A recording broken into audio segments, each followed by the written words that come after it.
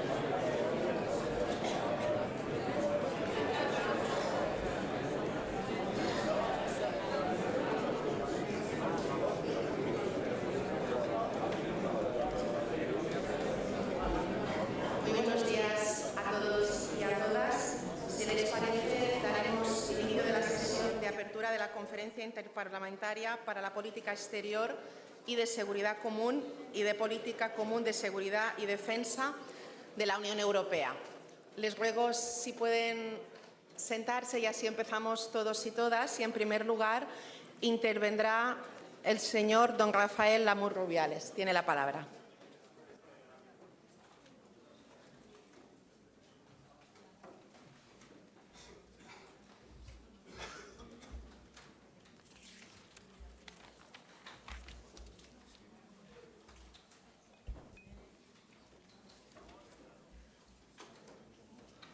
Buenos días, presidenta del Congreso de los Diputados, doña Francina Armengol, señora vicepresidenta de la Comisión de Asuntos Exteriores del Parlamento Europeo, señora Silviana Sopko, autoridades.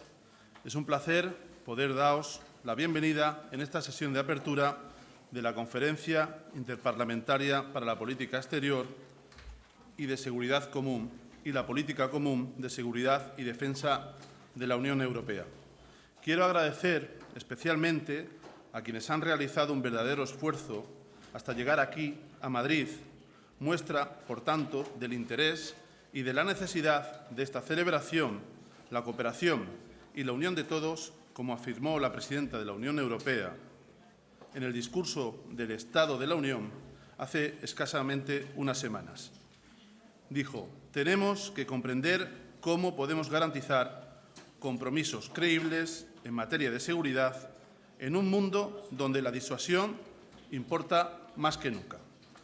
Hoy, quienes estamos aquí presentes, no comprenderíamos esa unión sin cooperación. Como creía el señor Paul Henry Spaak, la cooperación para alcanzar un objetivo común resulta mucho más productivo que un enfrentamiento. Y para alcanzar ese objetivo, primero hay que tener la convicción, creer en él, algo que se ha demostrado y ejemplificado con creces en el desarrollo y consolidación de la Unión Europea desde el impulso del Tratado de Lisboa. En el actual contexto geopolítico tan tensado, ha producido que la política común de seguridad y defensa haya sido de las políticas con más rápida evolución en los últimos 10 años. Y esto nos compromete a continuar en esa dirección, siempre conscientes de que es el principal marco político a través del cual los Estados miembros pueden desarrollar una cultura estratégica europea de seguridad y de defensa. También debemos abordar juntos los conflictos y las crisis, proteger a la Unión Europea y a sus ciudadanos y fortalecer la paz y la seguridad internacional. Apelando a ese espíritu y al Estado de la Unión, un continente unido en libertad y paz. De nuevo, señores, señoras, este es el momento de que Europa responda a la llamada de la historia, como así dijo la presidenta von der Leyen. Nada más y muchas gracias.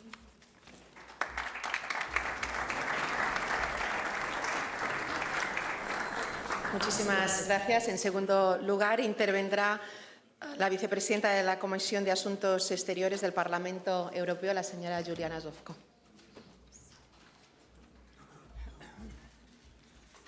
Gracias. Buenos días. Excelentísima señora presidenta del Congreso, Francisca Armengol, señor copresidente de la Delegación de Cortes Generales, don Rafael Lamuz. Me disculpa, pero voy a hablar en inglés. Pero estoy muy feliz de estar en Madrid, también en España, con todos los amigos que conozco aquí. El Madrid, España, es el mejor sitio en el fin de verano de tener el discurso. Gracias. As Vice Chairwoman of the European Parliament's Committee on Foreign Affairs, it is my pleasure and honor to be here in Madrid. Let me thank our colleagues from the Cortes Generales for organizing the important event and for hosting us. I'm pleased to welcome you to this 23rd edition of the Interparliamentary Conference for the Common Foreign and Security Policy as well as the common security and defense policy organized in the framework of the parliamentary dimension of the Spanish presidency of the Council of Europe, of the European Union. Sorry. This is now the fourth interparliamentary conference under the conditions of war in Europe after the full-scale Russian invasion of Ukraine. It will most likely not be the last one, I'm afraid. We stand by Ukraine. We support Ukraine since the first hours of the war and continue to do so. We express our gratitude to all our allies and partners that have shown unprecedented unity and solidarity in helping Ukraine, helping it to defend its people, its sovereignty, and its territorial integrity. In doing so, Ukraine also defends our European values: the value of freedom, the dignity of people, the rule of law, and the peaceful settlements of the disputes. We also express our solidarity and support for the courageous people in Russia and Belarus protecting against Russia's war of aggression against Ukraine. We encourage them to labor for ending the war, for constructing free and democratic societies in their countries, and for bringing justice to the people. We need to hold the aggressors accountable for the war of aggression and hold them accountable for the alleged genocide, the war crimes, and the crimes against humanity committed by Russian forces, their commanders, and their proxies. Dear colleagues, we call on the international community, the United Nations, the member states, the High Representative, and the Commission to work together with Ukraine on setting up a special tribunal to investigate and prosecute the crime of aggression committed against Ukraine by Russia's leaders and their allies. It is also necessary that Russia be excluded from the decision-making in the UN Security Council when matters relating to its aggression against Ukraine are decided. How should democracy, freedom, justice, peace, and prosperity be brought to all mankind if the UN cannot protect these values, but rather must allow the aggressor to amnesty themselves and to veto their persecution in the very forum that it's meant to ensure the security in the world? What if the masters and the commanders of the massacres and the ethnic cleansing in Bosnia and Herzegovina, Croatia, Vukovar, we have a deputy here from Vukovar, and Rwanda would have enjoyed such powers? The international prosecution would not have been possible. Hatred could fill the hearts and minds of the survivors rather than forgiveness, and so the poisonous seed of the future conflict is laid. This is, dear colleagues, the very reason why the common foreign security and defense policy exists. It is the Europeans' aim, our common aim, to promote security, peace, and progress in Europe and in the world. Since the early 2000s, the EU has deployed a large number of civilians and military missions and operations to the Western Balkans, to the Caucasus, Africa, Palestine, Iraq, Afghanistan, the Indian Ocean, the Mediterranean, and soon the Gulf of Guinea. However, there is somehow feeling that this policy is at a turning point. On one side, we have the training mission in Mozambique, the support to Ukraine by many member states and by the European Union itself, as soon as EU security and defense initiative is in support of West African countries and the Gulf of Guinea. On the other side, we have the difficulties of our mission in the Sahel, the humanitarian crisis in Armenia, where we recently deployed a civilian mission due to the exodus from Nagorno-Karabakh, the difficult situation at the border in Kosovo, and the urgent need to reinforce Althea, the operation we deployed to Bosnia and Herzegovina, and that expires in November. Priorities are clearly shifting. We need to look into the balance sheets of our engagements and see what has worked and where we need to improve. To be fit for the future, a strategic overhaul of the CFCP and the CSDP is necessary. That overhaul started in Versailles with the declaration of the heads of state and government and continued with the endorsement of the strategic compass. We, the parliamentarians meeting here in the IPC in Madrid, represent the citizens of the European Union, have the oversight of the use of the budget and control of the European Union's executive in their endeavor to implement and improve the CFCP and the CSDP. I'm looking forward to interesting panels and debates and wish us all an excellent conference. Gracias.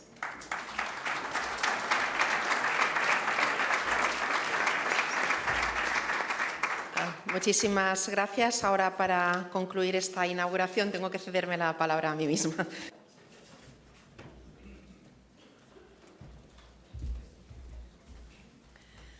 Estimado Secretario General de Política de Defensa, Almirante Martínez Núñez, estimada Vicepresidenta de la Comisión de Asuntos Exteriores del Parlamento Europeo, señora Zovko, estimado senador, señor Lemus, queridos presidentes de comisión, jefes de delegación y resto de miembros de delegaciones parlamentarias, señores y señoras, amigos y amigas.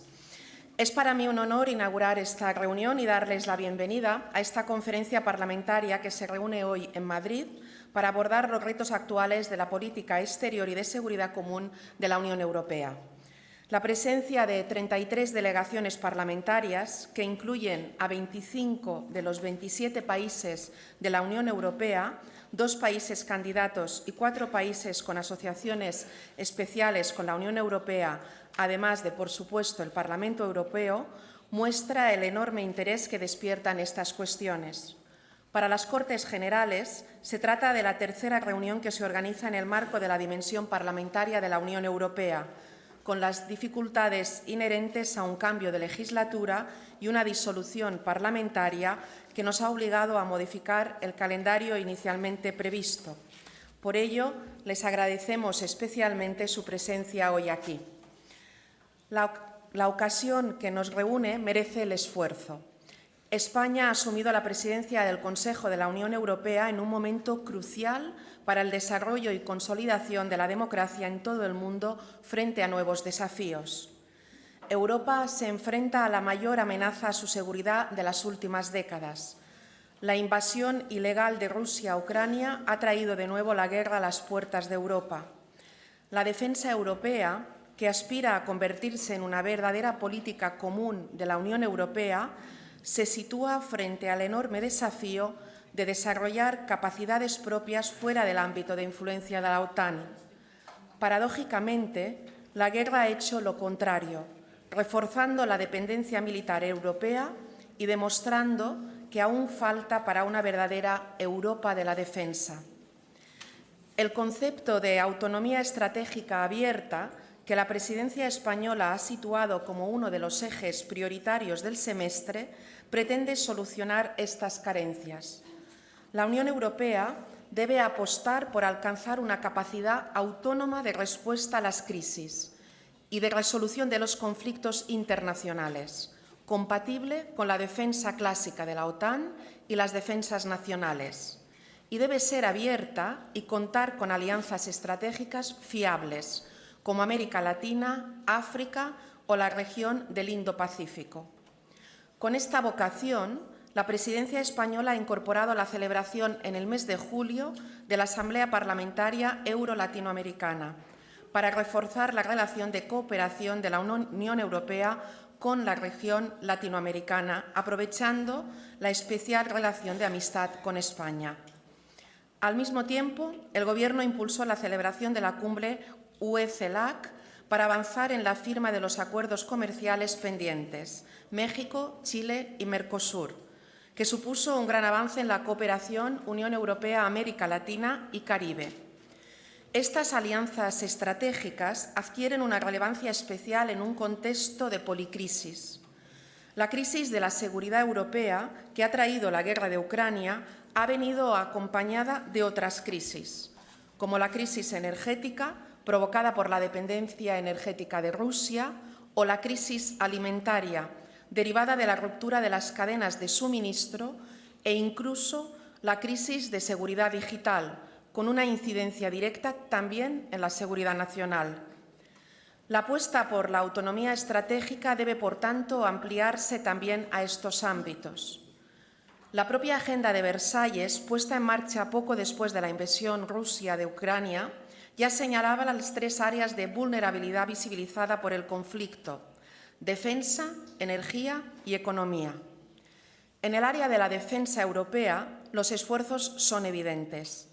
Se han puesto en marcha instrumentos concretos, como la cooperación estructurada permanente, el Fondo Europeo de Defensa o la burbuja estratégica, aunque es preciso profundizar más en aspectos como la seguridad colectiva o la disuasión.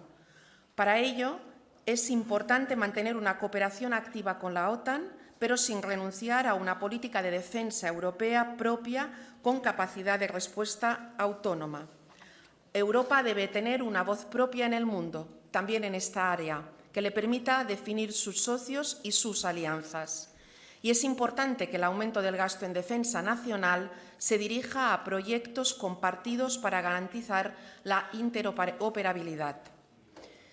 En el ámbito de la seguridad energética, es clave mantener una línea estratégica a largo plazo, una línea cuyo horizonte sea la descarbonización de todos los sectores de la economía, la reducción de la dependencia de países fuera de la Unión, la diversificación de las fuentes de abastecimiento y el fomento de las energías renovables y limpias para combatir el cambio climático y proteger el medio ambiente. Esto exige también invertir en industrializar Europa para tener fuentes propias de suministro, lo cual nos lleva a la también necesaria autonomía económica de la Unión. Por último, es muy relevante la apuesta por la transformación digital para hacer frente a los desafíos como la ciberseguridad, la ciberdelincuencia, el acceso a una infraestructura segura de 5G, la desinformación o la inteligencia artificial. A ellos se dirigen las nuevas directivas de servicios digitales y de mercados digitales de la Unión. Pero no quiero olvidar otras cuestiones igual de importantes, que tienen que ver con la defensa de los derechos fundamentales. Es preciso completar el Pacto de Migración y Asilo para dar una respuesta efectiva a la gestión de las crisis humanitarias provocadas por los flujos migratorios. También esa es una de las prioridades de la presidencia española, que apuesta por profundizar en el pilar social europeo. Es una buena noticia la activación de la Directiva de Protección Temporal para los que huyen de la guerra, pero hay que afrontar una planificación más global. Y quiero también hacer una mención especial a la importancia de la perspectiva de la igualdad de género, que debe ocupar un lugar preeminente en el análisis de las consecuencias de la guerra, que son especialmente crueles con las mujeres y las niñas. En la reunión que se celebra hoy tendremos ocasión de profundizar en estas cuestiones, comenzando con la alocución que dirigirá el ministro de Asuntos Exteriores de España, José Manuel Álvarez, en la primera sesión dedicada a las prioridades y los retos actuales de la política exterior y de seguridad común de la Unión Europea. Los parlamentos tenemos un papel esencial en la promoción de los valores democráticos, los derechos humanos y el Estado de Derecho. Es nuestra responsabilidad contribuir al reforzamiento de la paz y la seguridad internacionales y al fomento de la cooperación internacional con terceros países. Les deseo muchísima suerte y espero con interés sus conclusiones. Y espero que estén disfrutando de estos días de la acogida en España y de esta magnífica ciudad de Madrid, que espero y confío que sientan como su propia casa. Muchas gracias.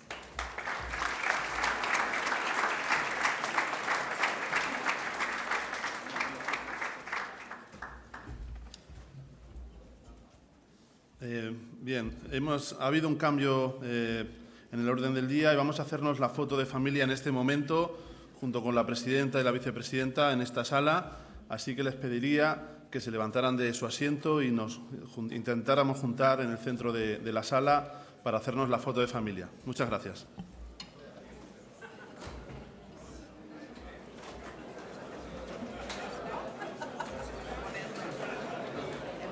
Por aquí con cuidado con los cables, bajen por aquí. Bajamos por aquí.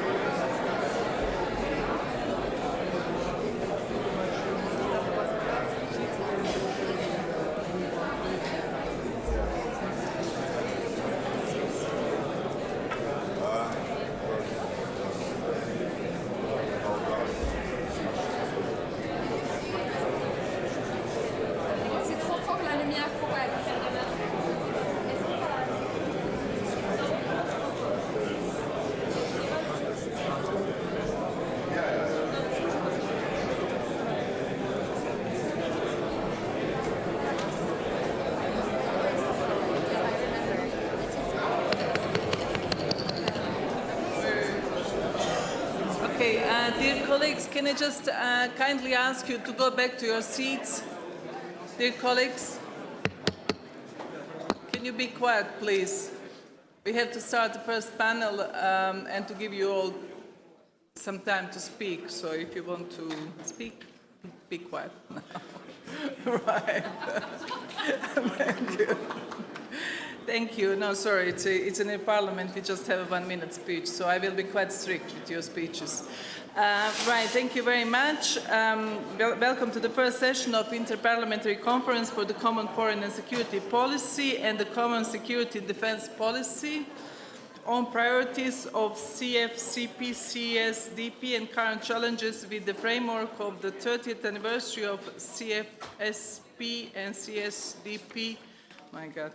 30 years ago, in 1992, the world was different. The Soviet Union just had collapsed. The biggest threat arising from the end of the Cold War was the uncontrolled proliferation of nuclear weapons from Russia itself, Belarus, Kazakhstan and Ukraine. The Budapest Memorandum of the 5th December 1994 put an end to that risk and provided security assurances to the three countries giving up nuclear weapons and their means of delivery. For Ukraine, these security assurances did not really work, which we know since the illegal Russian seizure of Crimea in 2014 and, of course, the attempted full-scale invasion of Ukraine last year. Moreover, nuclear weapons are now back in Belarus, even though we might suppose that they are not under control of Mr. Lukashenko's regime in Minsk. The situation in Europe and its southern and eastern neighborhood, for which the CFCP was designed with the treaties of Maastricht, Amsterdam and Nice, does not exist anymore. The burden sharing designed back then between the European Union for Diplomacy and Development, NATO for Defense and Enlargement, the OSCE for Peace and Security, and the Western European Union for an independent European military capability development is obsolete today. With the Lisbon Treaty, the European Union has absorbed the functions of the Western European Union. The EU and NATO increasingly cooperate across the full spectrum of defense matters, from capability development to missions and operations. Yet more is possible. The activities of the OSCE are blocked by Russia, putting important projects at risk, such as the Regional Trial Monitoring Project designed to combating organized crime and corruption in the Western Balkans. The CSDP was designed in the early 2000s to ensure that the Europeans can cater for their own security in situations where the United States or NATO cannot do so. The EU started with taking over the responsibility from NATO in the Western Balkans and with the peacekeeping in the Democratic Republic of Congo. Today, CSDP missions are deployed on 3 continents soon on 3 oceans. We also see a forced drawdown in the Sahel, and our missions in the Caucasus and the Western Balkans have to cope with the new situations almost as we speak. Situations, challenges and priorities are clearly shifting, and strategic overhaul of the CFCP and the CSDP is necessary. That overhaul started in Versailles with the declaration of the heads of state and government and continued with the endorsement of the strategic compass. Now we need to have a look ahead, and I'm delighted to discuss the priorities of CFCP and CSDP and current challenges within the framework of the 30th anniversary of the CFCP and CSDP with you and our panelists. Mr. Jose Manuel Alvarez Bueno, Acting Minister for Foreign Affairs, European Union and Cooperation, who will address us with video message, and Ambassador Delphine Pronk, welcome, Chair of the Political and Security Committee. Before giving the floor to our speakers, just one practical remarks. You have all had the opportunity to request the floor in advance. Given the very high number of requests received by the Presidency and the fact that some MPs kindly accepted to reduce their request in order to leave time for all the interventions, we would be grateful if you could please reduce to a minimum additional requests during the sessions. To accommodate as many speakers as possible, please note that the speaking time is limited to 1.5 minutes per participant. That's quite a lot. Honestly, that's quite a lot. I mean, please stay within that time limit. Otherwise, your colleagues at the end of the list might not get the floor. So as I said, I will be quite strict, and if you can't say it in 1.5 minutes, then it doesn't make sense at all. Thank you. So we will start with the Minister of Foreign Affairs and with the video message.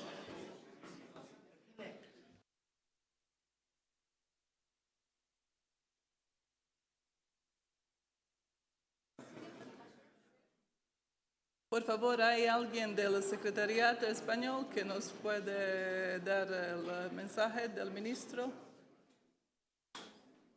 Okay.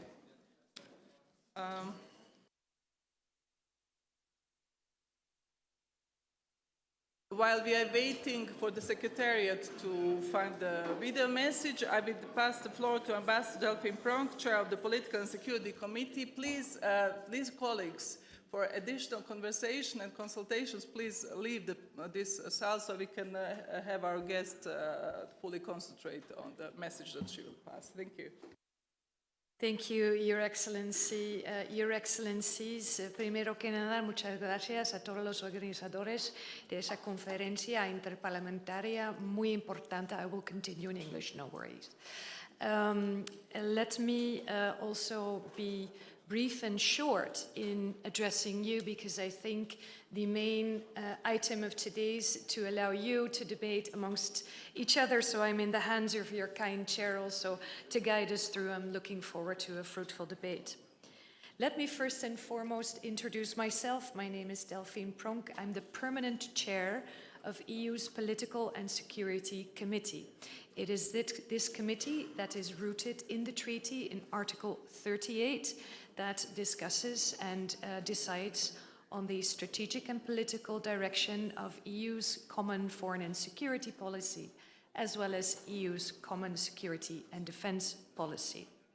I am here on behalf of Josep Borrell, that's also how I chair, and His Excellency, the High Representative of the European Union, asked me to convey his personal thanks to you for being here today. I want to also inform you why he couldn't be in person here today, knowing full well also how much from his previous experience he attaches to democracy, the European Parliament in particular. He is currently chairing an extraordinary informal meeting of foreign ministers of the European Union in Kiev.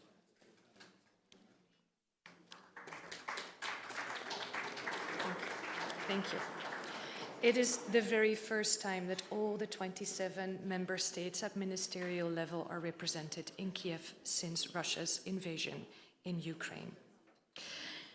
Let me stress how important indeed today's conference is, because we do need regular dialogue between the EU institutions and national parliaments if we want to maximize our collective impact. This is what makes this forum such an important event. In particular, I would like to thank you, and we need you, to explain to our citizens, as their representatives, what EU foreign policy is and why it matters, and your support is vital. So allow me, Chair, all diplomatic protocol observed, to pass on 3 key messages. The first one is Russia's aggression against Ukraine. Ukraine is our top priority. For well over 1.5 years now, Ukrainians are fighting off a brutal and illegal aggression which they did not provoke. Ukraine must and will prevail, and we must continue to provide military support to Ukraine and also think on the longer term. As the EU, we have displayed an unprecedented unity, and we have broken taboos. Our support to Ukraine both covers military, lethal and non-lethal, and non-military aspects. The overall financial support amounts to more than 81 billion euros, Contrary to what others say, we have surpassed the US, and it's not a beauty contest. It's about the EU that delivers. That includes macro-financial assistance, military support, humanitarian support, and training the soldiers. Your Excellencies, I want to tell you, I was in Kiev in March with the whole committee, and we witnessed the training that is being done by the EU member states with 2 headquarters in Poland and in Germany. And those brave men and women, soldiers on the front, are fighting for their freedom, for your freedom. We have trained now up to 27,000 soldiers in total, and we have raised the bar. By the end of the year, we will achieve 40,000 trained soldiers in total. Going forward, we have 2 objectives. First, to provide predictability for Ukraine, and the second, to signal to Russia that we will continue to support Ukraine as long as it takes.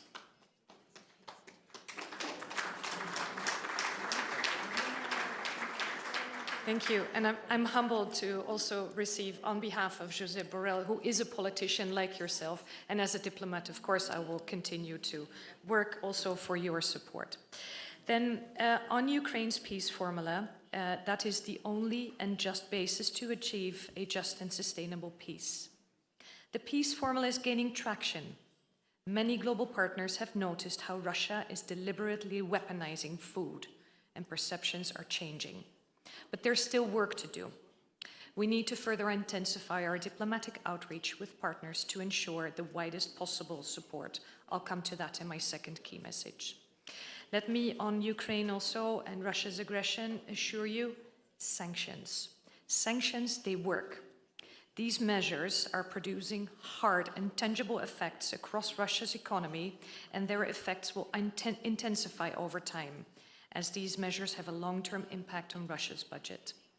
We need to act more firmly, though, especially against circumvention. Circumvention is one theme that we are stepping up our engagement on with key third countries, also through the EU Special Envoy David O'Sullivan, who plays an important role. You, as parliamentarians, play a crucial role to secure citizen support for our actions. I count on you together to explain our work and to push back on Russian disinformation and their narrative on the war. In the long run, like I said, the EU will continue to support Ukraine also on its European path. Reforms related to EU accession have led to the strengthening of the country's institutions, its economy, and its society's resilience against external threats.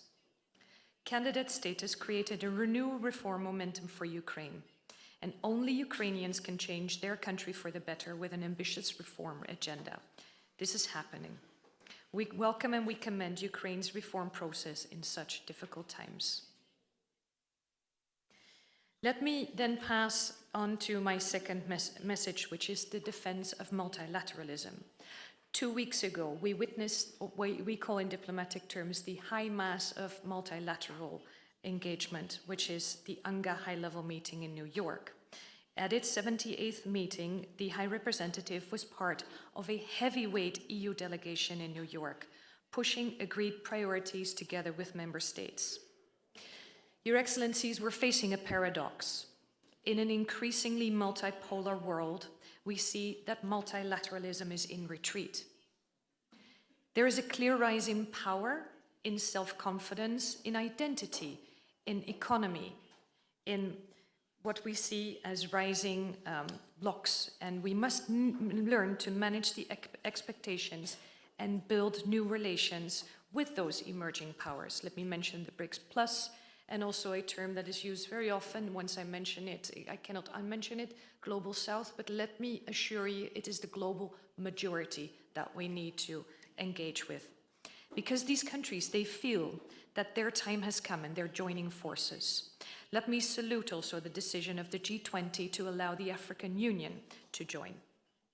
These regions, these countries, they have real grievances, including their rising debt, the impact of climate crisis that they mostly didn't create, and many developing countries see the war in Ukraine and the West's rivalry with China as distracting from urgent issues, and their urgent issues, debt, climate change, and the effect of post-COVID recovery.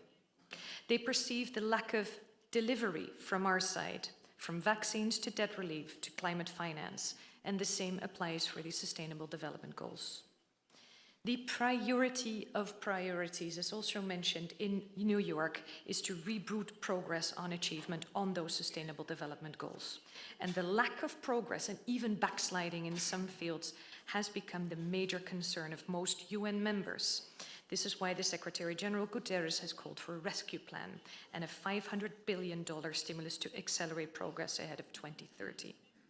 As EU, you, us, we have the convincing offers for a global justice agenda because our track record is better than most, better than what it gets credit for. We must build on a positive, credible, and evidence-based narrative with that sense of urgency. Let me end the second key message by mentioning the Global Gateway. That's a project that is mobilizing up to 300 billion euros of investments in quality infrastructures. We have a good offer, we have a better offer, and we should have a better narrative. The third element, and that's on that key message I would like to end also, Your Excellency, Madam Chair, is the neighborhood and beyond. Of course, EU enlargement is a geostrategic investment in peace, security, stability, and prosperity on our continent, and it must remain central to our geopolitical approach. We cannot wait another 20 years for the Western Balkans while outsized powers increase their meddling. The best security guarantee, also for Ukraine, is EU membership. The same goes for Moldova and for Georgia, merit-based, of course. Let's be frank. The EU at 27, and I chair this every single day with the ambassadors representing all the 27 member states, we are often perceived as slow. Vetoes can lead to paralysis. And as we know that later this week in Granada, EU leaders will reflect on how to further invigorate the process of how we can better decide and how to match means with ambitions. Beyond enlargement, there's a dramatic shift in EU's relationship with Eastern Partnership countries by giving Ukraine and Moldova those candidate country status and the European perspective for Georgia. We have also significantly enhanced our security and defense cooperation. Through the European Peace Facility, the EU substantially increased direct support to armed forces of Moldova, Georgia. We launched 2 new CSDP missions in Armenia and Moldova, and we took an active facilitating role in the conflict settlement process between Armenia and Azerbaijan. We adopted a sanctions regime for Moldova targeting individuals seeking to destabilize the country. Of course, the recent events in the Southern Caucasus are adding another layer of difficulty to our engagement with the region. We have to be clear that the use of military force is never a sustainable solution. In our southern border, we need to show the same unity of purpose in our relations with Africa as we do in Ukraine, and this turning point was also mentioned this morning. We are currently undergoing a reflection on how to adapt our approach to the Sahel. There is one global player that affects virtually every and each single partnership the EU has in the world, from the Indo-Pacific to Latin America, and that is China. We must recalibrate our approach to China. We have started to become more realistic and pragmatic with China, knowing that there is no convergence. But we need this relation for key global files such as climate change or debt release, and it's only by being united that we can shape China's choices. Let me then also to allow me to mention how we are working on our more developed Indo-Pacific strategy. I will name countries like Japan, India, or regional cooperation bonds like ASEAN. A key component of these efforts will be to build up the EU's political and security profile in the South and Southeast Asia. Through our Schuman Forum, through our Rasina Dialogue, Shangri-La, and most important, the ASEAN Regional Forum and the post-ministerial conferences. These are just some of many meetings that we are showing our partners that we're not just a development or a trade partner, but we can also be a security partner. Finally, let me also mention here in this beautiful country of Spain, during its rotating presidency of the Council of Europe, that the European Union I know how close this region is to the heart of Spain, but to all 27, turn also to the new agenda for Latin America. We had a very successful CELAC summit in the beginning of July, and now we have concrete strategic framework on which to build on the momentum and deepen our presence on the ground and strengthen our bonds. Madam Chair, allow me to stop here. In the multitude of polycrises that we are witnessing, we have a strategic compass that guides our common security and defense policy, and we have something else that guides all of our CFSP and CSDP. And I would like to end in Spanish by saying, la unión hace la fuerza. Gracias.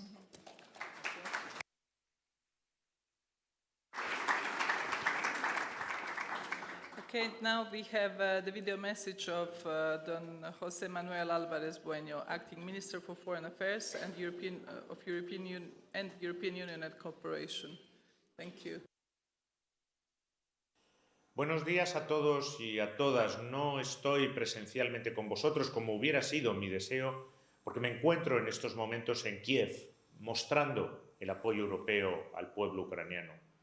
Pero estoy convencido de que esta conferencia interparlamentaria es el marco idóneo para el intercambio de información, un ejercicio que contribuirá a la dimensión parlamentaria de la presidencia española del Consejo. Estamos en un momento crucial para la Unión Europea, en un mundo que se caracteriza por la fragmentación y la inestabilidad. Desde la desestabilización de los regímenes democráticos del Sahel, que afecta a nuestra vecindad sur, a la agresión rusa a Ucrania o los recientes acontecimientos en Nagorno-Karabaj, en pleno continente europeo, estamos pasando por los efectos geopolíticos también de la crisis climática. En este contexto, la Unión Europea debe jugar un papel clave en la configuración del orden internacional. Su consolidación como actor global es más importante que nunca para defender los valores europeos y el orden basado en reglas frente a aquellos que no quieren respetar el derecho internacional. Debemos comprometernos con una PESC efectiva y coherente que sepa dar respuesta a las transformaciones geopolíticas. Como representante de un país, del grupo de amigos de la mayoría cualificada en la PESC, España quiere avanzar en la eficacia de la acción exterior con un debate institucional amplio sobre cómo adaptar la Unión de cara al futuro. Los valores e intereses que la Unión representa solo pueden ser defendidos si la Unión mantiene su unidad y su solidaridad. El refuerzo de esa unidad europea es una de las prioridades de nuestra presidencia. Pasa también por forjar una verdadera autonomía estratégica abierta, para que nuestras dependencias no se conviertan en vulnerabilidades, como hemos visto en muchas ocasiones. Y por ello, nuestra alianza estratégica con América Latina y el Caribe es de especial importancia. Fue un gran éxito de la presidencia española la Cumbre Unión Europea-CELAC, que va a redundar en beneficio de ambas regiones. Para lograr esa mayor unidad europea, tenemos que mantener el frente común en torno a Ucrania, en defensa de la democracia, de la integridad territorial, de la soberanía frente a la ley del más fuerte. La solidaridad europea con Kiev se materializa a través del compromiso de la presidencia española con la necesaria ampliación de la Unión Europea hacia Ucrania, hacia los Balcanes occidentales, hacia Moldavia. Nuestro apoyo es inquebrantable y así lo he transmitido hoy aquí en Kiev. La Unión Europea debe asumir su responsabilidad como actor global en materia de seguridad. Dotarse de doctrina, prioridades, capacidades mediante una PCSD que beneficie tanto a la OTAN como a la Unión, dado que ambas organizaciones deben complementarse. Por ello, tenemos que impulsar la brújula estratégica para la seguridad y defensa de la Unión, la capacidad de despliegue rápido, la profundización de la PESCO, la movilidad militar, el refuerzo de la garantía de acceso a espacios comunes globales como el alta mar o el espacio exterior, fortalecer los lazos con África, con América Latina, con el Indo-Pacífico. En cuanto al componente civil, el desarrollo de las capacidades, los retos relacionados con la crisis climática y de biodiversidad, la búsqueda de sinergias entre misiones civiles y militares, el compromiso con la igualdad de género, son parte de nuestra agenda de cara a la primera conferencia anual de revisión del pacto de la PCSD civil en diciembre. Continuaremos las negociaciones sobre el Fondo Europeo para la Paz, también trabajando para los reglamentos de apoyo a la producción de municiones y de refuerzo de la industria europea de defensa mediante adquisición común. Finalmente, está prevista la adopción de la Estrategia Espacial de Seguridad y Defensa de la Unión en noviembre. Pueden contar con esta presidencia española como país profundamente europeísta, con un gobierno profundamente europeísta, para fortalecer las capacidades europeas en seguridad y defensa, para hacer a la Unión más consciente de su papel como actor global y profundizar en una Europa que protege a sus ciudadanos y que está más próxima a su ciudadanía. Right, thank you. Before giving the floor to our speakers, again, just one practical remark. You have all had the opportunity to request the floor in advance. Given the very high number of requests received by the Presidency and the fact that some MPs and MEPs kindly accepted to reduce their requests in order to leave time for all the interventions, we would be grateful if you could please reduce to a minimum additional requests during the sessions. So far, I have 19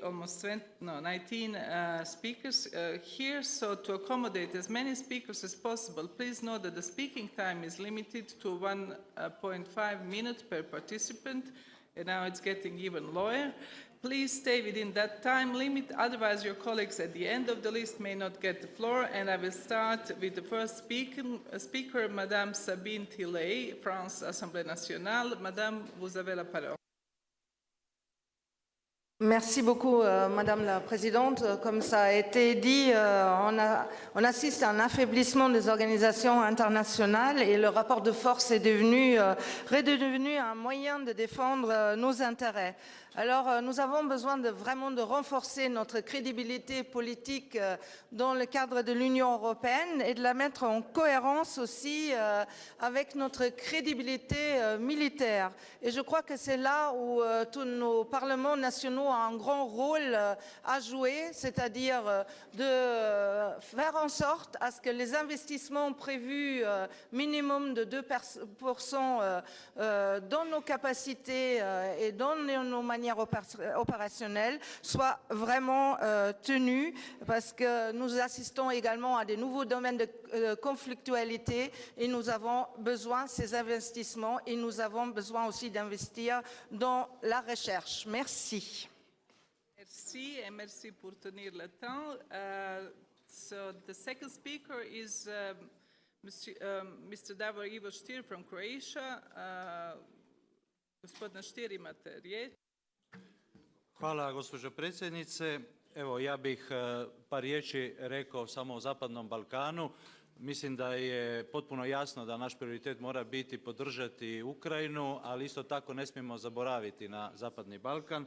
Što se tiče proširenja Europske unije, tu je važno da isto tako otvorimo pristupne pregovore sa Bosnom i Hercegovinom i važno je da ubrzamo proces postupne integracije zemalja Zapadnog Balkana, čak i prije punopravnog članstva, u one europske politike i koristeći one instrumente, uključujući financijske instrumente koji su nam raspolaganju. No isto tako, važno je da Europska unija više brine o sigurnosnom aspektu. Od svih zemalja Zapadnog Balkana očekuje se geopolitički da se svrstaju sa Zapadom, da podrže i pridruže se zajedničkoj vanjskoj politici i isto tako da ne koriste nasilje. U tom pogledu vrlo je zabrinjavajuće ovo što se dogodilo sa srpskim paravojnim formacijama koje su napali kosovsku policiju i to je nešto preko čega ne možemo prijeći. Tu se mora stvarno doći do toga da se kazne odgovorne, upravo da se ne dozvoli eskalacija tih tenzija. Tu se u tome igra isto tako kredibilitet Europske unije. Señora Presidenta, si me permite en español unas breves palabras solo para agradecer a la delegación española por su hospitalidad, hacerlo en español, que es una lengua que une pueblos, une naciones, une incluso continentes, y por eso mi pequeño pero sincero homenaje a esta lengua. Si Europa quiere ser un actor global, debemos utilizar más el español. Muchísimas gracias. Okay, gracias. We have Mr. Reinhard Lopatka from Austria. You have the floor. Thank you very much, Chair. Discussing priorities of our common foreign and security policy has to have, of course, the war in Ukraine, the tragedy of the Armenian people in Nagorno-Karabakh in the focus. But we should not forget China. And I want to underline that China is, for the European Union, much more a threat than a partner. China is ignoring civil liberties and human rights. China is de facto supporting the Russian aggression against Ukraine. And I have grave concerns over China's rapid military buildup. So it is so important that we have a close relationship with the United States, especially in the light of Russia's war of aggression against Ukraine. And this threatens our whole continent, as it was mentioned before. Here we need this close cooperation. And all EU member states need to step up their efforts to improve European defense capabilities in order to pave the way for burden shifting in the long run, with the EU taking more responsibility for its defense. So priorities of our common foreign security and defense policy should be regional stability. Western Balkans were mentioned. We have to be focused to promoting this stability, global engagement through diplomacy and also trade agreements, and our fight for human rights and democracy. Thank you. Right, thank you. And we have now Mr. Eero Heinäluoma. And in the meantime, I would like you, the additional request, just addressed to the Secretariat, so I don't have a priority to do myself. Thank you. And, okay. Mr. Eero Heinäluoma, European Parliament. He's not here. So we have Mr. George Karoulas, Cyprus. Good morning, everybody. We're here, Cyprus. So all we have to appreciate here the tremendous steps that have been taken in security and defense, especially through the effort to implement the strategic compass based on the Euro-Atlantic values and principles. Besides this, we have to recognize that, as stated in the strategic compass, we have another source of threats and tension in the Eastern Mediterranean. And these tensions remain, including due to the violation of sovereign rights of member states in breach of international law, as well as the instrumentalization of irregular migration.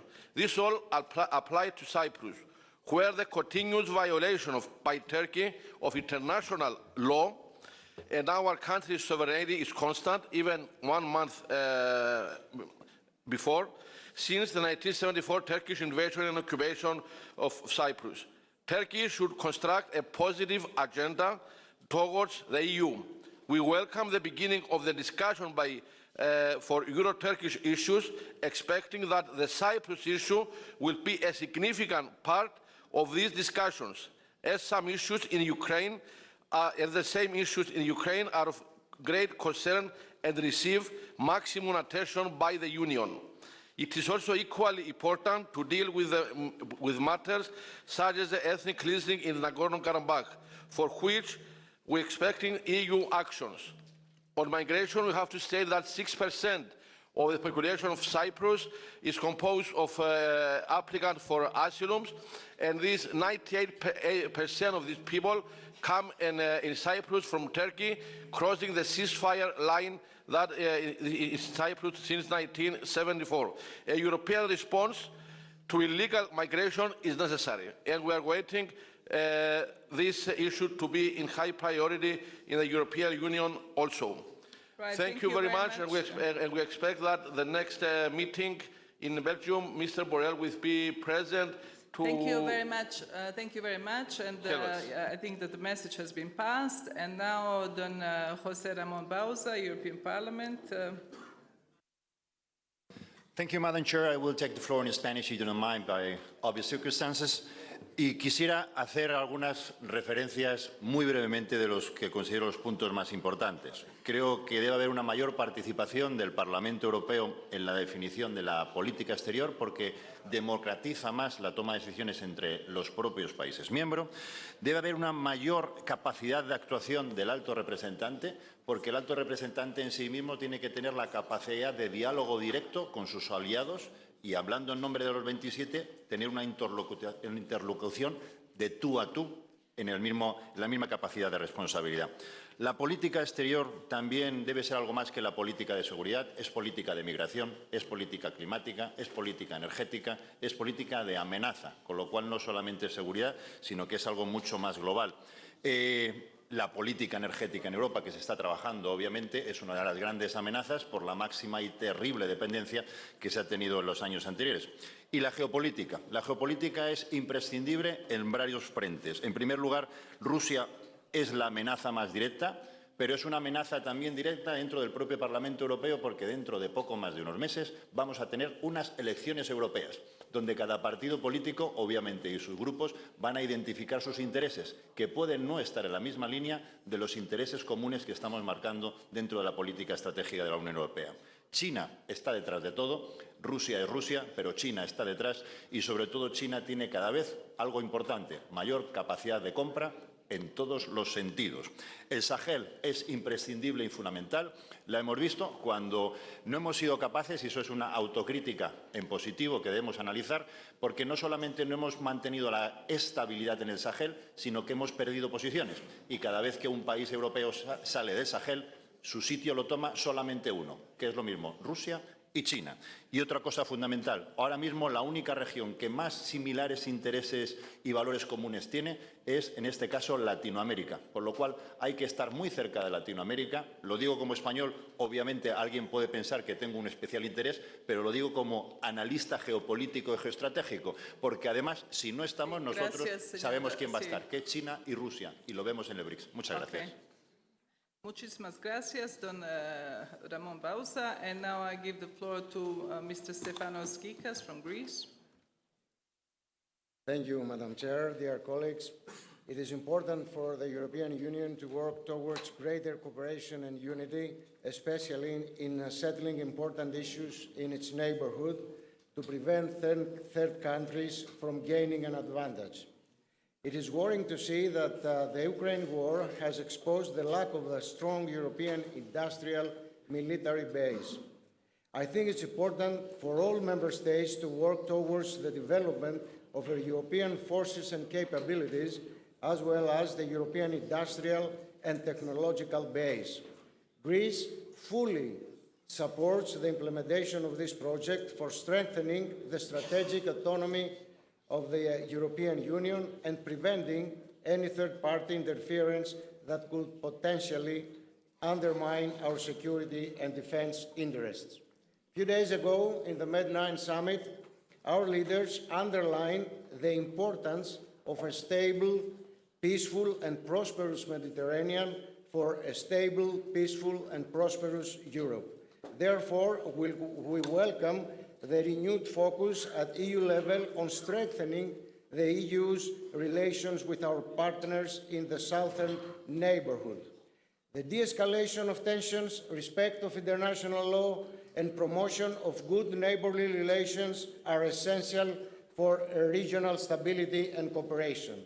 Nevertheless, the sovereignty and territorial integrity of all EU member states should be preserved, and their sovereign rights must be respected.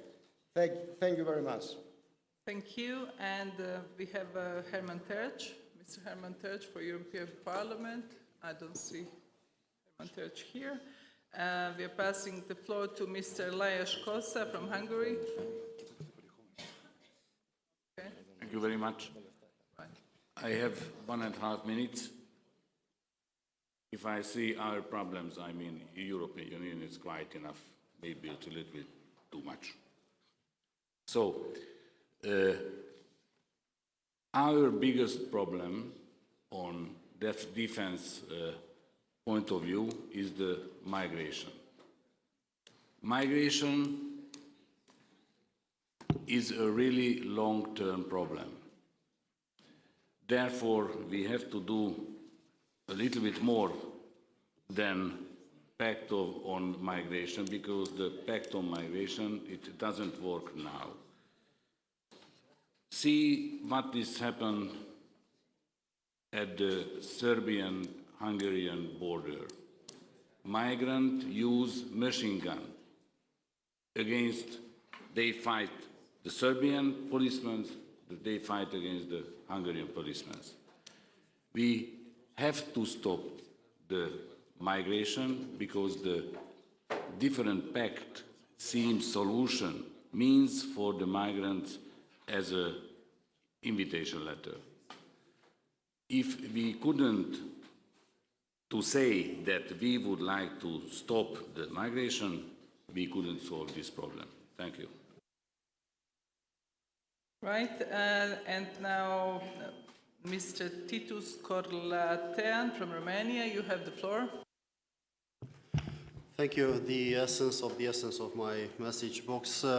First, clear support for the Spanish presidency priorities.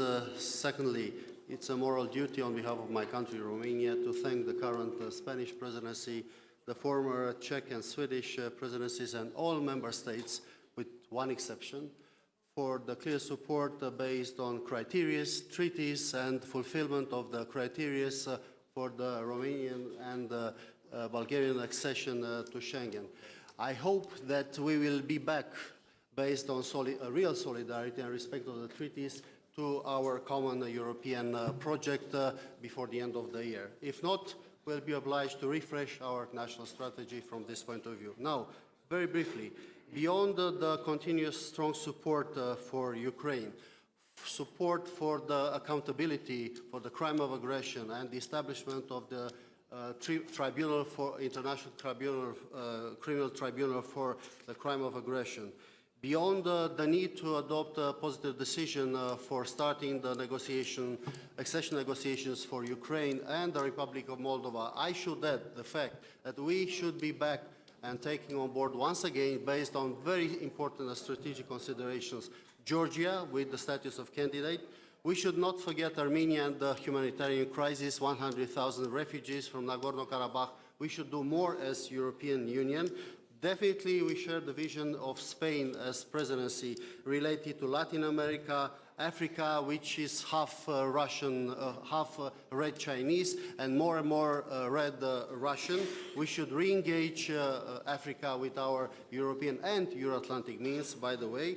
And last but not least, coming back from Iraq, I'm sorry to bring you bad news after discussing very seriously with the Shia, Sunni, Kurdish establishment, prime ministers, former prime ministers, future presidents, intelligence. Unfortunately, ISIS is coming back. Just putting on your message box, if possible, Al-Hawal camp in Syria, 15 kilometers from the border with Iraq. 60,000 people. It's a ticking bomb. No process of repatriation, radicalization with the youngsters once again.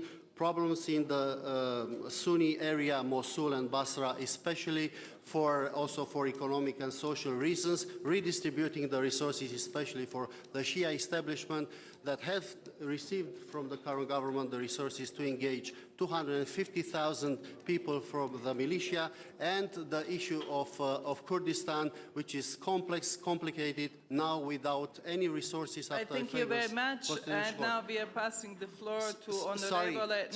Please take very seriously my word about Shia, about this Daesh coming back. Please respect your other colleagues. To Onorevole Marco Dreosto, you have the floor. 1 minute. Grazie. Sì.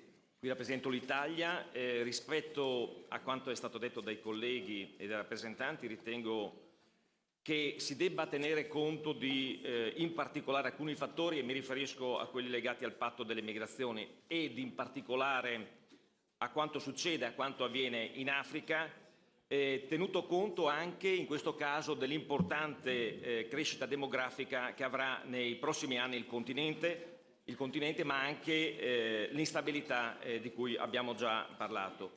E quindi il fenomeno migratorio è inevitabilmente destinato a crescere.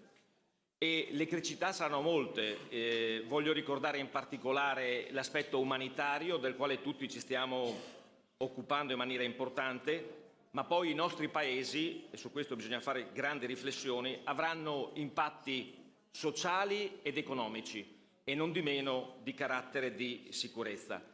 E in questo senso ritengo che sia estremamente importante quella che noi definiamo la centralità del Mediterraneo, e l'azione di difesa congiunta tra tutti i paesi, con poi i paesi proprio del Mediterraneo protagonisti, centralità che evidentemente può essere uno strumento importante per venire incontro a queste esigenze, ma soprattutto per cercare di dare risposte concrete a queste situazioni emergenziali. Grazie.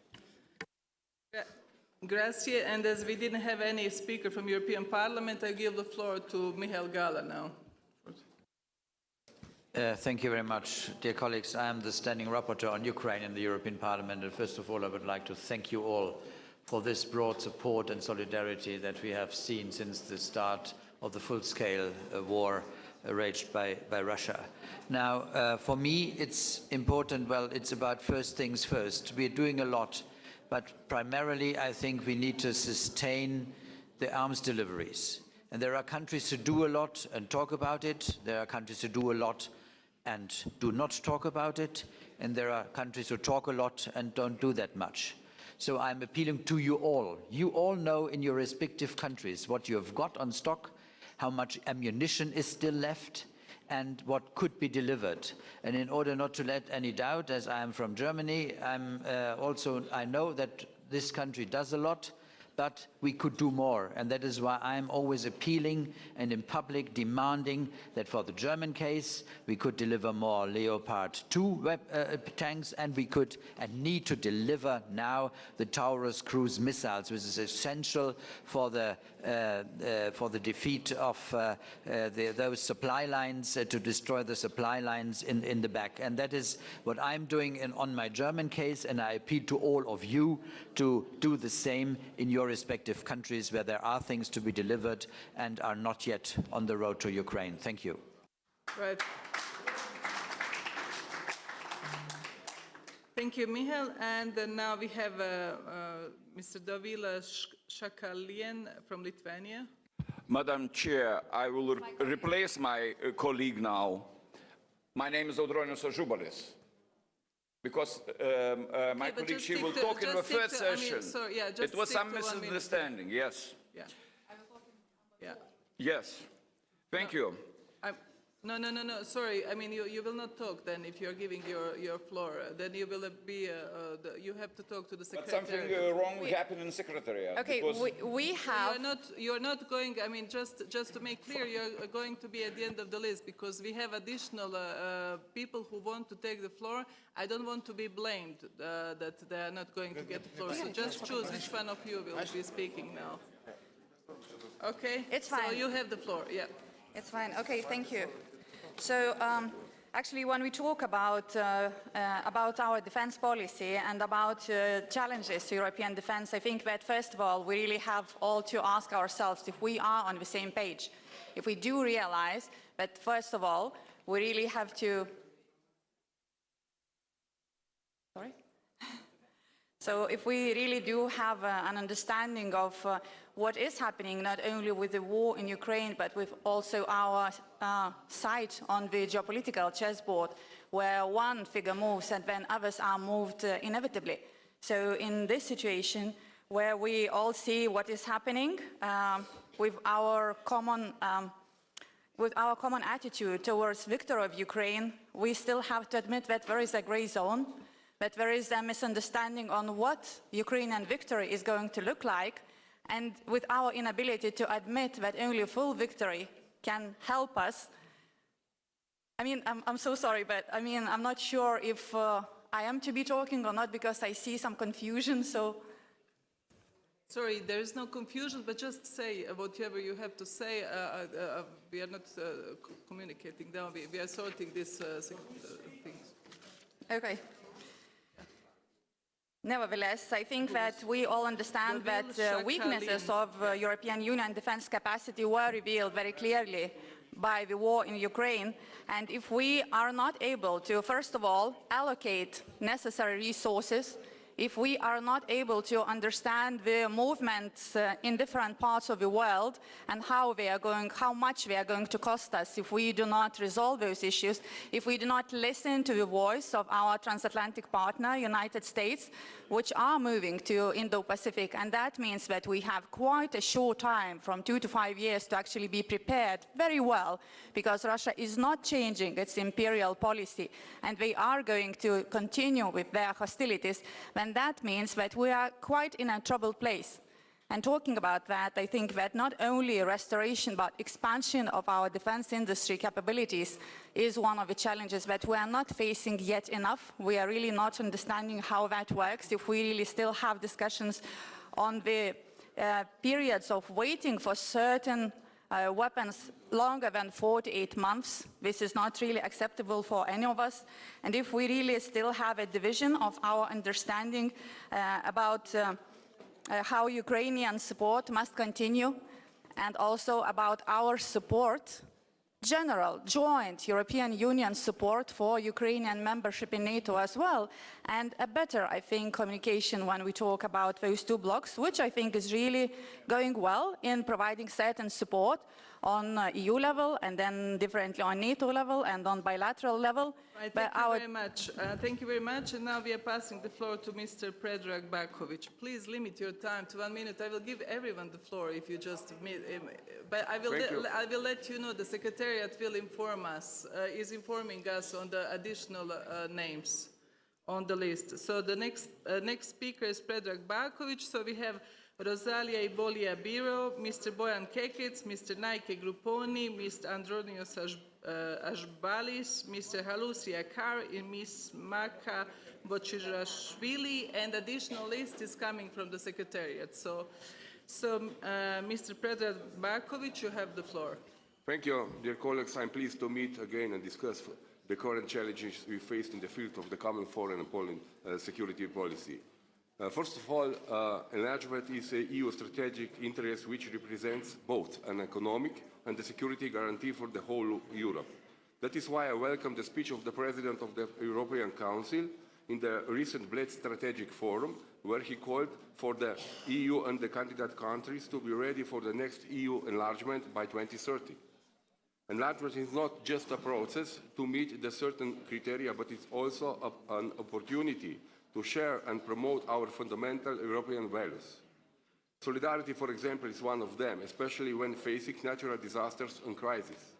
Lately, the world has experienced some of the most devastating natural disasters of all times. My country, Slovenia, suffered from the worst floods in the history this summer. And precisely in these difficult times, the EU and the rest of the world shows a great deal of solidarity. On this occasion, I sincerely thank everyone for the immediate help and support shown during these difficult times. Thank you. Thank you. And now we have Madam Rosalia Iboloia Biro from Romania. Thank you. Thank you, Madam Chair. I will take the floor on the third panel. Thank you. Right, thank you. And now we have Mr. Bojan Kekec from Slovenia. Thank you for the floor.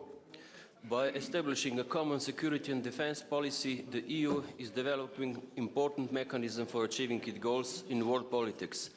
The goal of the EU's common security and defense policy must be to achieve a level of political influence in world events that would be comparable to its economic power.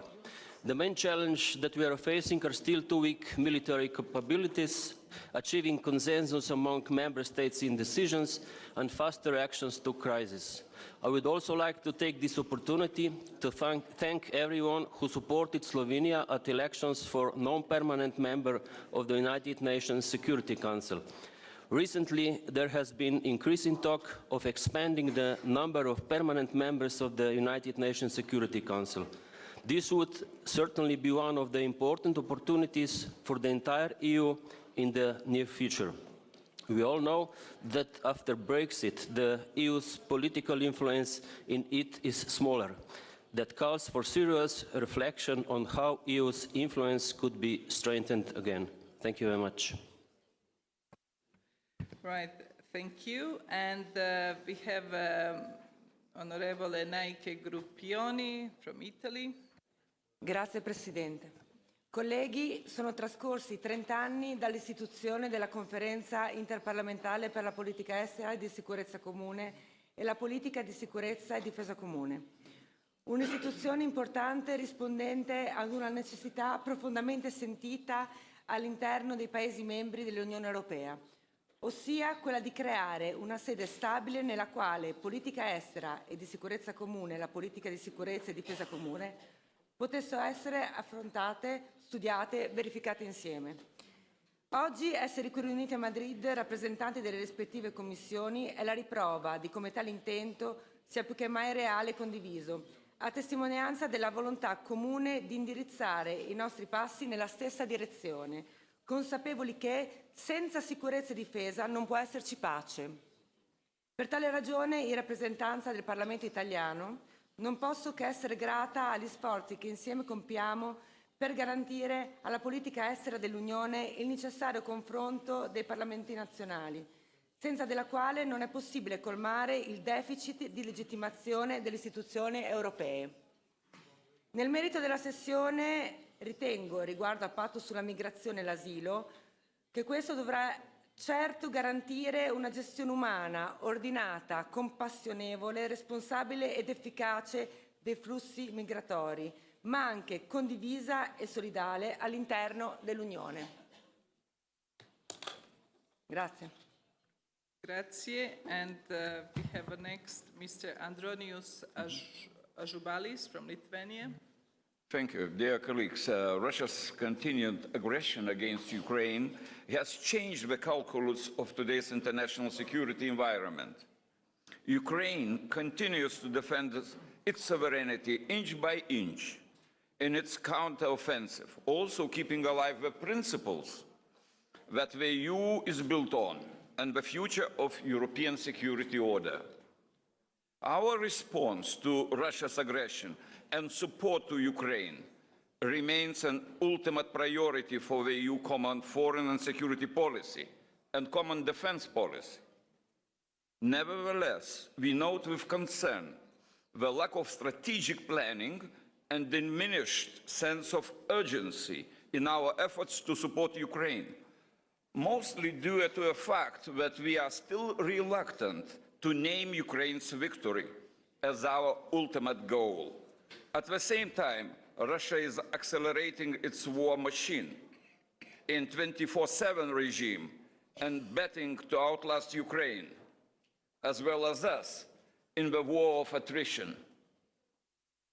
As we have seen with the recent Azerbaijan's military operation in Nagorno-Karabakh and the cascade of military coups in Africa, our capability to act, not only to react, is being increasingly tested in our neighborhood and across the globe. Thank you. Right, thank you very much. And first of all, I would like to apologize on behalf of all of us to the presidency of the Troika, because we have a representative from the Belgium who will speak now. So we have Mr. Mark Demesmaker from the Senate and Madame Els van Hof from the Chambre des Représentants. So you have the floor. Okay, thank you very much. I'm glad to hear that we will do everything for Ukraine to prevail, as you told us, on the long term, and as long as it takes, as we are used to say that. But I have to tell you this and to ask you this. I'm just back from a visit to Ukraine last week, to the liberated areas of Kherson, the city and the villages, also Mykolaiv, also Odessa, where we arrived in the middle of the night during a missile and drone attack. Now, I won't bother you with the details, but more important is to talk about the resilience of the population who have endured this for a year and a half, the resilience and determination also of the defenders. And there's one word that always returns in our conversations along the front line, and that's the word victory. Victory. They will not cede territory, they will not leave people behind, and people who have a hard time to understand this should really pay a visit to the liberated areas. I read the first statements of Mr. Borrell, who is now in Kiev with the foreign affairs ministers, and he says the support to Ukraine will not depend on immediate developments on the battlefield. On the short term, it is permanent, it is structural. My question, will we do it? Can we do it? Do we have the capability? And to what purpose, please? Is the purpose the victory of Ukraine? Also, if that would imply an implosion of the Putin regime, are we ready for it? Ukraine is paying with their blood to repulse and to push back a bloody and genocidal invasion. It is defending the fundamental principles of international law, and so they are defending us, because these principles are the only guarantee for a sustainable peace. Moreover, because the global consequences, should Putin succeed, will be devastating, especially for the global south. Thank you. I thank you very much. And now Ms. Els van Hof. Thank you, Mrs. Chair, dear colleagues. In a debate on the priorities of CFSP and CSDP, Africa cannot be forgotten. Unfortunately, current tendencies in Africa are worrying. I think of the flood of military coups. From the Belgian perspective, the situation in DRC is closely monitored. In the eastern DRC, a devastating war is still going on for more than 20 years now. It is positive that the EU is not ignoring this conflict by actively providing humanitarian aid, by granting under the European Peace Facility, and it is still strong condemning the Rwanda's support to the M23 rebels. On the other hand, however, we cannot ignore the anti-European sentiments that are rising, not only in the DRC, but in the whole of Africa. The reason for this is not because Africans want Europe to leave. On the contrary, they expect more partnership from Europe instead of having the feeling abandoning them. I therefore strongly believe that the EU will have to play an active role in such throughout Africa. African problems require African solutions, but by being present on the humanitarian, on the defense level, by the Global Gateway Initiative, EU can show the local population that we are not abandoning them, and we counter destructive activities and anti-European sentiments which are in favor of Russia and China. This is more than urgent. I want to give this message. Thank you very much, Mr. Chair. Thank you very much, and thank you for keeping to a time limit as well. And we have Mr. Hulusi Akar from Turkey. Thank you. Thank you very much, and good morning, all colleagues. Very shortly, firstly, today threats and crises are not geographically isolated. Efforts to tackle these security challenges must be well coordinated. In this regard, we consider that Turkey's security and European security are interconnected, interdependent, and complementary to one another. In this sense, I should say, supporting the PYD, YPG, and the FETÖ terrorist organizations is bound to be counterproductive and definitely undermines the security architecture of Europe and its neighborhood. We will continue to fight against all kinds of the terrorist organizations and to address current threats and the challenges, seeking a sustainable security framework for peace and stability. And we are ready to work more closely with the EU in this regard. As for Cyprus, the Cyprus problem is not an issue of the invasion or the occupation. The root cause of the Cyprus issue is the uncompromising mindset of the Greek Cypriots, who see the Turkish Cypriots, the co-owners of the island, as a minority and refuse to treat them as equal partners. This is the fact that lies behind the failure of the negotiations since 1968. It's well known that it was the Greek Cypriot side who rejected the solution in the Annan Plan in 2004, and they left the table at the conference on Cyprus in Crans-Montana in 2017. Dear colleagues, Turkey aims at further enhancing bilateral relations with Greece as well. Recently, frequent meetings between President Recep Tayyip Erdogan and the Prime Minister, Mr. Tsakis, and other high-level contacts have created a positive climate. Sorry, President you exceeded Erdogan your time. will visit Thessalonica December 7. Sorry. And please remember the 1 million Azerbaijani people left their homes You have for exceeded 30 your years. time. For I mean, 30 years. Thank I you. will not allow any more exceeding the time as all the other colleagues. So you could you passed your message, and we have Madam Maka Bokoshvili from Georgia. Thank you, Madam Chair. Dear colleagues, yesterday marked the 15th anniversary since the deployment of EU monitoring mission to Georgia. In order to capture the full picture of Europe's security challenges and respond to them accordingly, we have to remember what was the reason for sending the CSDP mission to Georgia in 2008. Georgia has been the victim of Russian aggressive policy for more than 30 years. The Russian invasion and war in 2008 resulted in occupation of 20% of Georgian territories and the illegal military presence of Russian troops, which continues to this very day. The roots of our common security challenge lies in Russia's imperial ambitions. What can the EU do not to let them succeed? First and foremost, the EU should not delay making important political decisions which have to create a solid basis for enlarging peace, security, and prosperity. Last year's decision not to grant EU candidate status to Georgia, unlike Ukraine and Moldova, left open space for interpretations.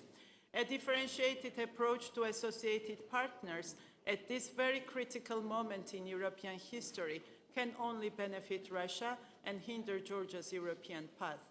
Granting candidate status to Georgia and opening negotiations with candidate countries is the only way to succeed in building a peaceful and prosperous future in Europe, our common future.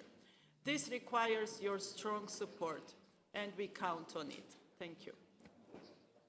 Thank you very much. And now, as we don't have much time left, I will give the floor back to Ambassador Delphine Prong, Chair of the Political and Security Committee, to answer to some of the issues raised at this statement and questions. Thank you, Madam Chair. I think also the sort of vibe that I sense in the room is really something that is encouraging, because a debate between democratically elected people is exactly what the EU is about. So as a diplomat, as a civilian, I want to pass on some messages on behalf of the High Representative, but of course being diplomatic and allowing also through the chair the diplomatic debate amongst you. Let me also address maybe a couple of issues. What was mentioned by many of you was the need to continue the investment in defense and research and to invest in European defense capabilities. I know you have several sessions later today, but that is a call that is very dear to my heart, because it's exactly what the European strategic compass, your compass, that your leaders agreed upon states in the open strategic autonomy that goes also with it, that was mentioned earlier before. Let me go very briefly on some of the comments that were made, but starting with Ukraine. That was my main message, my first key message. The question on EU support to Ukraine is one that I think is one of do not speak, but show. And we have shown by the very first decision within 48 hours of that unprovoked and unjustified Russian aggression in Ukraine that the EU and its member states were capable for the very first time to deliver military lethal support to this important partner. When you ask Ukraine's peace, I think that is a question that is also debated today in Kiev with the foreign ministers. And let me reiterate that a peace for Ukraine is the only way we can phrase that is when it is Ukraine's just peace. The Ukrainian peace formula of President Zelensky is the only basis to achieve a just and sustainable peace. And that is what we're working for, which also ties in to the second message I passed you. It is not easy to make sure with all of your efforts, our efforts, to continue to get the votes all around the world to continue to hold Russia accountable and to make sure that, that Ukraine achieves that peace. On Armenia, Azerbaijan, that was mentioned, of course we closely follow with concern. We reiterate the humanitarian access, we reiterate the need to refrain from violence. We have our EU Special Representative Toivo Klar, we have our civilian CSDP mission, might I say also with thanks to your colleagues, the parliamentarians in the European Parliament, who have always been supportive despite budgetary pressure, that the EU can respond to also these new needs that are increasing on our border. Then going to, and not doing justice to all of the topics because it's vast also what you discussed. Madam Chair, let me reiterate the territorial sovereignty and national integrity, territorial integrity, national sovereignty. That goes for all of our member states. The EU27 are extremely united when we discuss threats to sovereignty to our member states. We need all partners, and let me reiterate that also the discussion that the Ministers of Foreign Affairs had in July on EU's relations with Turkey, to bridge differences and to build on common interests. That is the way to re-engage, and that is a firm firm commitment from the EU, and I think we've all passed messages in that vein with the conditions as I just mentioned. The EU27 are very united there. Then on the broader East Mediterranean, I had the opportunity last Friday to visit Operation Irini. And Operation Irini is EU's operation to uphold the arms embargo against Libya. This is what EU solidarity is put into practice. Assets of member states under the EU flag being successful in stopping arms delivery to regimes that the UN has stated that are illegal. This also goes to our EU solidarity in the Sahel.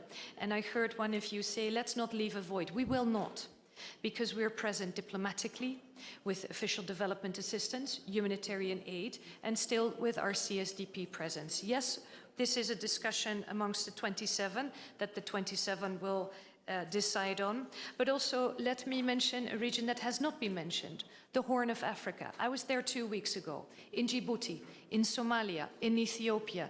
Those are regions that need your support, that need our support, and from the European diplomatic perspective, I can tell you that also the High Representative is firmly engaged wherever in the world is needed. Let me end then again with the Latin America. I think that is a very, very important region to continue to build those partnerships on. And Madam Chair, if you allow me one word of encouragement to all these politicians in the room. I know being a politician sometimes might not be easy. I'm a civilian. Again, I salute you, I applaud you when you stand up for democracy, and I wish all of you all the encouragement to uphold those values, including in the European Parliament elections in 2024. Thank you very much.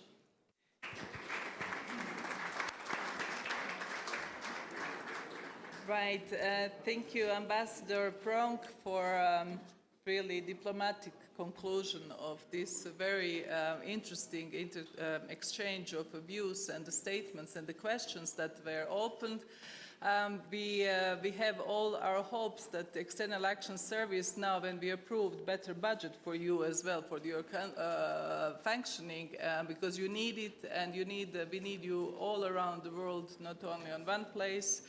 That we will see more staff, that we will see more engagement, especially engagement in public diplomacy and fighting the fake narratives that we are seeing in Horn of Africa, in Sahel, and all around the globe. So we will support you, we will do everything, the utmost, and thank you, distinguished colleagues, for interesting debate.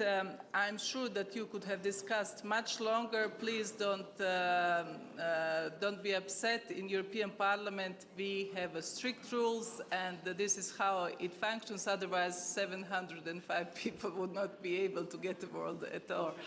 So now we need to move to the coffee break, and thank you very much.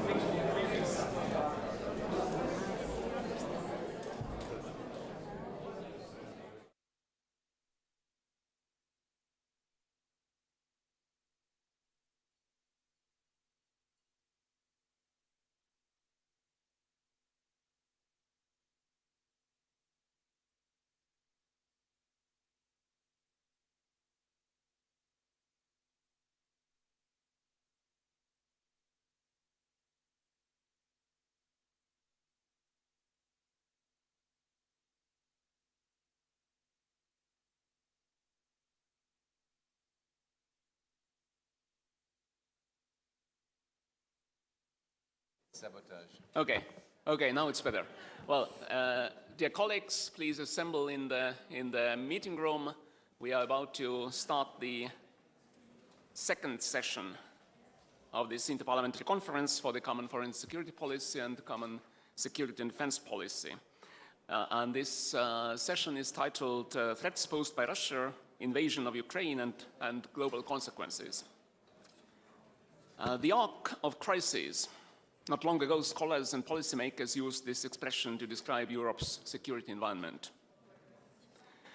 After the full-scale Russian invasion of Ukraine, global consequences have emerged, unseen for decades, but also carelessly ignored by many. We obviously hope this arc of crisis bends towards justice, but actually what we see today is that this arc of crisis has become a sphere of threats.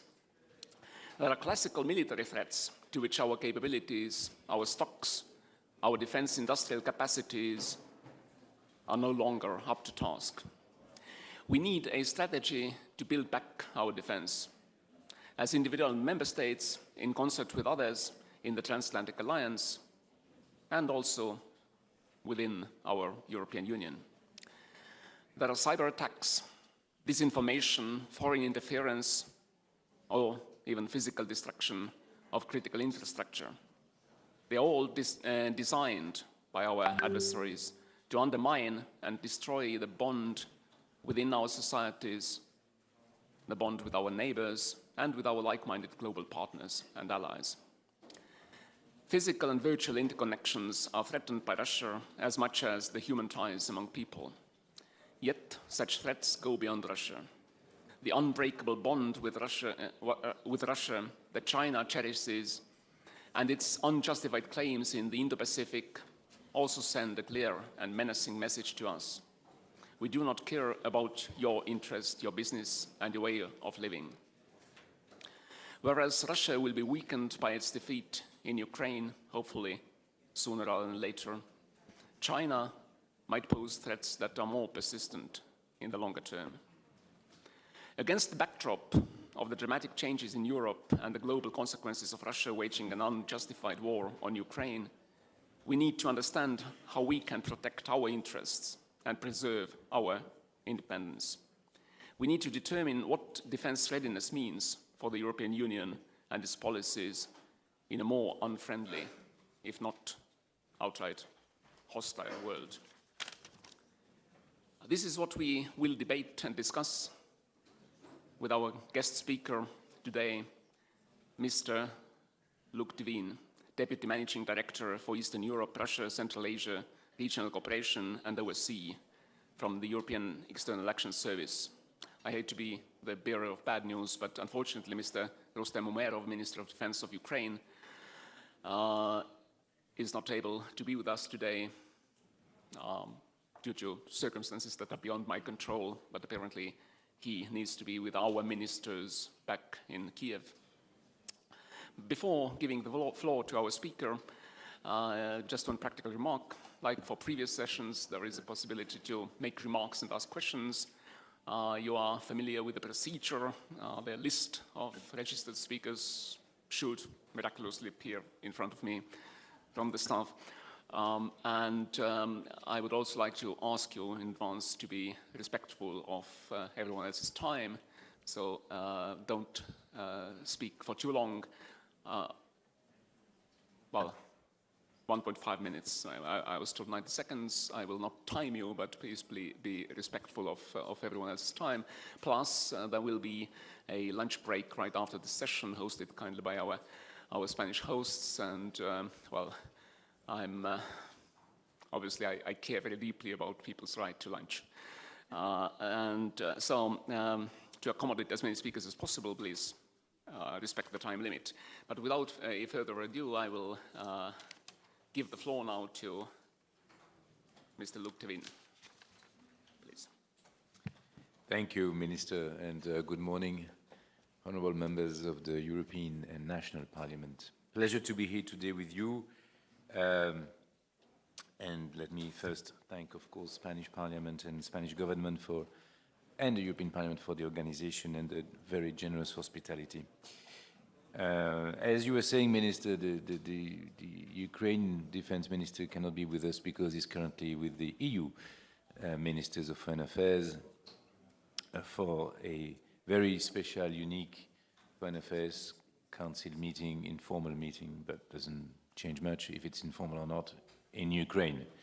And that, of course, is a very good start to say that the days that we are knowing are quite different, and to imagine that all 26, I think, because one member state was missing, would be going all the way to Ukraine to meet is something that is quite unthinkable some time ago. But so was unthinkable as well the Russian full-fledged aggression against Ukraine. Let's not forget the war against Ukraine started in 2014. In 2020, it's the full-fledged aggression. And I would like to address three key issues today with you. First, the significance of this war. Secondly, the EU response and support to Ukraine. And thirdly, the global consequences and our own EU actions. I'll be voluntarily brief on some of the topics because they've been touched by my excellent colleague Delphine Pronk this morning already. So there's no need for repetition, and I also don't want to be too much boringly consensual. But let me just say that, first of all, on the war itself, obviously this war of aggression, completely illegal, has destroyed or challenged to the point of destruction the European rules-based international order, all international principles subscribed by Russia. I'm thinking of the UN Charter, international law of the also OSCE, Helsinki Final Act, Charter of Paris, etc., and even the bilateral treaties, of course, that Russia had signed with Ukraine, Budapest Memorandum, etc. But and by the way, and this, it's very important to underline, and you have a very important role to play in dispelling the Russian myth. Nothing that either the EU or Ukraine has done in the years preceding this full-fledged aggression can be seen as a provocation. You often hear the Russian propaganda saying that the EU has tried to detach what countries they call their close neighborhood, former Soviet republics, from Russia. That is completely not true.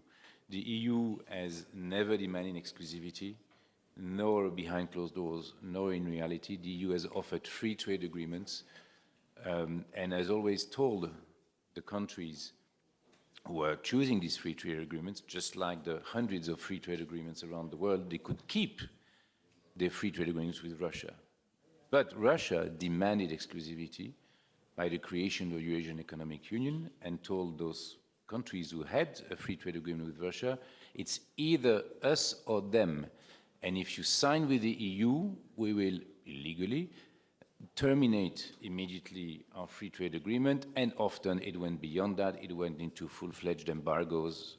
I'm thinking of Georgian wine, Georgian water, Moldovan apples, what have you, Ukraine grain, etc. So this is very important to keep in mind, because this war of aggression comes after many years of attempted cooperation between EU and Russia. EU and Russia were trying to negotiate a new bilateral agreement back in 2009, and it was Russia in 2012 who stopped these negotiations. So it is important to keep that chronology, and I think you have a very important role as elected representatives of the population to dispel this myth. As I said, this blatant violation of international principles is not only a legal, of course, challenge. It is, as the High Representative was saying this morning, just before starting this Foreign Affairs Council meeting in Ukraine, it is an existential threat, existential. And therefore, not only for Ukraine, but for the European Union. This war was a wake-up call and an accelerator of developments in the area of common security defense policy. There is this saying, never miss a good crisis. You know, crisis comes from Greek krinein, which means to judge, to decide. Crisis is a moment of decision. If you don't decide in crisis, then you let yourself being led by the events.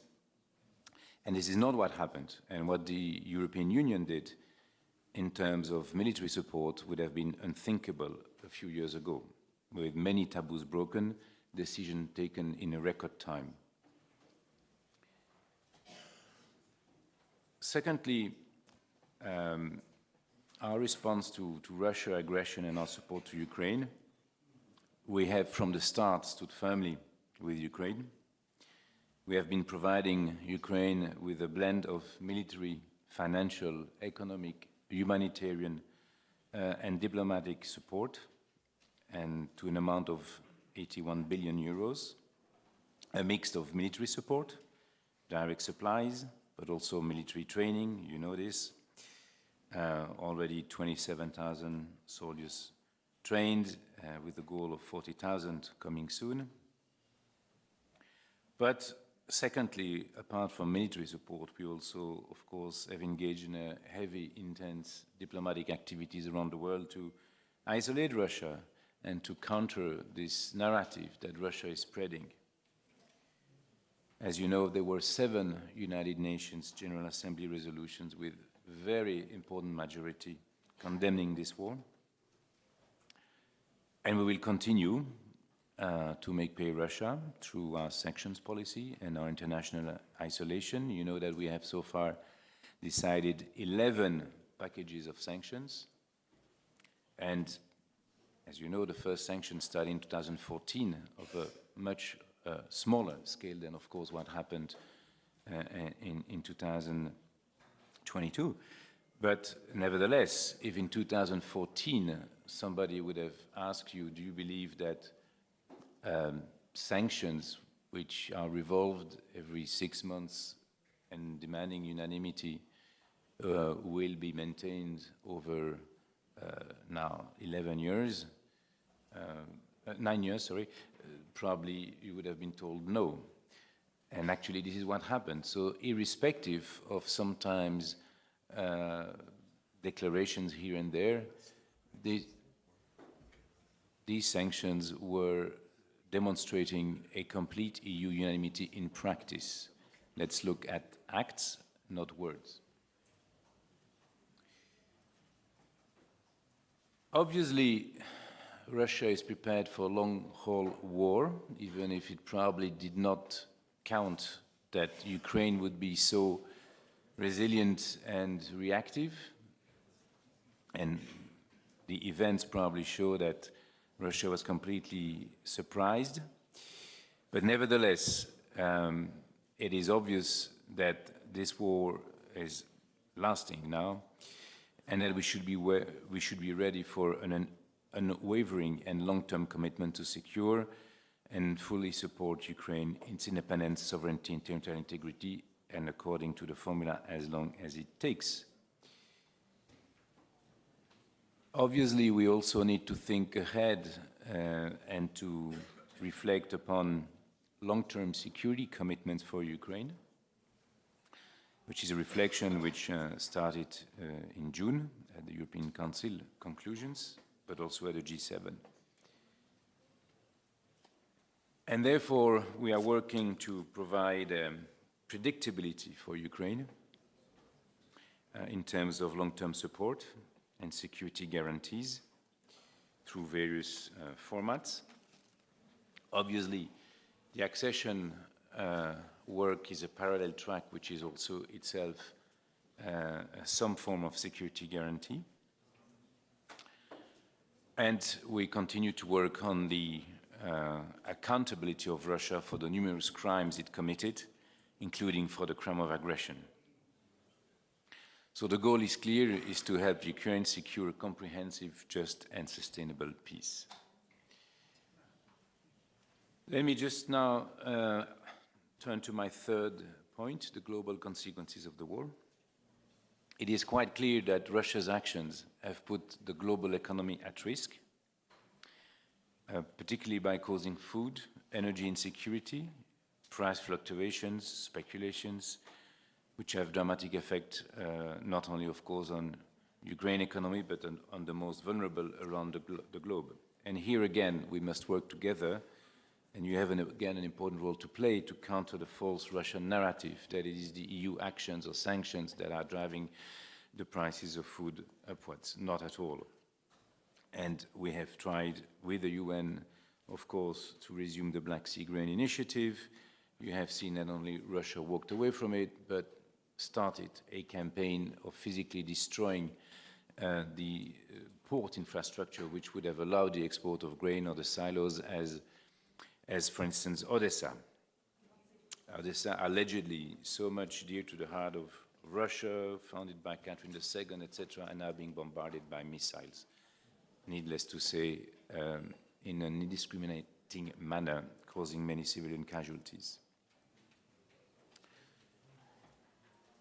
But we also have worked in favor of Ukraine. We have developed the so-called solidarity lanes, and 53 million tons of agricultural goods have been exported through these lanes, which is a big effort from the EU and its member states.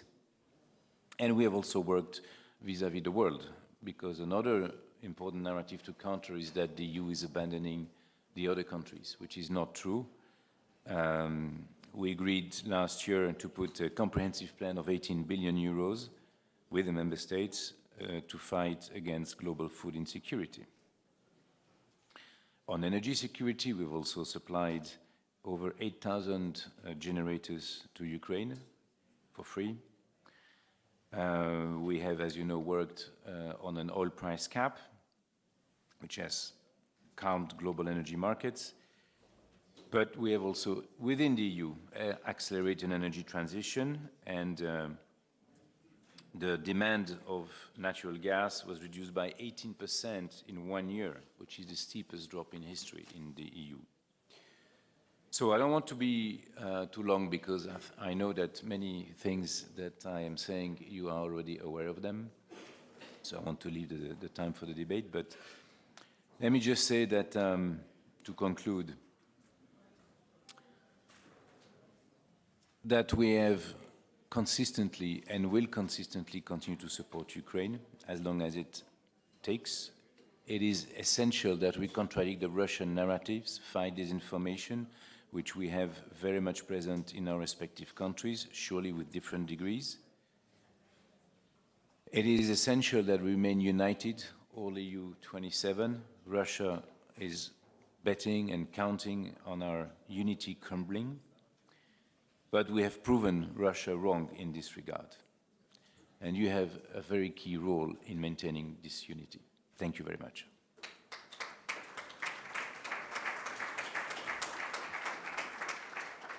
Thank you very much, Mr. Devine, for those introductory remarks.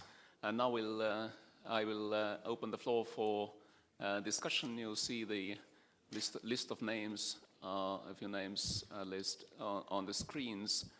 Well, my screen in front of me is a bit hidden by the corner of the table, so excuse me for awkwardly leaning over. But first, I will give the floor for Mr. Aron Emilsson from the Swedish Riksdag.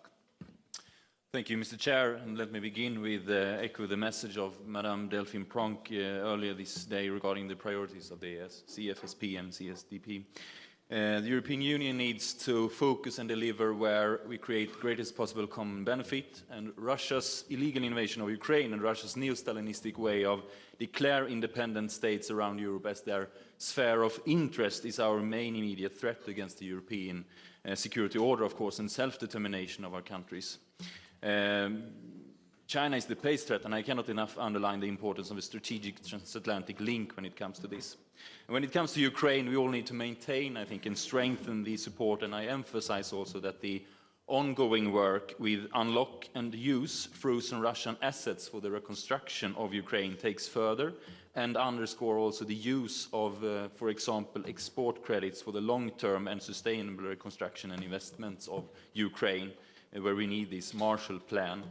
And remember one thing, arms support, which several others also have mentioned today, is one of the most efficient tools for self-determination and peace in Ukraine, and the only tool that Mr. Putin actually understands.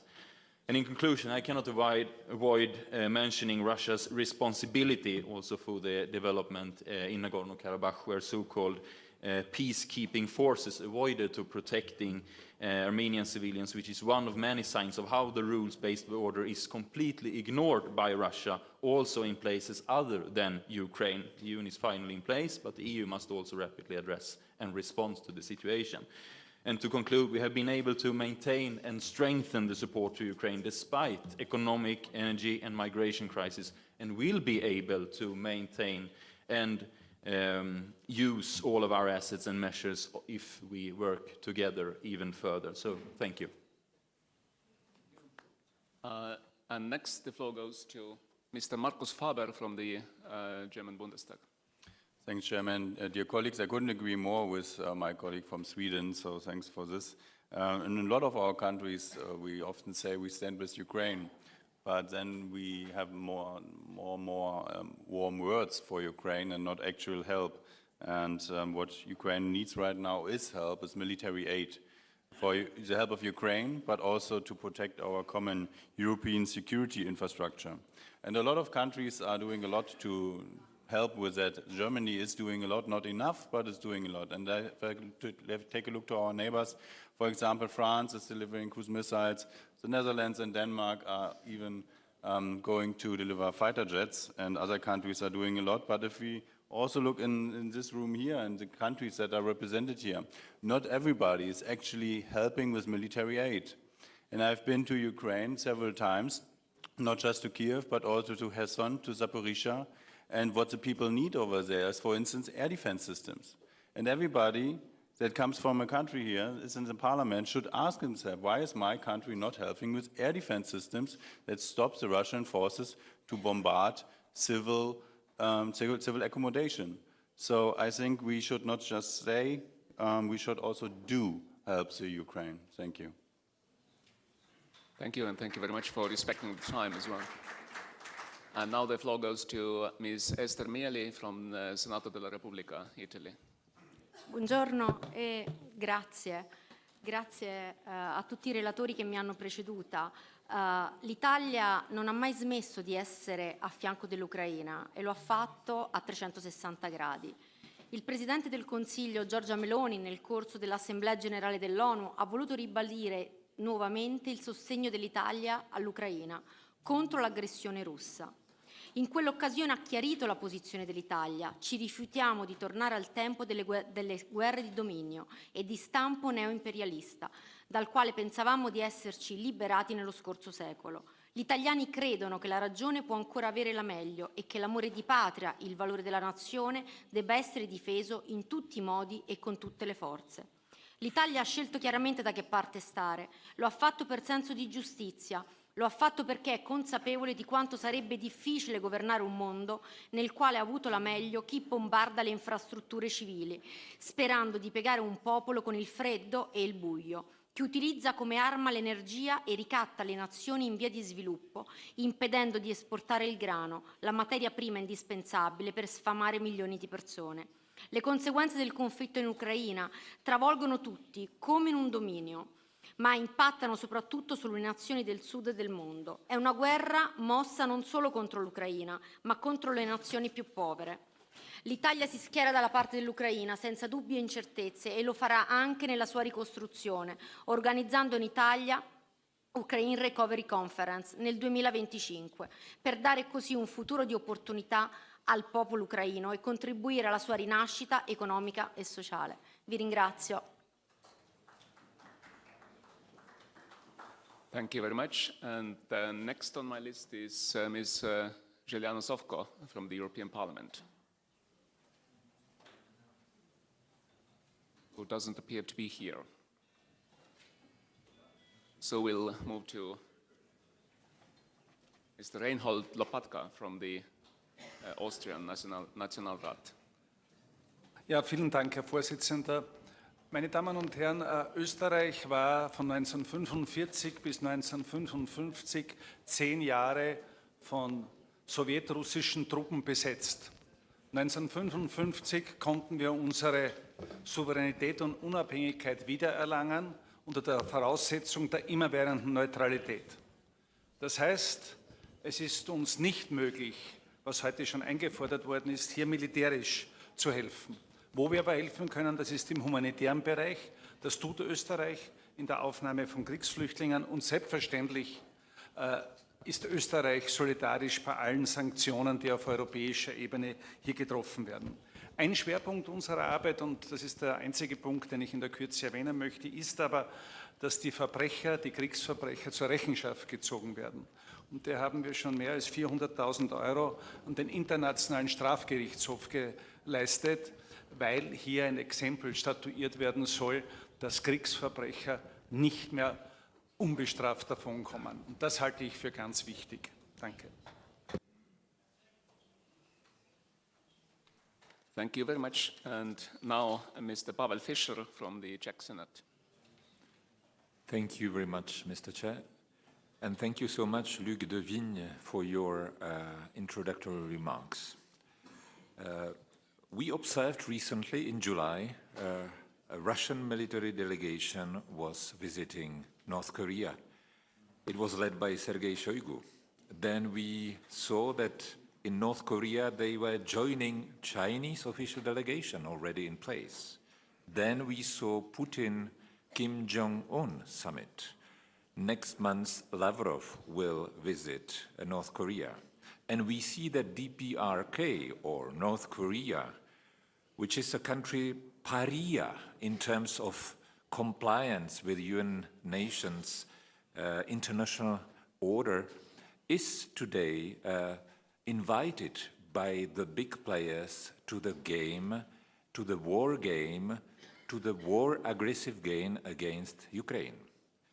And we have doubts that China and Chinese approach to international law might be very close to the Russian disrespectful approach to the international law. By the way, China is threatening Taiwan by the use of force, and threat of use of force is a blatant, gross violation of UN Charter. By the way, China also disrespects UNCLOS and freedom of navigation, which we are so much committed to. And my question is, if we are ready to speak to Chinese leadership when, if they help Russia to circumvent sanctions, that they would be on the list as well, on the list of countries or we sanction as European Union. My question is that how far are we ready as European Union to address this with Beijing? I mean, how and when we are ready to speak about sanctions towards Chinese companies. By the way, Russia and China, both permanent members of UN Security Council, should uphold to the very high respect of international law. So this is in our own interest to speak and to address this issue as well. Thank you very much. Thank you. And obviously at the end of the session, I will give the floor to the speaker to will collect all the questions and comments, and he will have a chance to respond to all of them together. But next on my list is Michael Gahler from the European Parliament. Yes, also from my side, thanks to Luc de Vigne for making very clear that this Russia is an existential threat, not only to Ukraine, but to all of us. And I think no one, however big or small, in our union should dream of special arrangements with this Russia, and no one should dream that there is a return to business as usual after this war ends in whatever way. No return to business as usual, that means I think also that we need to have the discussion in our national budget planning, that we need to keep up the level and upgrade the level of defense spending. It's no return to old habits after this war ends. And I asked the colleagues to conduct this discussion. And that is also then the guarantee for our industry, for them to broaden their base and to strengthen our defense industrial base in the long run, which is necessary. Now, when it comes to the future, I think the European Parliament has made it very clear. We see Ukraine as a full member in EU and as a full member in NATO. Read our last June resolution on that. And I think in the meanwhile, and of course that will be after the war, in the meanwhile we need, after the war, security guarantees which can not only consist of delivery of weapons, but strong commitments by relevant NATO members and EU members to protect Ukraine until full membership in NATO is there, because we are facing, of course, potential vetoes, and in order not to leave Ukraine somewhere in the gray zone, we need to have such security arrangements on the way to full membership. Thank you very much. Thank you very much. And next on my list is Michael Åstrup Jensen from the Danish Folketinget. Thank you so much, Chair, and also the kind words and the very important words are very vocal support for Ukraine, and vocal support for Ukraine is very important. But one thing that is even more important is clear actions. And, you know, I'm coming from a country where we are completely unified in our approach in the Danish Parliament, from left to right, that we are part of the tank coalition. We gave all our artillery pieces to Ukraine. We were leading with the Netherlands, the fighter planes coalitions as well. So when all our colleagues speak very vocal about support for Ukraine, we would like to see that also put into action as well. Because right now, as we speak, there are fighting going on in Ukraine. And if we want to have the Ukrainian soldiers know that Europe is backing them, we also have to show it.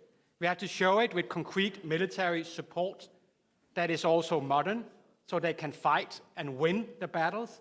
But we also need to show it regarding the clear path for a NATO membership and also EU membership.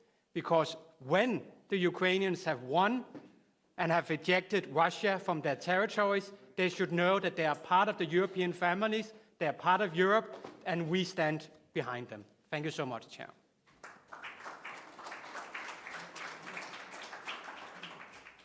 Thank you very much. And next on my list is Mr. Kalev Stoicescu from Estonian Riigikogu. Thank you, Sven. I'd like to say a few words that should remind ourselves today and actually every day that Russia poses a direct, serious and long-term threat to Europe and the whole world. The age of illusions and wishful thinking that started with the premature declaration of the end of the Cold War in the late 80s and early 90s is or should be rather over by now. And the idea that we could or even should hold peace negotiations with Russia's criminal regime and even achieve durable and just agreements while preserving the credibility of the international law is plain illusion. It's a dangerous illusion and wishful thinking. We have together much more strength, much more potential, including in the defense sphere, than we actually employ and demonstrate. So our priority objective should be to continue to weaken Russia economically. That is the only way to end Russia's aggression, when Russia would become sufficiently weak and not able to continue to wage war. We should continue to support Ukraine as long as it takes, and we should revitalize Europe's defense industry, particularly the production of ammunition. One more thing. For us all, let's make an attempt to stop using the term troika, a Russian term. The present, the former, and the next European Union's presidency are not three Russian troika horses pulling Putin through the Siberian landscape. We have other, more beautiful words to use instead of troika. Thank you. Thank you very much. And now the floor goes to Mr. José Ramón Bauza from the European Parliament. Sí, muchas gracias. Y yo quisiera que me permitieran dirigirme a ustedes no como un parlamentario europeo, sino en este caso como un oficial reservista del Ejército español, que ha estado en Ucrania, en primera línea, y que ha estado no vestido con un traje y con una corbata, sino, como decimos en España, de mimeta, con botas y tocando el barro. Y les quiero transmitir la verdadera situación que se vive en Ucrania, donde quienes más necesitan son los ucranianos, obviamente, pero desde un punto de vista diferente. Yo he estado entregando en misión humanitaria en primera línea de batalla material donde no se acercaba a nadie, donde inmediatamente que dejábamos medicamentos, material de ayuda humanitaria, material de primera ayuda, a las 6 horas, por ejemplo, en Bilasherka, ese mismo acuartelamiento era bombardeado por drones iraníes, donde el ejército que conocemos, el ejército ucraniano, no es solamente el ejército profesional, sino que está formado por los voluntarios y por las mujeres y hombres civiles que forman un ejército social. Y donde además no solamente necesitan ayuda, porque no tienen absolutamente nada, sino que el verdadero problema es la cronificación de una guerra. Y donde evidentemente todos y cada uno de nosotros en nuestros países tenemos problemas, pero el verdadero problema se llama ayudar a Ucrania. Y porque no solamente estamos hablando, como hablamos en el Parlamento, de un Estado de Derecho, de defender las libertades, sino que es la verdadera y real frontera geográfica entre un dictador y un criminal que se llama Putin y el Estado de Derecho, y donde necesitan absolutamente todo, y donde no podemos perder ni un solo minuto pensando en si podemos o no debemos enviar ayuda, porque lo que no tienen ellos es aquello que nosotros no le podemos dar. Y ahora están pidiéndonos, por ejemplo, material misilístico y aviones. Los F-16 necesitarán todavía meses porque hay que formar a los pilotos. Y todo lo que no tienen ellos es lo que le queremos supervisar. Y acabo simplemente con una reflexión. Hablo prácticamente a diario con mandos y con el ejército ucraniano. Y les transmito la única frase que desde el primer día, no solamente el ejército, sino los civiles nos dicen. La frase es muy sencilla y quisieran que se las trasladaran a aquellos que tienen dudas. El comandante Oleksandr me dice todos los días: José Ramón, dile a los políticos, no nos dejéis solos, no nos abandonéis. Creemos en eso y es lo que debemos defender, no solamente como políticos, sino porque aquello que muchas veces dicen, no, eso está muy lejos, eso no nos pasará, está mucho más cerca y si no lo hacemos nosotros, nadie lo hará por nosotros. Muchas gracias.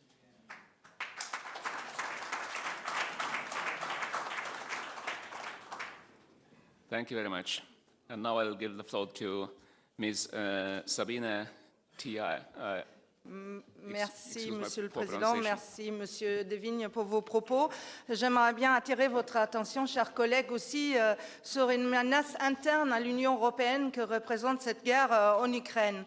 Qu'est-ce qu'on a fait en créant l'Union européenne? On a fait, après la guerre mondiale, Deuxième Guerre mondiale, en sorte à ce que plus jamais le pouvoir puisse prendre le pas sur le droit. Nous sommes un espace de droit et ça, c'est une valeur absolument majeure de l'Union européenne. Donc, quand on se pose la question de la défense européenne, cette question de droit est une composante aussi du type de la société que nous voulons en fait bâtir dans l'Union européenne. Donc, on ne doit pas se laisser installer des divergences entre nous. Donc cette question d'état de droit reste aussi centrale. Nous ne devons pas donner une perche à la Russie et aux autres États dans le monde qui veulent mettre à mal les règles du droit. Et pour ça, il faut qu'on pense aussi à l'articulation entre la fin politique et les moyens que nous sommes prêts à y mettre. Et je crois que les Ukrainiens nous montrent l'exemple. Ils veulent nous rejoindre pour ces questions-là et nous devons les soutenir. Merci. Thank you very much. Next on my list is Mr. Richard Scholz from Latvian Seima. Thank you, Chair. Well, I would like to start with quoting the National Security Advisor for the US, Zbigniew Brzezinski, who 30 years ago said, without Ukraine, Russia ceases to be an empire, but with Ukraine subverted and then subordinated, Russia automatically becomes an empire. This is existential threat that we are facing in Europe.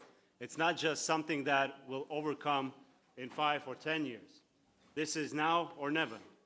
So therefore, what we are saying here, I congratulate what German colleagues are saying, calling for more armament to Ukraine. But then again, if we look at ourselves in the mirror, we see that actually the mindset is, let's provide the weapons at that size that Ukraine is not defeated, but not at that amount, the armament, so Ukraine can be victorious. Why I'm saying this, according to UK MP Bob Seeley, 75 meters retaken by Ukraine costs one Ukrainian soldier life. So do your calculation. The war lasts already 586 days.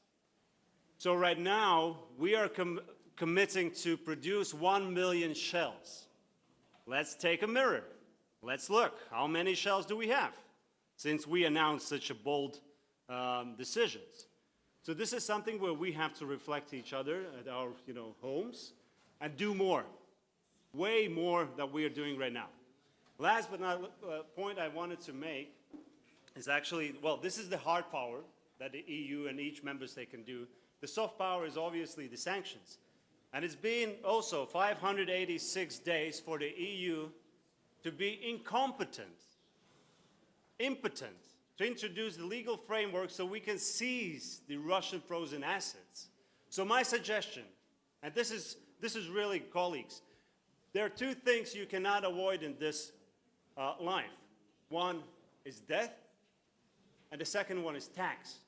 Let's tax those funds, because that is the legal framework we can apply to frozen assets. It costs us to maintain them frozen. So let's put the price tag on that. Let's say 10% a month is a cost for us to actually take management of those frozen assets. And that is, no one can say that this is illegal. It is illegal. We have so many different taxes. And we can also put a tax on frozen assets. If you don't want to pay, we can take those taxes from that frozen asset. And we allocate for separate budget at EU level, and the calculations make that it can make up to 3 billion euros for Ukraine's support. And every cent counts. And this is something where we have to think out of the box, not just to say, oh, sorry, the legal framework is not there, we're incapable to do it. So let's put our heads together and let's be more bold in our decisions. Thank you.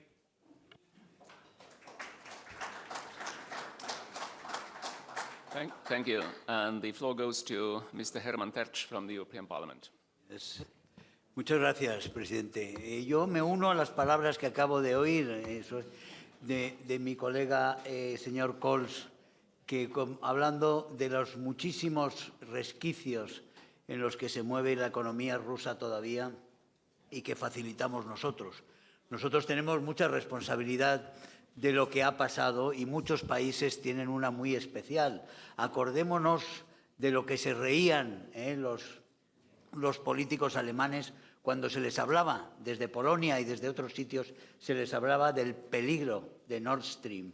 Y ese peligro de Nord Stream que ha cuajado tanto y que nos hizo tan dependientes a todos de Rusia, que Rusia se creyó capaz de estrangularnos a todos y llevar a cabo estas acciones. En este momento lo que tenemos que hacer es responder dándoles la capacidad para ganar a los ucranianos. Y si no, decírselo claramente, porque estamos llenándonos de palabras de solidaridad, pero aquí hay muchos países que están boicoteando los suministros correctos de armamento para ganar.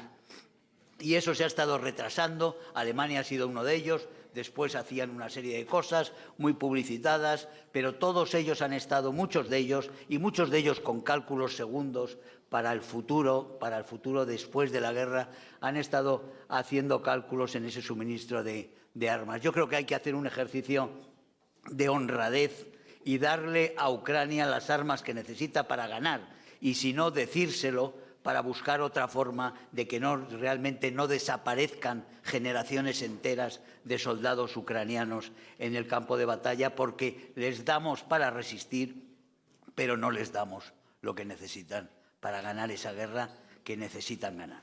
Gracias. Thank you very much. And now Mr. Rainer Rothfuss from the German Bundestag. Herr Vorsitzender, ich danke Ihnen für das Wort. Es ist etwas über 1,5 Jahre her, dass die Europäische Union gegen Russland Sanktionen verhängt hat. Es ist etwas über ein Jahr her, dass unsere Nord Stream Pipeline gesprengt wurde, offensichtlich von Freunden, von Partnern. Und das Resultat ist jetzt, dass unter den G20-Staaten Deutschland das einzige Land ist, das in einer Rezession steckt. Das heißt, ich muss hier als Volksvertreter aus Deutschland auch die Stimme erheben für eine Bevölkerungsmehrheit.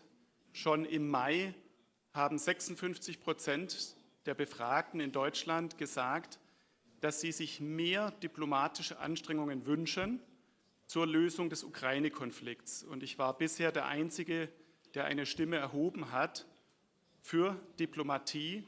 Es ist für mich als Geopolitikanalyst seit 2014 absehbar gewesen, dass es zu diesem heißen Krieg mit Russland kommen wird. Und ich halte es für eine Fehleinschätzung geostrategischer Art, dass bislang nicht genügend Anstrengungen unternommen worden waren, nicht erst jetzt, sondern schon in den vorangegangenen Jahren zur Lösung dieses Konflikts.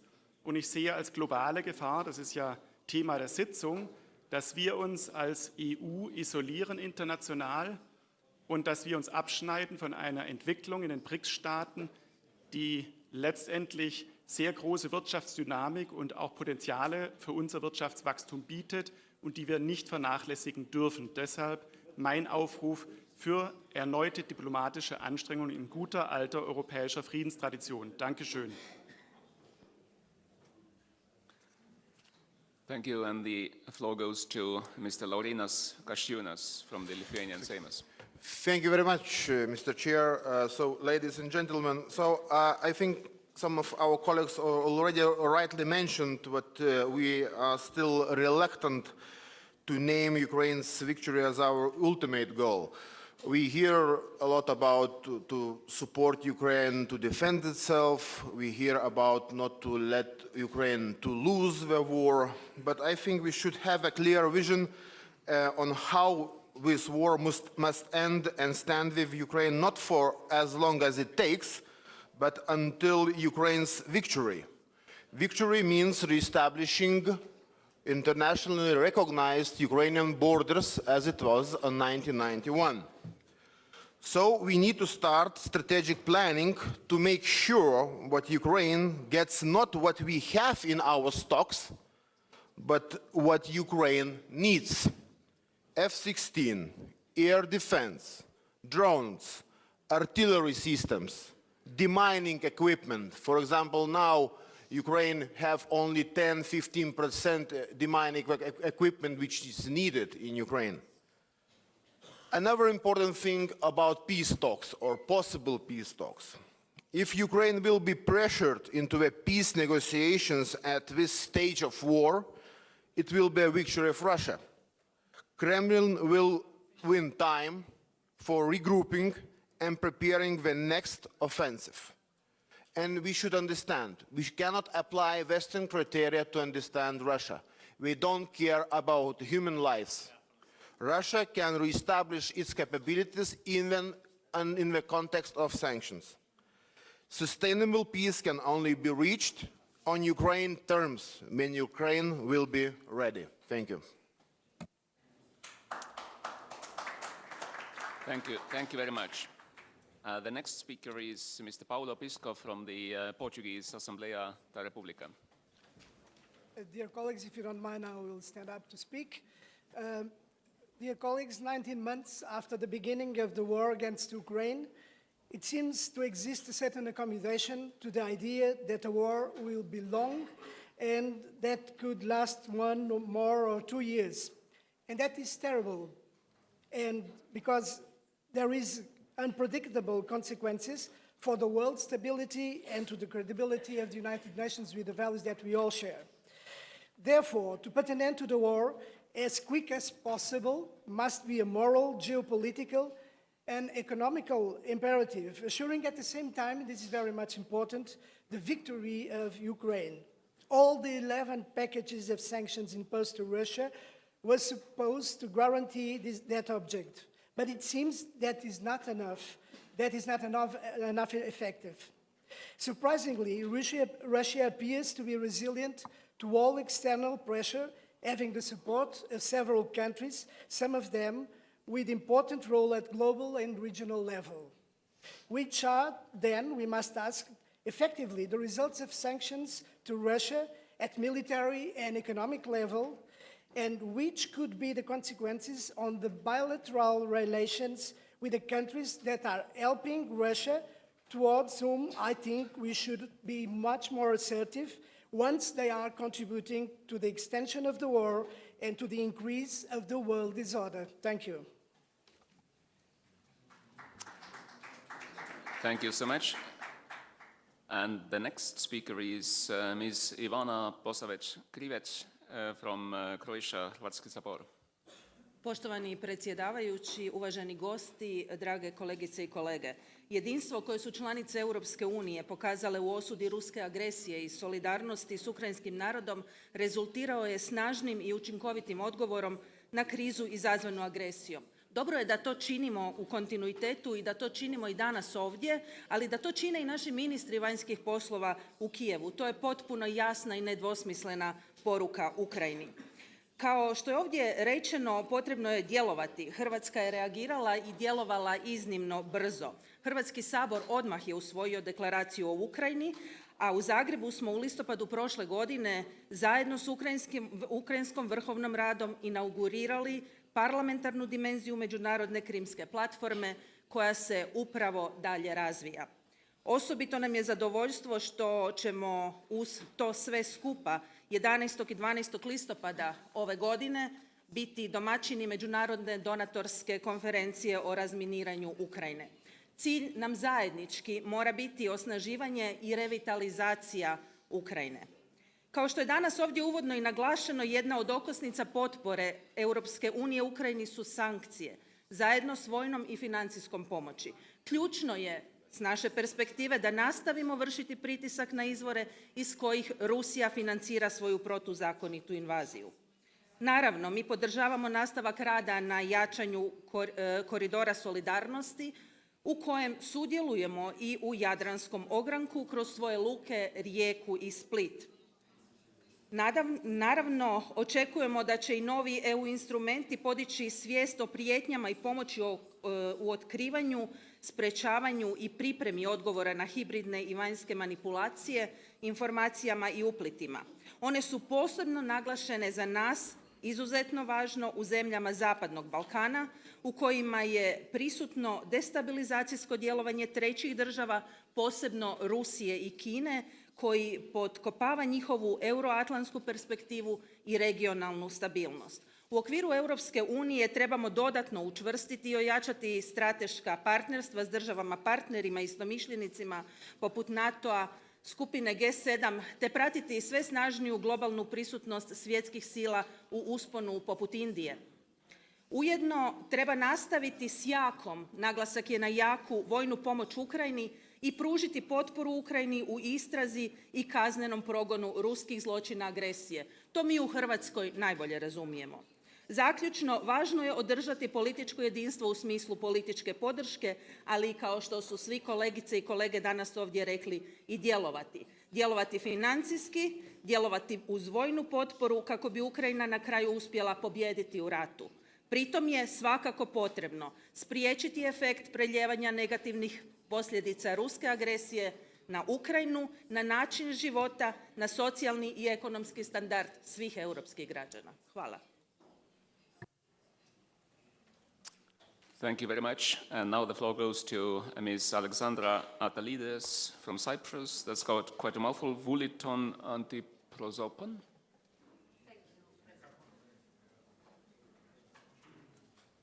Thank you, Mr. President. A year and a half after the Russian invasion in Ukraine, the war is ongoing with devastating results for Ukraine and its people, and we should take this opportunity and every other to reiterate our strong, unwavering support, political, financial, and military, for Ukraine to be victorious. I am sure we all dread the visible risk of an escalation of the war with the use of nuclear weapons, and we must all join the Secretary General of the UN, Mr. Antonio Guterres, who urged all countries, nuclear powers in particular, to commit to the non-use of nuclear weapons. We expect our Union to be at the forefront of this effort. Furthermore, although there is much criticism for remaining for too long dependent energy-wise on a country, the regime of which was blatantly infringing human rights, it is doubtful whether we have drawn any lessons from this. I am very worried with the increasing dependency on Azerbaijan, doubling supplies from this country, which has only last week amplified its violations of international law in Nagorno-Karabakh. Once more, we are going to remain silent and turn a blind eye to Mr. Aliyev and his supporters' plans for this region by supporting the country financially to continue its aggression against the Armenian population? What does this say about our Union's position on armed settlement of disputes? Colleagues, we are in need of a more responsible policy with regard to commercial agreements, including gas supplies. We should be choosing partners more wisely based on the values and principles we share, not on mere financial criteria. We must raise our voice against actions putting democracy and peace in peril. Finally, I urge our Union and Member States to show solidarity to the refugees from Nagorno-Karabakh and ensure the protection of those that will choose finally to remain in their land. Thank you. Thank you very much. And now Mr. Evangelos Syringas from Voliton Ellinon, Greece. Thank you very much, Mr. President. One of the aims of the common foreign and security policy is for the EU member states to address conflicts and crises together and strengthen international peace and security.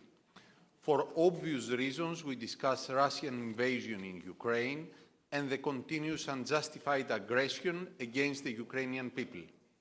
Unfortunately, during these last few days, we witnessed another crisis in a nearby area where Russia is also involved. I'm referring to the situation in Nagorno-Karabakh. On the 20th of September this year, the territory surrendered to Azerbaijan.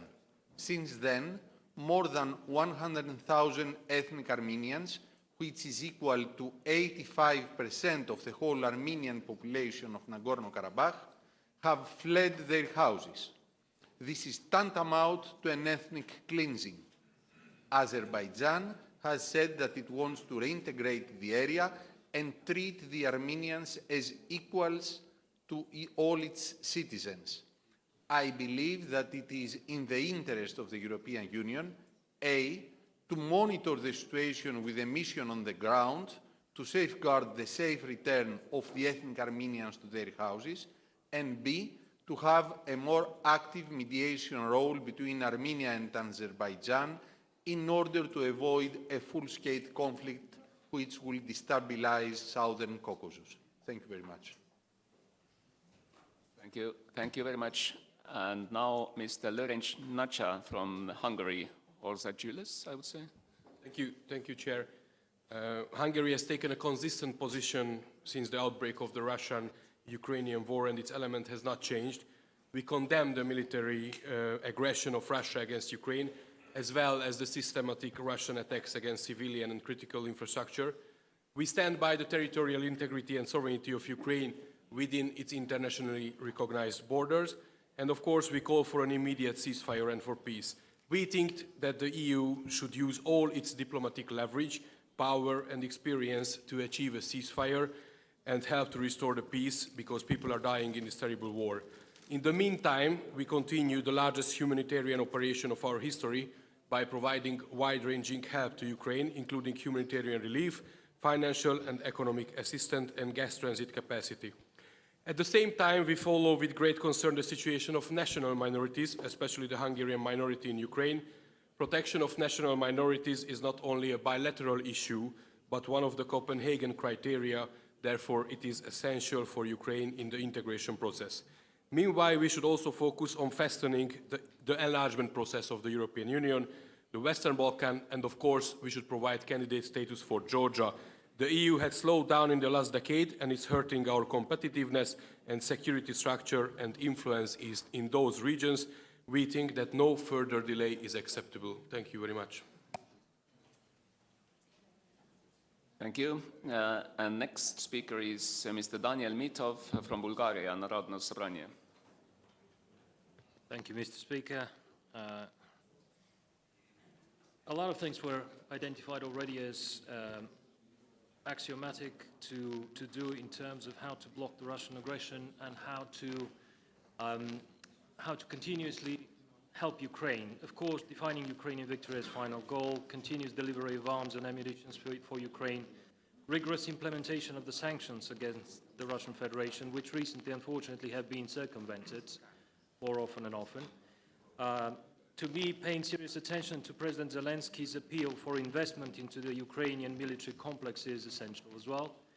But I would like to draw your attention to another aspect which I believe we have to pay attention to. At the time, there was a debate whether we can qualify Russia as a totalitarian state. And that debate was hindered only by the murky argument whether Putin's regime had a fully developed ideology or not. Well, that conundrum has been resolved for us already by the Russian authorities themselves, through the introduction of a compulsory new university subject in Russia, which is called Foundations of Russian Statehood, which was created on the orders of the Kremlin and developed under the close supervision of officials responsible for managing domestic politics. We who come from post-communist states know what Marxist-Leninist ideology was in the universities, and now something very similar is repeating in Russia. The presentation of the course includes a list of values supposedly inherent to all Russians, including service to the state, sovereignty, stability, readiness to sacrifice for the fatherland. In their speeches, some public officials have emphasized messianism and having an overarching goal as characteristics of the Russian people. And, of course, they imagine history as a civilizational competition which is in the heart of the emerging ideological component of the Russian state. I'm saying this not because of anything else, but because we need to pay attention to all these people in Russia who are still resisting Putin's regime and find ways to help them financially, find ways to help them logistically, in order not to encounter one day a fully fascist or, to a great extent, indoctrinated society with which it will be very hard to talk. Thank you. Thank you very much. And let me remind those people who finish speaking to switch off the microphones. There's one at least still on. And the next speaker is Mr. Rutmer Herma from Tweede Kamer der Staten-Generaal from Netherlands. Thank you, Mr. Speaker. We don't need to put our position here about Ukraine because we support Ukraine the fullest as possible. We support all former speakers that said they support Ukraine as well. So we don't need to take the floor here. So let's go to the next speaker to hear their positions. Okay, thank you for being brief. And meanwhile, as you see, we are operating a rather minimalistic stage setting here, so I don't have any idea as to how many speakers are still remaining. So if there's anyone of the technical staff who has access to the computer behind this screen, please give us some indication as to how many speakers we still have on the list. Okay, not too many, so we can carry on. The next speaker is Ms. Naike Gruppioni from Camera dei Deputati, Italy. Grazie Presidente. Conseguenze. Una parola che presa da sola sembrerebbe priva di peso, ma se abbinata alla guerra diventa schiacciante.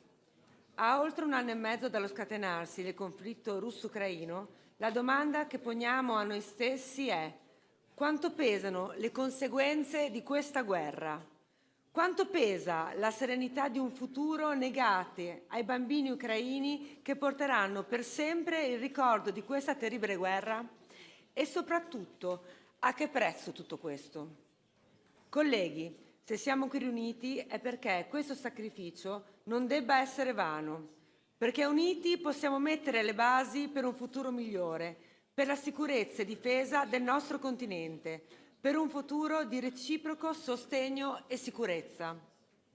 Guardare all'Ucraina, ma anche alla popolazione della Federazione Russa, che non avrebbe voluto questa guerra, significa guardare a un territorio ormai distrutto, maltrattato, esausto, privo delle sue bellezze architettoniche e ferito nel suo ambiente. È importante accelerare le convocazioni delle già previste conferenze intergovernative e l'avvio dei negoziati di adesione con l'Ucraina e la Moldava, finalizzati al loro ingresso in Unione Europea. Solo così, nonostante la ferita che probabilmente non cesserà mai di sanguinare, con il nostro sostegno e aiuto potrà essere restituita speranza e fiducia a quei popoli. Grazie.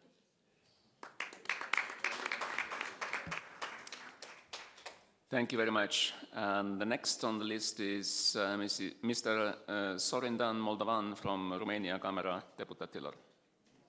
Thank you. Ladies and gentlemen, Romania condemns the relentless and appalling attacks by Russia on civil infrastructure, notably the Reni and Ismaili ports at the Danube, right in Romania's immediate vicinity.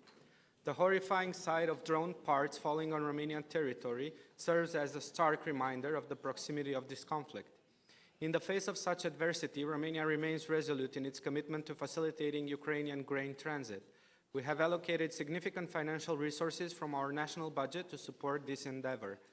To date, 25.5 million tons of grains have transited through Romanian territory. Yet, the challenges persist. Russia's withdrawal from the UN-backed Black Sea Grain Initiative underscores the need to bolster our efforts. Romania pledges to double the transit capacity of its national infrastructure, increasing it from 2 million tons of grains and goods monthly to impressive 4 million tons monthly.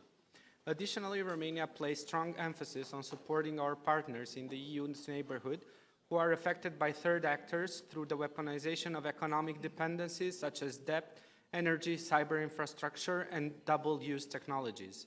We commend the pivotal role played by the EU Partnership Mission in the Republic of Moldova, for example. This mission is crucial in combating foreign information manipulation, interference, and hybrid attacks, thereby ensuring the sovereignty of nations. In the international arena, Romania advocates for maintaining the rule-based international order, preserving free markets, and promoting fair trade.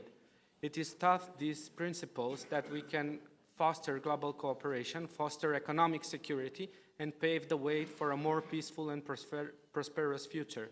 Together, let us firmly stand against any type of aggression, work tirelessly for peace, and uphold the values that bind us as a European community. Thank you. Thank you very much. And next on my list is Ms. Eva Ernst-Zizic from the Austrian Nationalrat. Thank you very much. Sehr verehrte Kollegen und Kolleginnen, wir haben heute schon viel gehört zu Fragmentierung. Und tatsächlich ist es so, dass das offizielle Serbien sich mehr für den Nordkosovo interessiert als für die EU-Integration. Tatsächlich ist es so, dass das offizielle Ungarn, Slowakei gratuliert und in Polen in 2 Wochen gewählt wird und hier eine rechtsextreme Partei im Aufstieg ist, die die Sanktionen nicht mehr mittragen möchte und die offizielle Regierung aber von Waffenlieferungen absehen möchte. Wir haben gehört, dass China eine unrühmliche Rolle spielt. Wir wissen, dass Indien eine unklare Rolle einnimmt und wir haben es damit zu tun, dass die Türkei mehr auf Eigeninteressen setzt als auf ihre Verantwortung als NATO-Mitgliedstaat.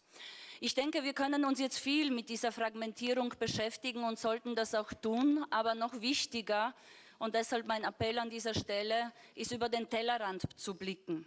Wir haben kürzlich vernommen, dass Kasachstan die Sanktionen mittragen möchte. Das ist nicht nur zu unterstützen, sondern ich möchte das zum Anlass nehmen, um zu betonen, wie wichtig eine Kooperation mit zentralasiatischen Staaten auf Augenhöhe für Europa wäre, dass wir das nicht vergessen dürfen, dass das unsere Partner sein müssten.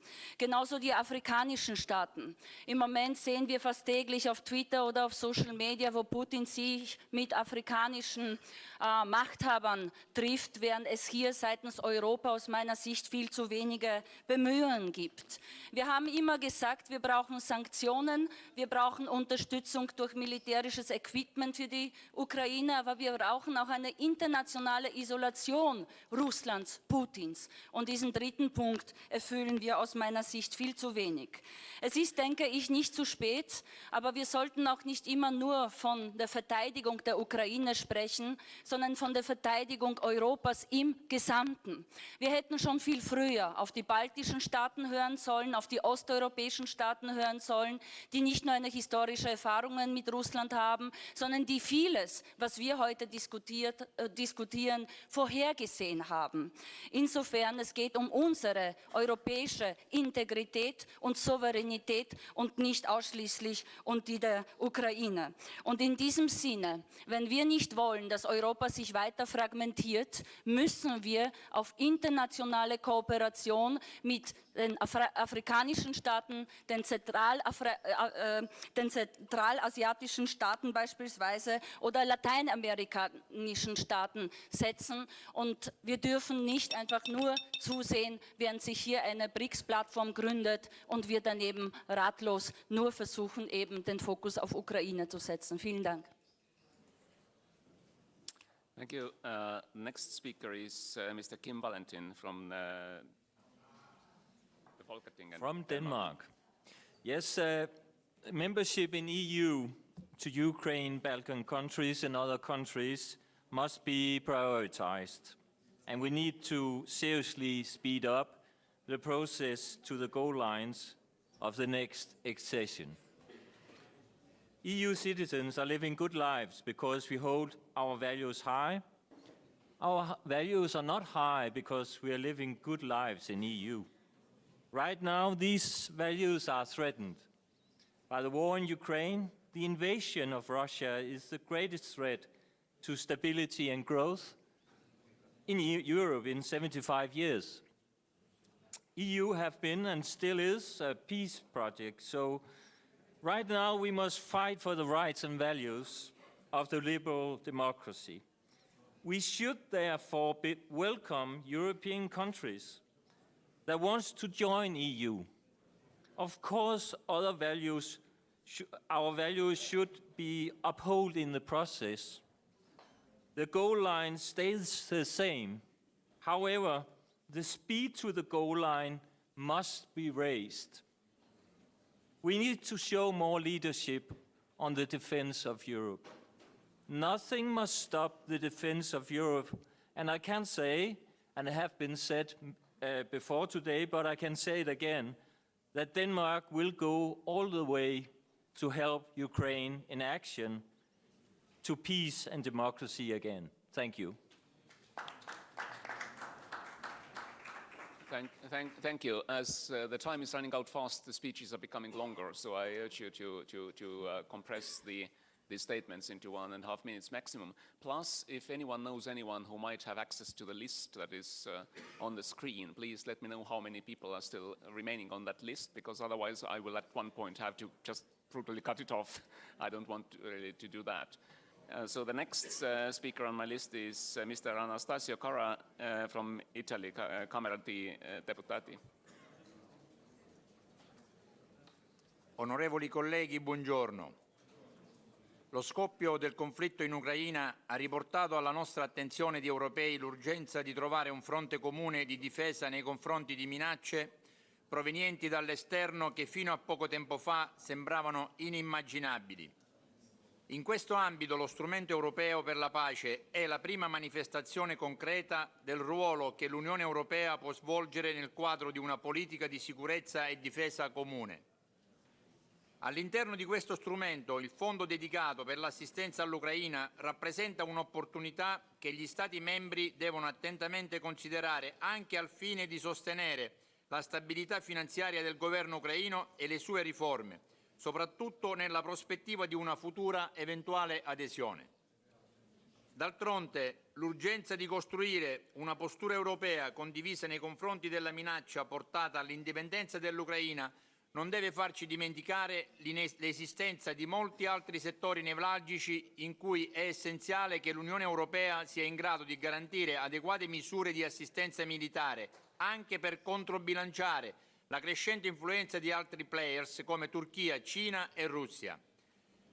Mi riferisco in particolare al ruolo che l'Europa deve continuare a svolgere a favore dei Balcani occidentali, anche in vista di una loro prossima adesione.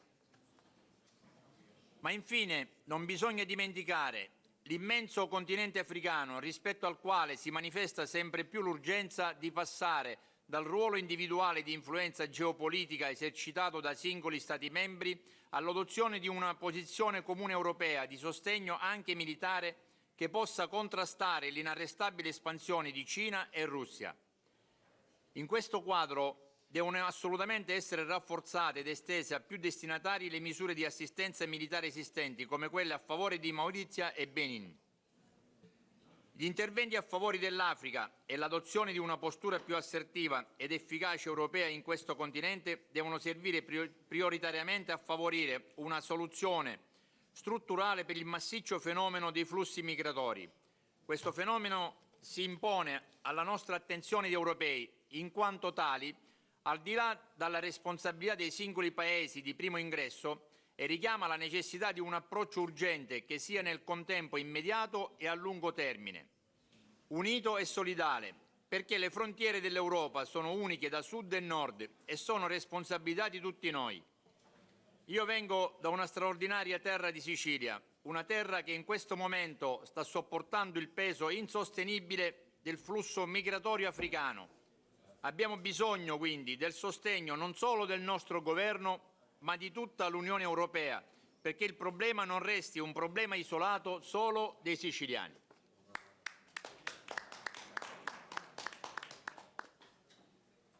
Okay, thank you very much. The next speaker is Mr. Marko Mihkelson from Estonian Riigikogu. Thank you, Sven. I would like to echo what was said by colleague Mr. Pausa from European Parliament, who told us about his visits to front lines in Ukraine. I also have been several times in front lines, last time in end of August, close to Bakhmut area in eastern Ukraine. And first question what one of the commanders of the Ukrainian brigades asked me was, are you ready for a war? Because if we fail in Ukraine, the war will be on your soil. Not only on our soil in Estonia, but I guess this war threatens all of us because we understand this is existential threat for Russia is posing to us. And he said that we are not going to fail because our spirit is high if you will supply to us significantly more weaponry, ammunition, that they can fight for our freedom there in Ukraine. But my question actually today, when I listen colleagues, is do we really are united today? Are we really on the same page when it comes to the end of this war, how to end this war, how to restore lasting peace in Europe? Now, I'm not sure that we are yet on the same page. What the European Union has done, what we have done during the last 18 and 19 months is incredible.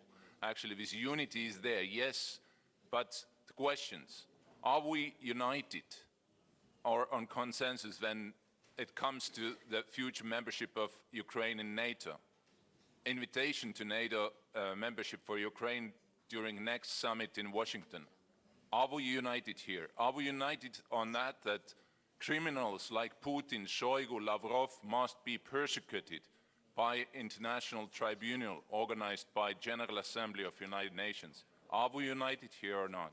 Are we united to froze Russian assets in our countries and actually use them for Ukraine? Are we united here or not?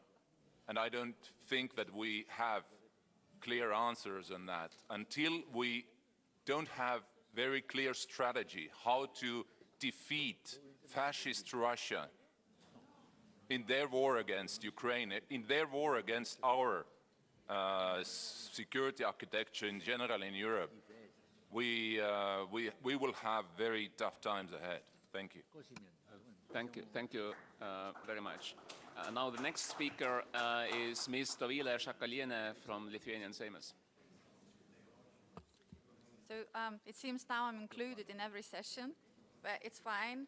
And I just wanted to add to what my colleagues already said, that Russia is waging a long-term war, and we should not be mistaken thinking that they are not able to wage a war and to prepare for the next hostilities, because they are not only restoring their resources, and they do have enough resources to have the next wave of mobilization, but they are also expanding their defense industry quicker than we are.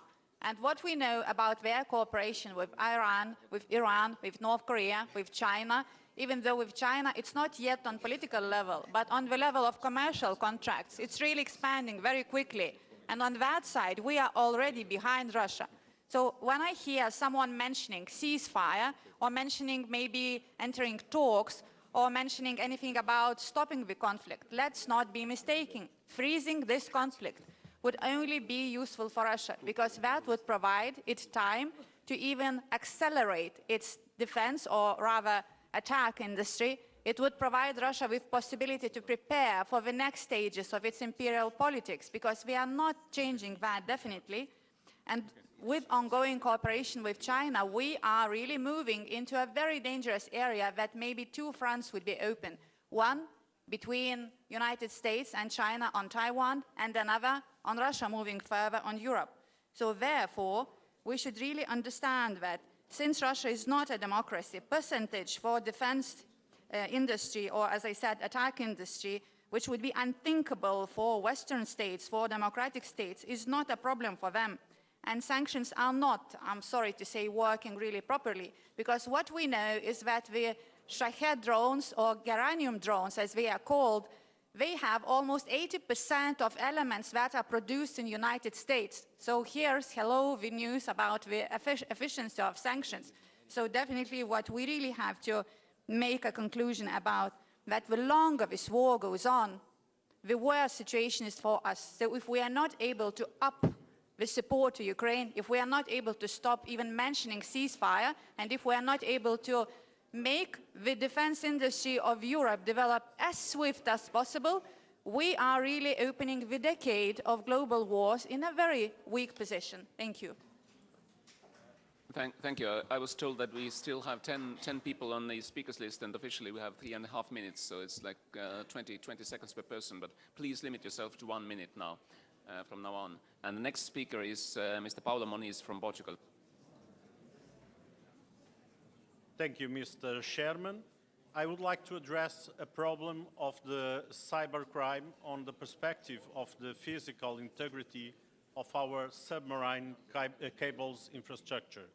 I think European Union and we are not being able to protect this strategical infrastructure from Russian attacks, and we have already some examples that are not the best way to guarantee that our communications and all the value, economical value, that depend on them are securely and safely defended. Secondly, I would like also to remind that on December 2022, the European Council have addressed the most important alliance with the United States on the framework of OTAN, including the control of the North Atlantic Ocean. I would like to finalize to remind that Portugal, through ACERS, has a special advanced position, geopolitical position, that in some way ensures the first entrance and is a very important tool to facilitate the control of the battle for the Atlantic North. Thank you. Thank you. Thank you. And next on the list is Ms. Rosalia Ibalia Biro from Romania. Thank you, Mr. Chair. It's a little mistake. I will give the floor for my colleague from the Senate, Mr. Leoreanu.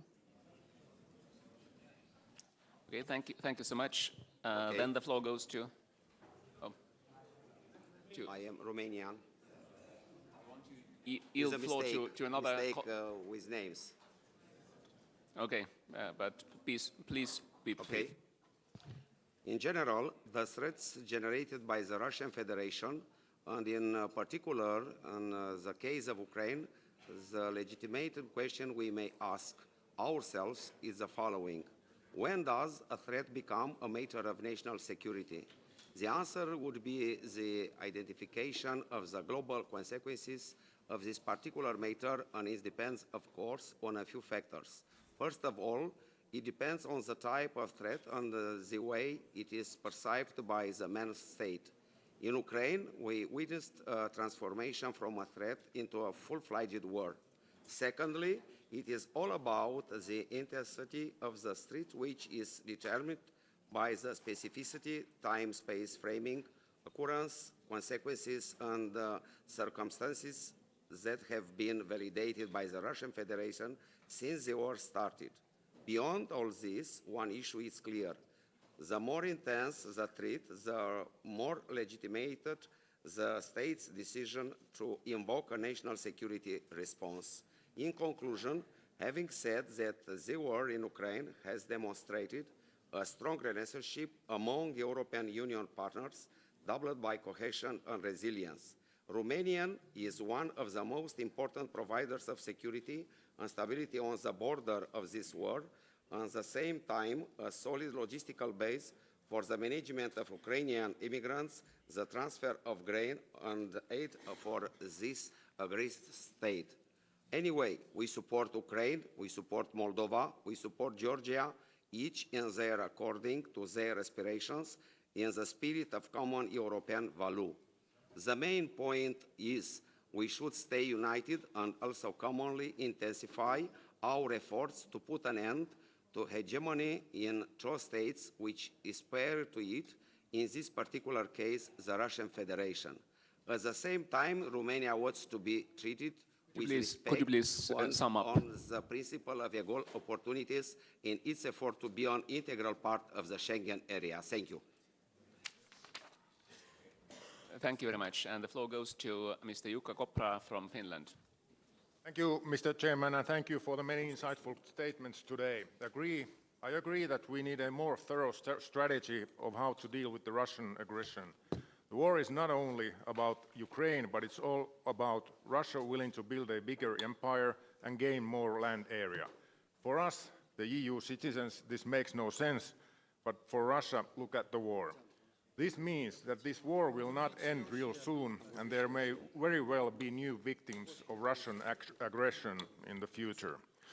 One problem is the amount of ammunition and material EU can produce. It is too low, the consumption is higher than we are able to produce. And Russia is spending next year 30% of its budget into arming itself. Reality shows that sanctions will not stop Russia making more arms. EU and EU countries must do everything they can to increase the production capacities of defense equipment and do it fast. If a decision, for example, of building a new production line of heavy grenades is made today, the first pieces of ammunition are ready after about one and a half or 2 years. So we should act real fast to increase the production to levels we have promised. Why is this all important? The events have shown us that Russia understands only power, mechanics, and capability to apply force. That's why we need to create a substantial threat to Russian plans. President Zelensky said in February 22, "I don't need a ride, I need more ammo."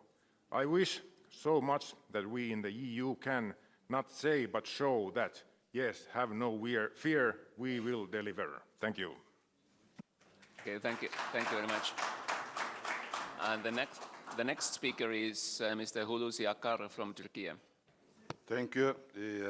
To Ukraine, while providing the humanitarian assistance and beyond, from the very beginning, Turkey has continued its efforts in coordination with the United Nations to solve the global food crisis caused by the war in Ukraine as well.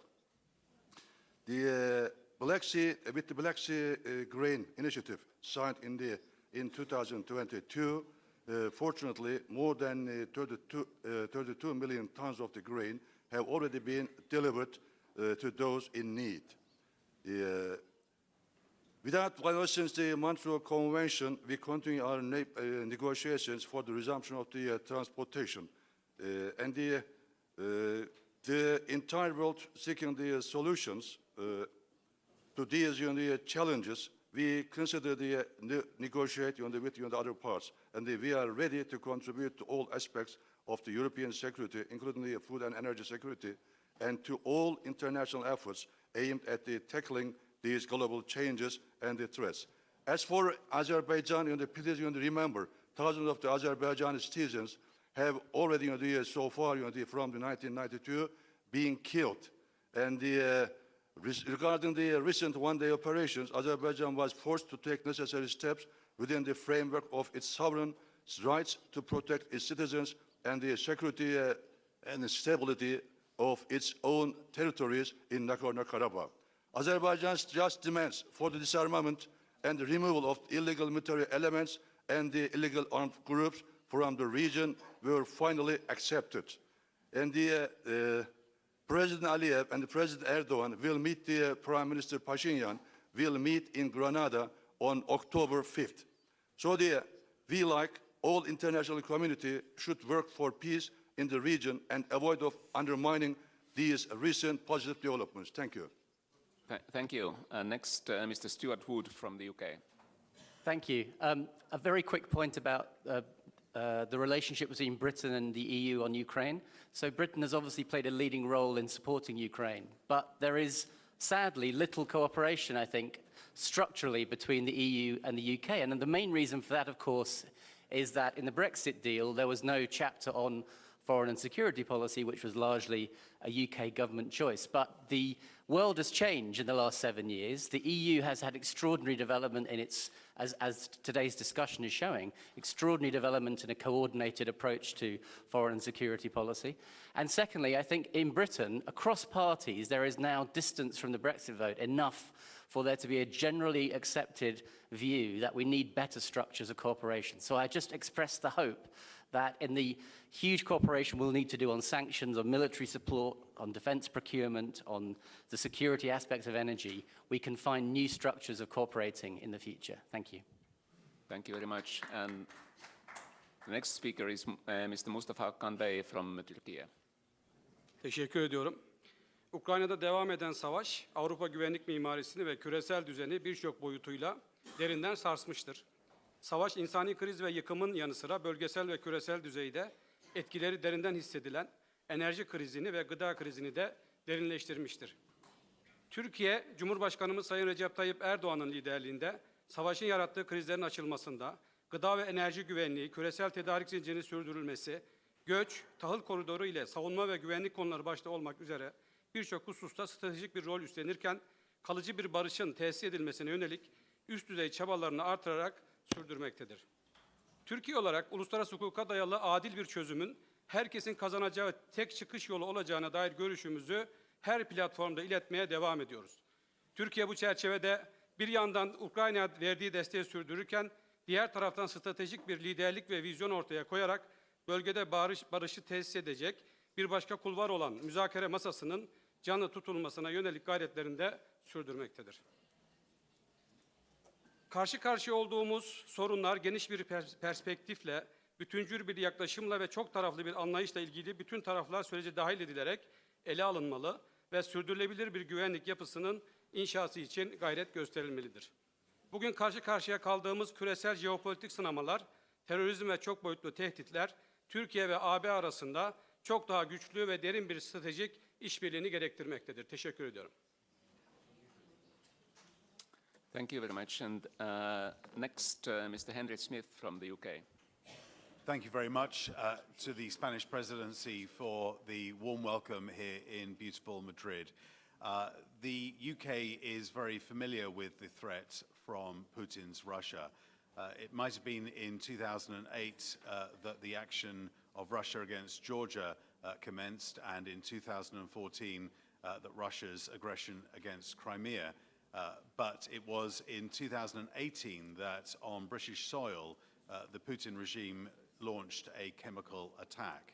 I would like to express my appreciation for the EU's impressive response in countering the aggression of Russia against Ukraine, now the largest contributor in terms of support, even beyond the United States. And I am pleased to see that the UK, with the EU, has worked very closely to support those brave people in Ukraine who are fighting for their liberty and their democracy, and it is important that we continue to work with them. I hope that during the Spanish presidency of the EU, the PESCO agreement can be concluded, where Britain is very keen to play its part in terms of increasing the mobility of troops and military equipment to support Ukraine.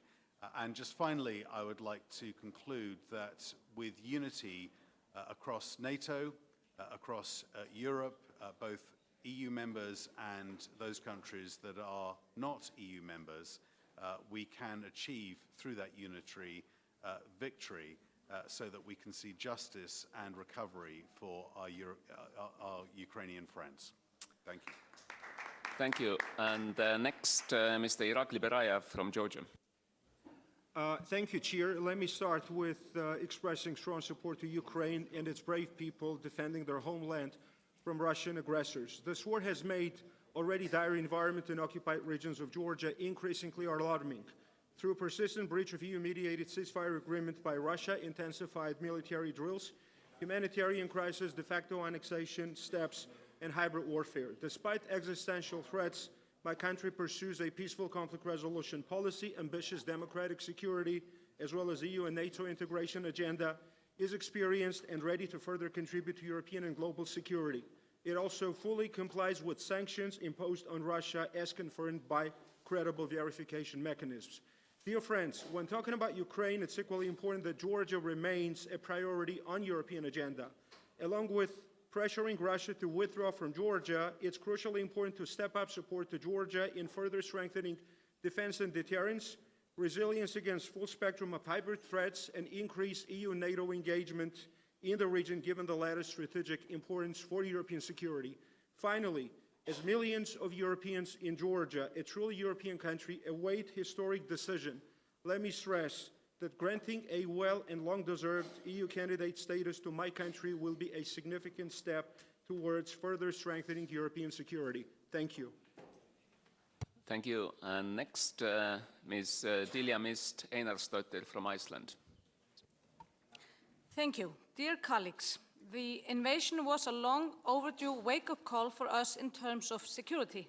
For a long time, our Baltic friends and others on the eastern flank had been warning us about this threat, but those warnings fell on deaf ears. And although Mr. Devine stated earlier that we have supported Ukraine from the start, our support was not enough from the start, which was in 2014. Far from it. And since we are all finally listening, I do hope that we continue to give clear long-term commitment to support Ukraine. Our unity on this front is ever as important, but we have been witnessing some fractions among us, as others have mentioned, and at the other side of the Atlantic, we are nervously watching the US entering election year.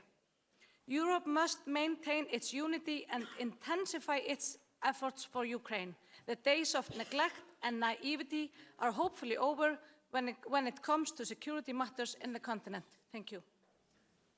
Thank you very much. And finally, Mr. Christian Tybring-Gjedde from Norway.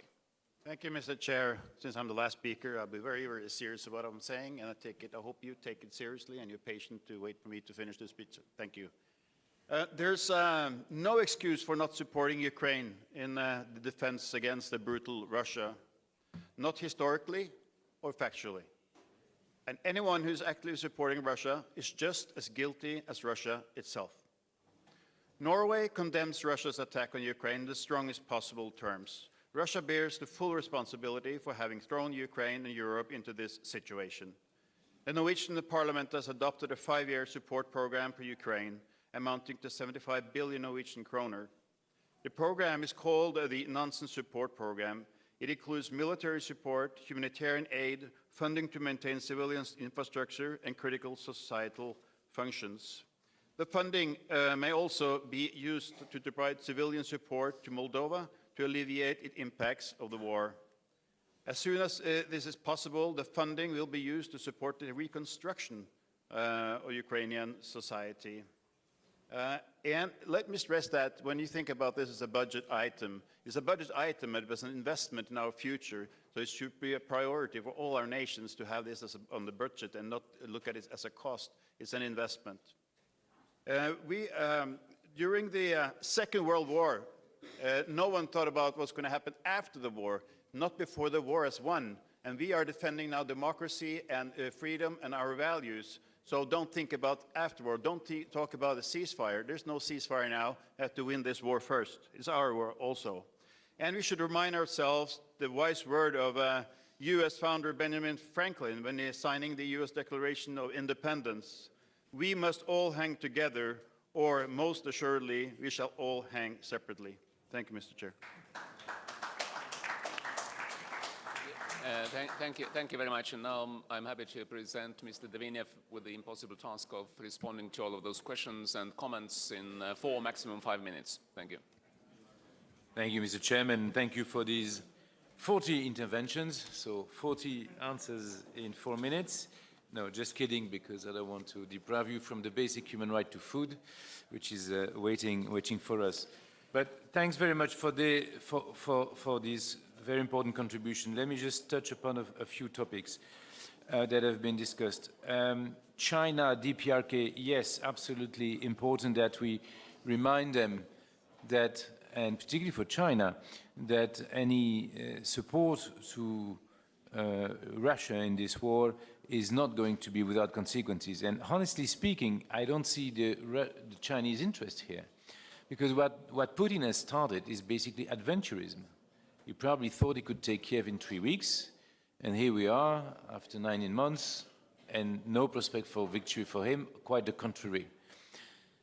Where does this lead a country like China, world's largest food importer, world's largest energy importer? If food prices and energy prices are instrumentalized by Russia and increased as a consequence of this war. So it's not in their interest, not geopolitically. Everybody knows about the difficult relation between China and US, and what the war against Ukraine is doing is probably not pleasing China, that it's getting NATO much more reinforced and a lot more I would say Western solidarity, to put it. So I think it's clear that also if China, which we don't have evidence of that for the time being, were to supply weapons to Russia, there would be consequences. Obviously, it's for, as always, the member states to decide on sanctions. This is not what we're talking yet. But certainly the messages have been passed and will continue to be passed when it comes to China's role. There were a number of questions on Moldova, but also Georgia, Armenia. Let me just say one thing, is that we are, and I don't have the time to detail here, but we are absolutely supporting the resilience of all of our Eastern partners. We have developed also security dialogue with them. We have developed tools to fight disinformation, to fight cyber threats, hybrid threats in general, etc. I don't have the time to go in detail here, but there's a lot of work if you want to look for that. Similarly, Central Asia, we're also developing very strongly our relation with Central Asia. Central Asians are very eager to develop their relation with the EU, and we are responding to that. Now, there was a couple of statements having doubts on the sanctions. Of course, you can always hope for more, but one really should not underestimate the depth and the volume of these 11 sanction packages, which has led to 1,800 individuals and companies from Russia and Belarus being sanctioned. 70% of Russia's banking system assets are under sanctions. All the key banks from Russia disconnect from SWIFT. Energy sector, 90% of the current oil imports is covered.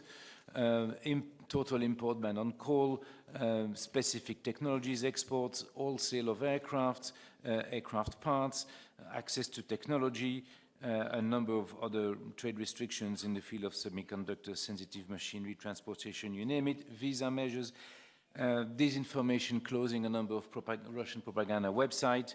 I spare you the whole list, but this is quite significant, and I don't think we should, of course, we should always aim more, and we are working very concretely, even if it's discreetly, on fighting circumvention of sanctions, but this is certainly not something to be underestimated. Then, I beg to disagree strongly with Mr. Rothfuss, who said diplomacy should have been used. Mr. Rothfuss, I don't know if you've been following this relation between EU and Russia since 13 years, as I have, but diplomacy has been tried over and over and over. We've had 21 consultations with Russia on the alleged negative consequences of the DCFTA, the Comprehensive Free Trade Agreement that we negotiated with Ukraine. Russia could not prove any negative consequences because there are none. And there are thousands of FTAs around the world. I've never seen third countries asking for consultation, and it was done. Minsk I, Minsk II, at the head of state level, how many meetings for the head of state of France or Germany to hear from the Russian delegation that Russia was not even present in Ukraine, that it was an internal conflict, contrary to very obvious evidence. The problem is that, like the proverbial tango, it takes two to make peace, but only one to make war. And if one is willing to make that war, it's very difficult to stop that through diplomacy. You have to go through other means, which is what we're doing.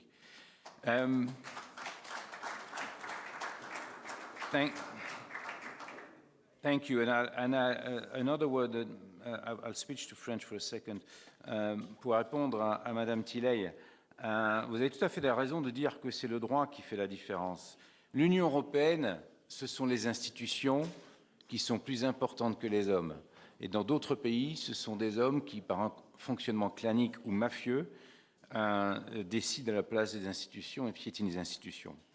And I also would like to say in this regard, talking about Armenia, which is knowing obviously through its population Karabakh very difficult days, and we all have seen these terrible images of Stepanakert/Kankendi being emptied in a few hours by people, something like 100,000 leave all property, that this is of course terrible. The EU has its monitoring mission in Armenia, is willing to and will support humanitarian aid these refugees, and as was mentioned as well, will continue trying to make peace in this regard. But also I want to say that there was definitely a Russian angle also that we've seen, and I want to draw your attention to this absolutely amazing tweet by former Russian President Medvedev, not naming but very clearly hinting at Prime Minister Pashinyan, that has always been heated because he was the product of a color revolution, because he cleaned his country also of certain corrupted practices. And I quote, but it's quite amazing. I quote, there was this guy, he lost a war, but quite surprisingly, he remained to be in power. Then he started to flirt with NATO, and guess what fate is awaiting him? 3 dots. So if that is not interference, I don't know what that is. So let me just finish my 4 minutes by saying that, again, our strength is our unity, has always been with the EU, but also you represent obviously very different countries, geographically, historically, I need not explain that.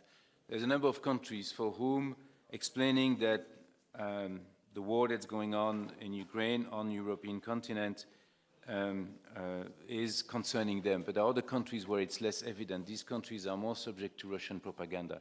And you have a very key role in explaining to your constituencies that this war concerns them, that this war is a war against Europe, against its values, against its institutions, against its way of life. Thank you.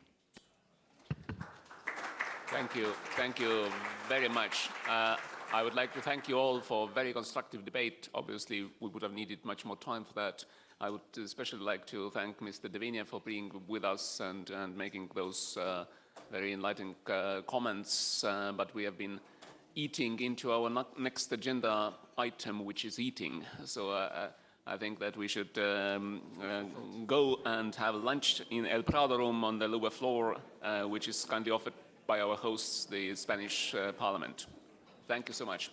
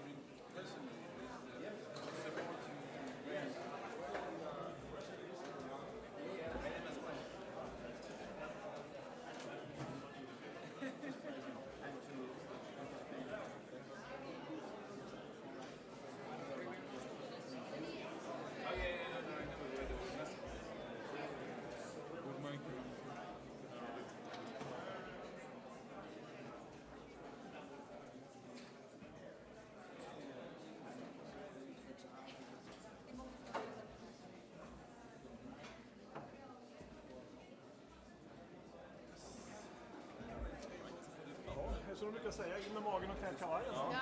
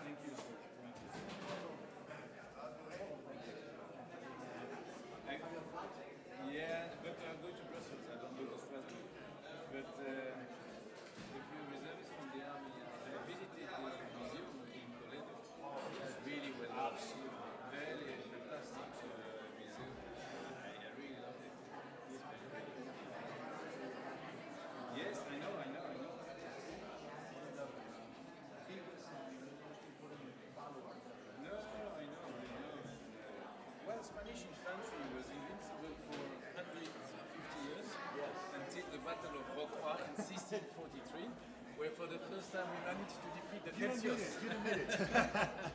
For the first time. Exactly. So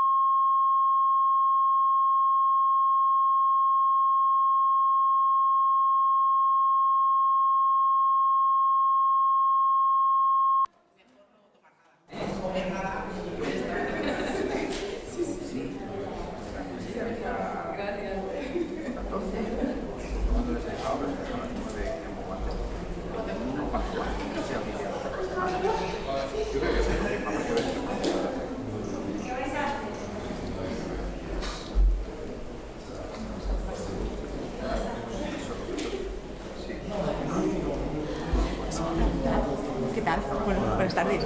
Cuando empiece no me puedo acercar, ¿no? No lo sé. porque estáis Estamos en directo. en directo, por eso, que no sé si mi compañero se acercaba o no. No lo sé, lo acabo de llegar. No. Ah, o sea, que ni idea, también. Ah, vale. Vale, nada, no te preocupes, gracias.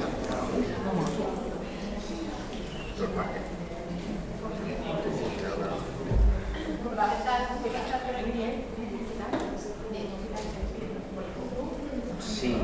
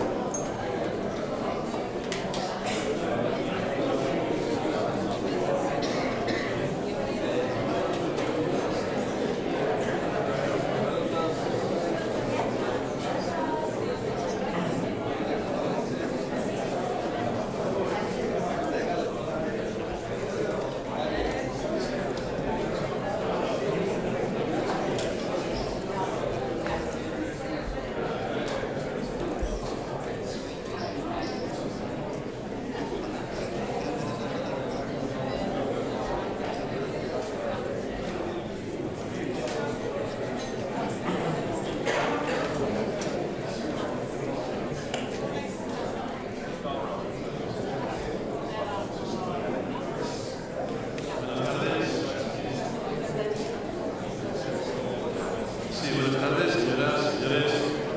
En primer lugar, comentarles que la señora María Molina Álvarez de Toledo, subdirectora general de Política Exterior y Seguridad Común, que era la persona que iba a moderar este debate, no ha podido asistir y en sustitución de ella pues voy a estar yo moderando esta mesa. Soy Rafael Lemus, soy senador de España y también miembro de este grupo interparlamentario. Bien, a continuación, en esta mesa de debate, que va a tratar sobre los últimos acontecimientos en el ámbito de la política de seguridad europea, me acompañará la señora Cristina Duarte, que está conectada por Zoom y que ahora a continuación le daremos paso. Y también contaremos, que está sentada a mi izquierda, la señora Belén Martínez Carbonell, directora ejecutiva para Agenda Global y Relaciones Multilaterales del Servicio Diplomático de la Unión Europea. Bien, en España esta hora no es muy apropiada para estos debates. Conocerán ustedes que en nuestro país hay un hábito hasta ahora maravilloso llamado siesta, el cual les recomiendo si no le han hecho uso alguna vez.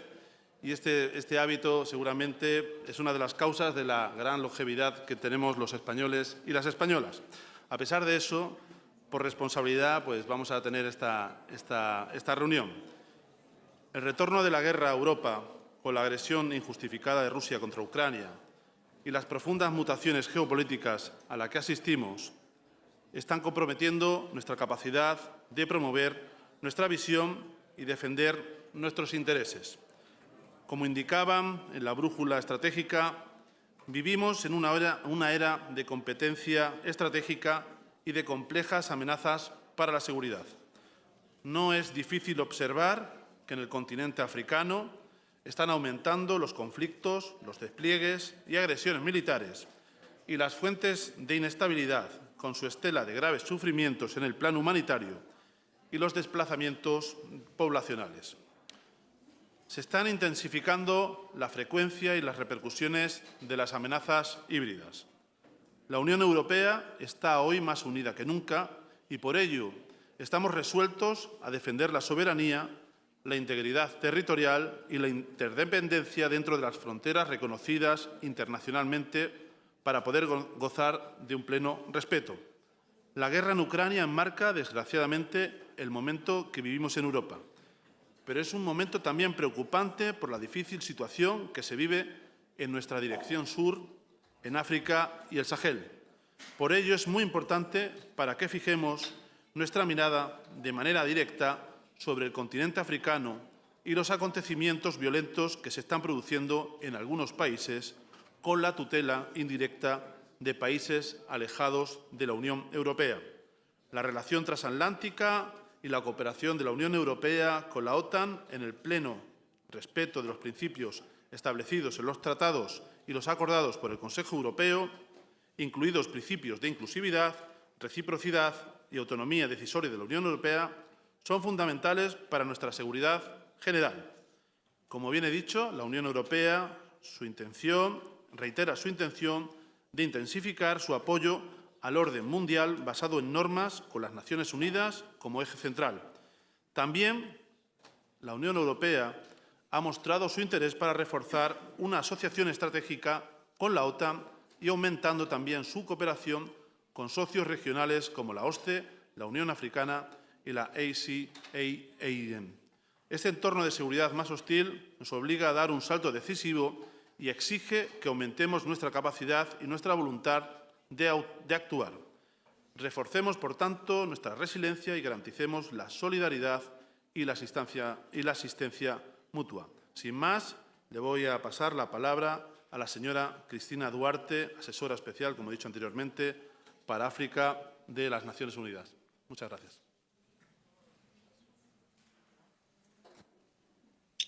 Good morning from New York. It's a pleasure to be here, a pleasure and an honor. With your permission, I would like to deliver my brief remarks so we can have time for our conversation. Honorable members of Parliament, ladies and gentlemen, I'd like to start by thanking the European Parliament and the Spanish Cortes Generales for inviting me to participate in this debate on the latest developments in foreign and security policy. As the Special Advisor on Africa to the United Nations Secretary General, I will focus my intervention on the continent, particularly the Sahel region, which has experienced severe challenges in the past 3 years, which have resulted, among others, in a rise in unconstitutional changes of government and a parallel rise in the threat of terrorism. For the past 2 years, I have been to Brussels twice, in October 22 and April 23. I had the opportunity to meet with the European Commission, the Parliament, the External Action Service, including Mrs. Martinez Carbonell, and the Committee on African Affairs. I brought to Brussels one message, one policy proposal, and one case study. The message was simple.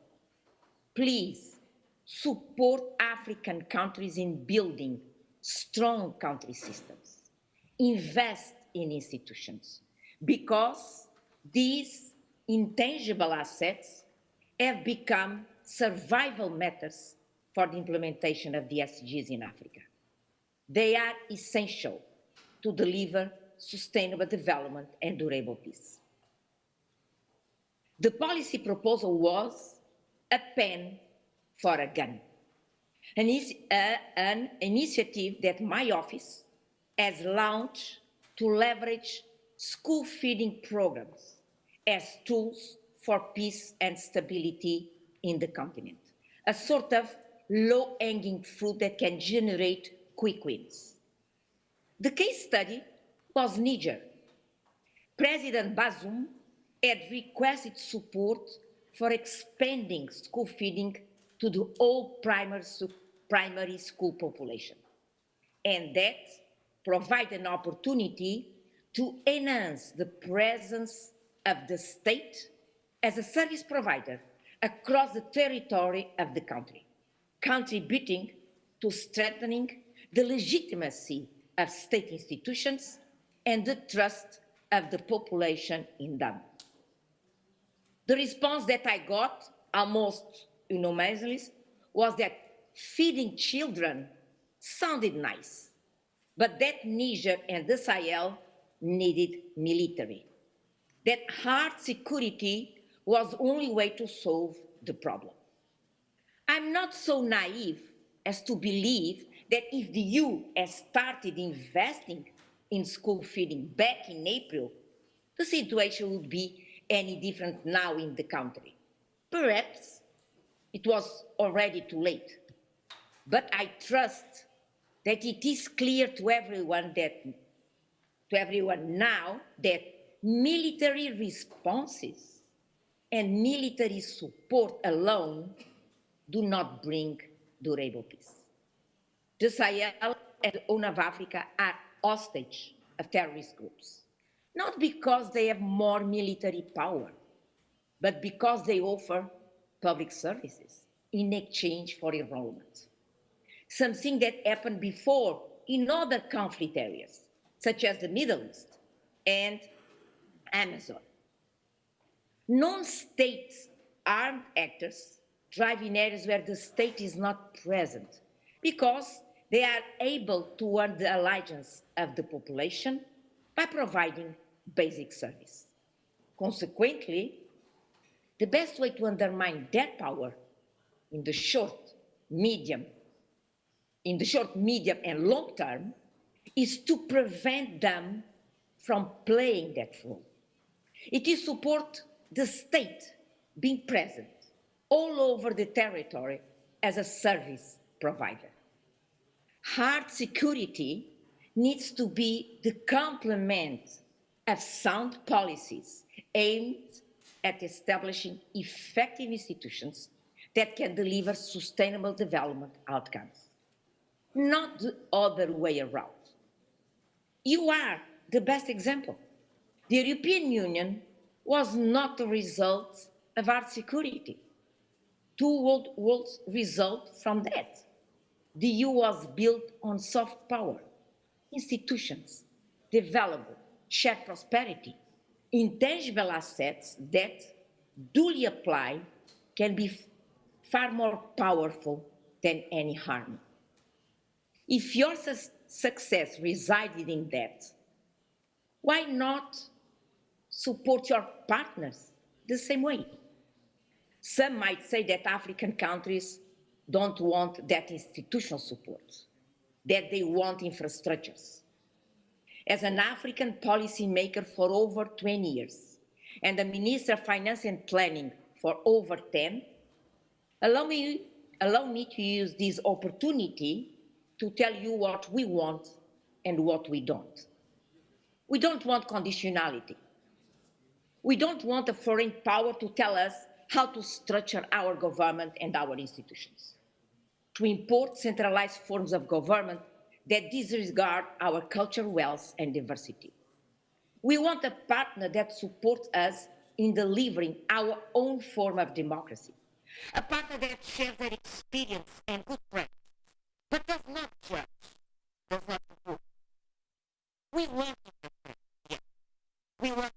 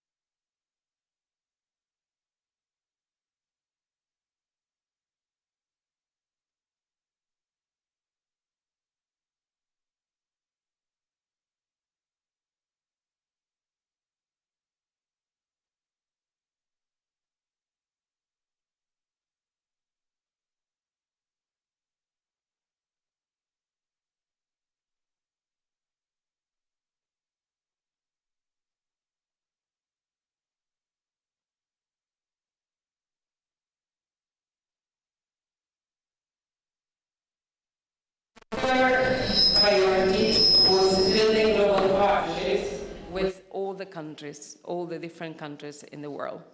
And this year, for the first time, and I'm very proud of this, together with the foreign ministers of your member states, all the actors in the EU institutions, we decided to make a plan for the EU to reach out to the rest of the world.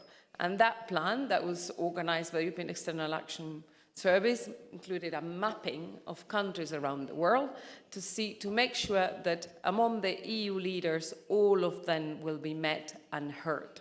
Because this is a lot about not just passing our message, but about listening to them. And with all those efforts, we managed together as the EU to reach out to more than 130 countries, which is not a small thing. So I think it was worth the time of all our leaders. What is my readout of my humble readout of what we achieved, we learned that week? First, that reports of the death of multilateralism have been greatly exaggerated. You might have heard over the last year, there were many, many talks about the UN being out of date, but it should not be forgotten that the UN survived essential threats during the Cold War only to emerge stronger. And unfortunately, I'm really sorry, but there are some people talking that are really distracting me. I would appreciate if those who don't want to listen, there is no offense, just walk out. It's a beautiful day. But for those who want to stay, I'm very happy to talk to them. Okay, so the first reading that we made was that the reports of death of multilateralism have been greatly exaggerated. The second is that New York is not about multilateralism, but is also about all the meetings that take place in the background, all the get-together, the reach out, and all the dealings that are happening behind the scenes with the aim of making this a better world. I give you an example. The US pushed for a rapprochement between Saudi Arabia and Israel behind the scenes that week. And that's an important step for those of us who think one day it should be a more peaceful Middle East. But the third conclusions that I draw is that multilateralism and multipolarity can work together. A lot has been said recently about whether the world is still multilateral. Is it worthy, or in this context where there's the BRICS plus, the G20 reinforced, whether there's still a way and a meaning for the UN, and we think it is.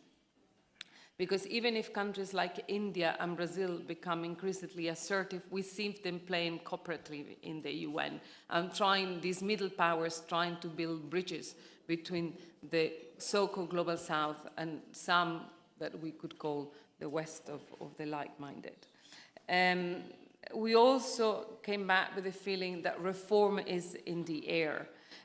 To accommodate all the new assertive voices, reform in the UN is necessary. And although there is a lot of criticism on the Security Council for a perceived lack of legitimacy, representation and misuse of the veto, and in particular we know by whom, President Ruto of Kenya caught the mood in the general debate saying, if any confirmation was ever needed that the United Nations Security Council is dysfunctional and democratic, non-inclusive, and representative, and therefore incapable of delivering meaningful progress in our world as presently constituted, the rampant impunity of certain actors on the globalist scene settles the matter. So there we have an African leader calling out on the Russian disregard for multilateral institutions. So only for that, multilateralism is worthy. Because it's not just about saying that what Russia doing is wrong. It's about the rest of the world understanding and supporting that it's wrong and that the UN Charter needs to prevail. But how to prioritize the priorities themselves? To some extent, there are a lot of frustration in the systems born of a sense of overload, which is competing priorities coming to a head at the same time. And this was very palatable this year in the high-level week, with 11 official events mandated by the General Assembly. There was the SDG Summit, the Climate Summit, 3 health events, one on the pandemics, one on tuberculosis, one on universal health coverage.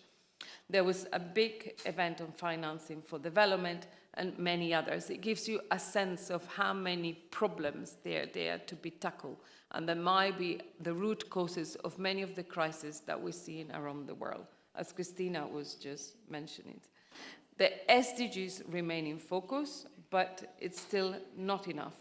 The priority of the priorities is to reboot the progress on achieving the SDGs. Because as Christina is saying, if at the end of the day there are many parts of the world where people cannot be fed, then it's not surprising that we'll face more instability and insecurity. The Secretary General Guterres has called for a rescue plan and a $500 billion stimulus to accelerate the SDGs, to which the US and the EU are ready to contribute. And I'll come to that in a moment. And then I come to funding. And funding and money, as you can imagine, is key to progress. And we see increasing connections between the UN and the international financial institutions or multilateral development funds. They've heard the calls, and they know that their work needs to be integrated, because we need to prioritize and we all need to work for the same goals. But also, we had there the head of the EIB, the European Investment Bank, which concluded a partnership agreement with UNDP, WHO, FAO, IOM, and UNICEF are others that expect to join soon. This is an important new nexus because it joins the work that we're doing with our bank with the work that the UN institutions are doing. But just because you're European after all, and you need to know what your European leaders are doing, the EU collectively mounted an effective performance in New York, despite the challenging context. During the week, the EU leadership was visible on all main themes, with President Michel making keynote interventions on priorities like the pandemic prevention and preparedness response, which you might recall was his idea, and this will help us address pandemics in the future, which again, you know, if you think of COVID is at the heart of many of the inequalities and sufferings that we see in Africa still today and many other parts of the world. President von der Leyen spoke at the Climate Ambition Summit, where the EU has a good story to tell, and signed the Treaty on Biodiversity beyond national jurisdiction, again, something where the EU stands a great place. And then we had many others in town. But then, as I was saying, we did a lot of outreach. The EU, the African Union, and the UN had a meeting at top level with the president's level, precisely to address things like peacekeeping missions in Africa, financing the green transition in Africa. The High Representative also co-hosted a ministerial side event on the Middle East peace process, which included Saudi Arabia, Egypt, Jordan, and the League of Arab States, that he followed up later with bilateral meetings with the Palestinians and separately with the Israelis, with a view to relaunch some hope for the Middle East. They also had the unfortunate opportunity to speak on an urgent meeting of the UN Security Council on Armenia and Azerbaijan. That was called while we were in New York as events developed, and to discuss with many other leaders. But overall, Ukraine remained in the spotlight. President Zelensky addressed physically the UN General Assembly for the first time, and that was a powerful speech for the rest of the world. But also, as I was saying, there were many voices in all those countries in Asia, in Africa, that came to support us in our plea for Ukraine, and I think that is very important. Looking ahead, what comes next? The priorities, I think, for us in the year to come, because, okay, I think with a year we have enough to think ahead. The world changes so quickly. First, I think, is the green transition, which, as you know, is a huge priority of the European Union, and it has an important external dimension. Firstly, because if the rest of the world does not join climate change agenda, we will not make it alone. We cannot remain an island with the rest of the world losing the track on climate change. And for that, we'll need to focus on two things. First, in helping the rest of the world to also do their green transition. And how we're going to do that with the shortage of finance that is around is first mobilizing private funding, and that's something we're trying to do with Global Gateway, which is this big facility for infrastructure that the EU has put forward that, among other things, addresses the necessary infrastructure for third countries to move into green energy. But secondly, by supporting the reform of the multilateral development banks to make sure that they provide more fiscal space for countries around the world to fill the needs of their citizens and to address the climate change, green transition needs. But secondly, we also need to look at the green transition with a more selfish approach and to think about our economic security. And for that, we need to make partnerships with countries around the world that we can rely on to find the raw materials that we need to fund our strategic autonomy and to make sure that, that we will be able to finance our green transition, and we will not depend just on one country, but we will diversify our options. And we're in the process of signing critical raw material partnerships with countries like Chile or Namibia, but also with countries in Africa, where they have resources, we have an interest, but we want to help them to extract those resources in a proper way, with due diligence to environmental standards, to labor standards, before others come and do it with no regard to the one or the other. That's the first priority. Secondly, looking at what, hearing Christina, yes, we have to look at the kind of assistance and support we've been giving countries around the world. I was just with Vice President Skinas in Ivory Coast, Guinea, and Senegal earlier this week to address the migratory issues. And one of the things that the Vice President was saying is that, yes, maybe in the past we have tried to support economic growth in your countries, but maybe we haven't done enough. Maybe we need to look and see if we can do better. At least for now, our financial envelope includes a 10% minimum, and that's 8 billion, that has to go to addressing the root causes of migration. But overall, our packages in third countries address the root causes of migration, because whether it's through infrastructure, through feeding program, what we try to provide is opportunities for those countries to grow. So that's the second, and that with the aim to contribute to the achievement of the SDGs, but also to contribute to promote good governance in those countries, countries where their fiscal systems are more accountable to their citizens, because there's the only way they can mobilize domestic revenue. Third is addressing the external dimension of migration. And migration, as you may see, is a topic that is currently discussed at the European Council, and every time they meet, it will be still discussed in Grenada next week. And, you know, as Vice President was saying, we're not going to stop the flows. People are going to keep coming. And ultimately, there are needs, there are labor needs in Europe. So it's all a matter of manage them properly. We don't want people to sink in the Mediterranean. We don't want Lampedusa to be flooded. We want smart ways to bring those for whom we can provide opportunities to Europe and make sure that for the others, there are opportunities in their own countries. And it's still making sure that all those that deserve asylum and protection because they're fleeing regimes, they can find the necessary support in Europe, as the international conventions oblige us to. And fourthly, as I said early on, is looking into supporting the multilateral system, because we as Europeans, we thrive on rules and order. And for us, the multilateral system can only be one that will support our view of the world, a world based on good governance and rules.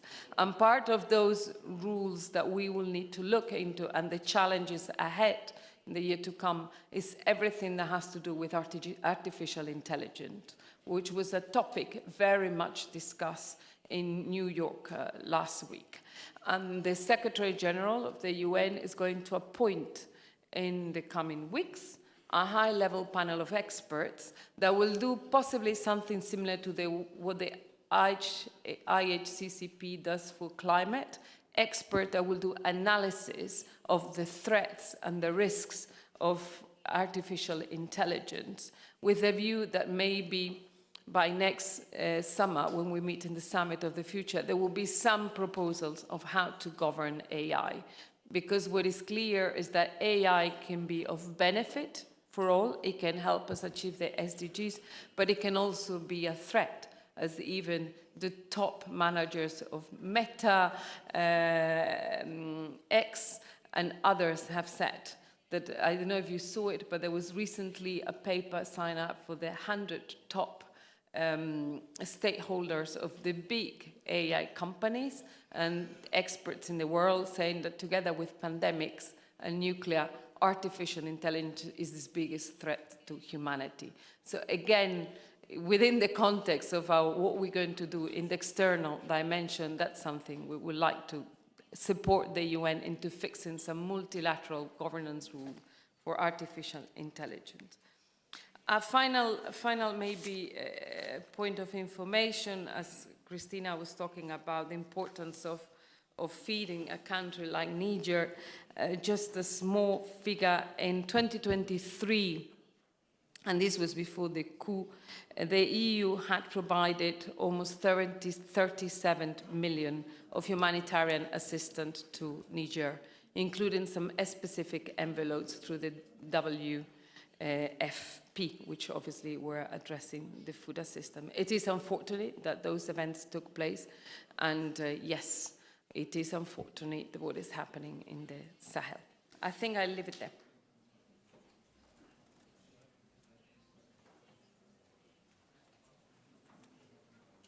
Muy bien, muchas gracias.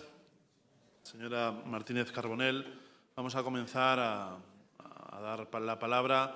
Tienen ustedes 2 minutos para las intervenciones y en la primera palabra la tiene el señor George Koukoumas del Parlamento chipriota. Muchas gracias. Dear colleagues, being coherent in principal position as opposed to using double standards, respecting international law, sovereignty, and territorial integrity of all states, be it Ukraine, Serbia, Republic of Cyprus, or any other country, constantly choosing the path of peace and diplomacy, form the most solid basis for an effective and independent European foreign and security policy. In the case of the tormented Eastern Mediterranean neighborhood, this includes 2 goals which should become Europe's priorities. Firstly, drastically control EU member states' arms export to war zones and authoritarian regimes in the Middle East, which fan the flames of conflicts and clearly contravene even the Council's 2008 common position. European arms trade is the elephant in the room when discussing situation in Eastern Mediterranean and Middle East. Secondly, the EU should support and work with the United Nations for the goal for establishment of a zone free of weapons of mass destruction in the Eastern Mediterranean and the broader Middle East, as per its commitment and as the European Parliament endorsed recently. Patching the entire region of nuclear, biological and chemical weapons will be a historic step towards lasting security and peace in our turbulent neighborhood. And the comment on migration. Migration and refugees are wrongly depicted as a threat to Europe's security. All those causing the uprooting of millions of refugees are the threat. The actual issue here is the sincerity and commitment of member states regarding the need for a solidarity and international law-based approach to migration and asylum. The new pact on migration will not work unless it includes a binding mechanism for all member states to host refugees according to their capacity and population. The refusal of certain member states to take their share of responsibility is in fact the real threat. Thank you. Gracias. Señora Rosalía Ivolia de la Cámara de Diputados de Rumanía. Thank you, Mr. Chair. First of all, please allow me to congratulate Spain for the successful presidency, which is our success too. And based on the excellent presentation and overview made by Madam Managing Director, please, regarding the SDGs, please allow me to base my intervention on the principle that nobody left behind. And I will come back in Europe because, first of all or may I say, it's very, very important that in order to strengthen the EU's role as global actor in security, in foreign policy, and in defense, the EU structure itself must be strengthened through following steps, in our opinion, like a Romanian delegation. First of all, accepting Romania and Bulgaria in the Schengen area. Second, finding and putting into practice the necessary steps to join the countries of Western Balkans in the EU table. And third, strengthening the process of accessing Ukraine and Moldova in the EU and speeding up the process of Georgia too.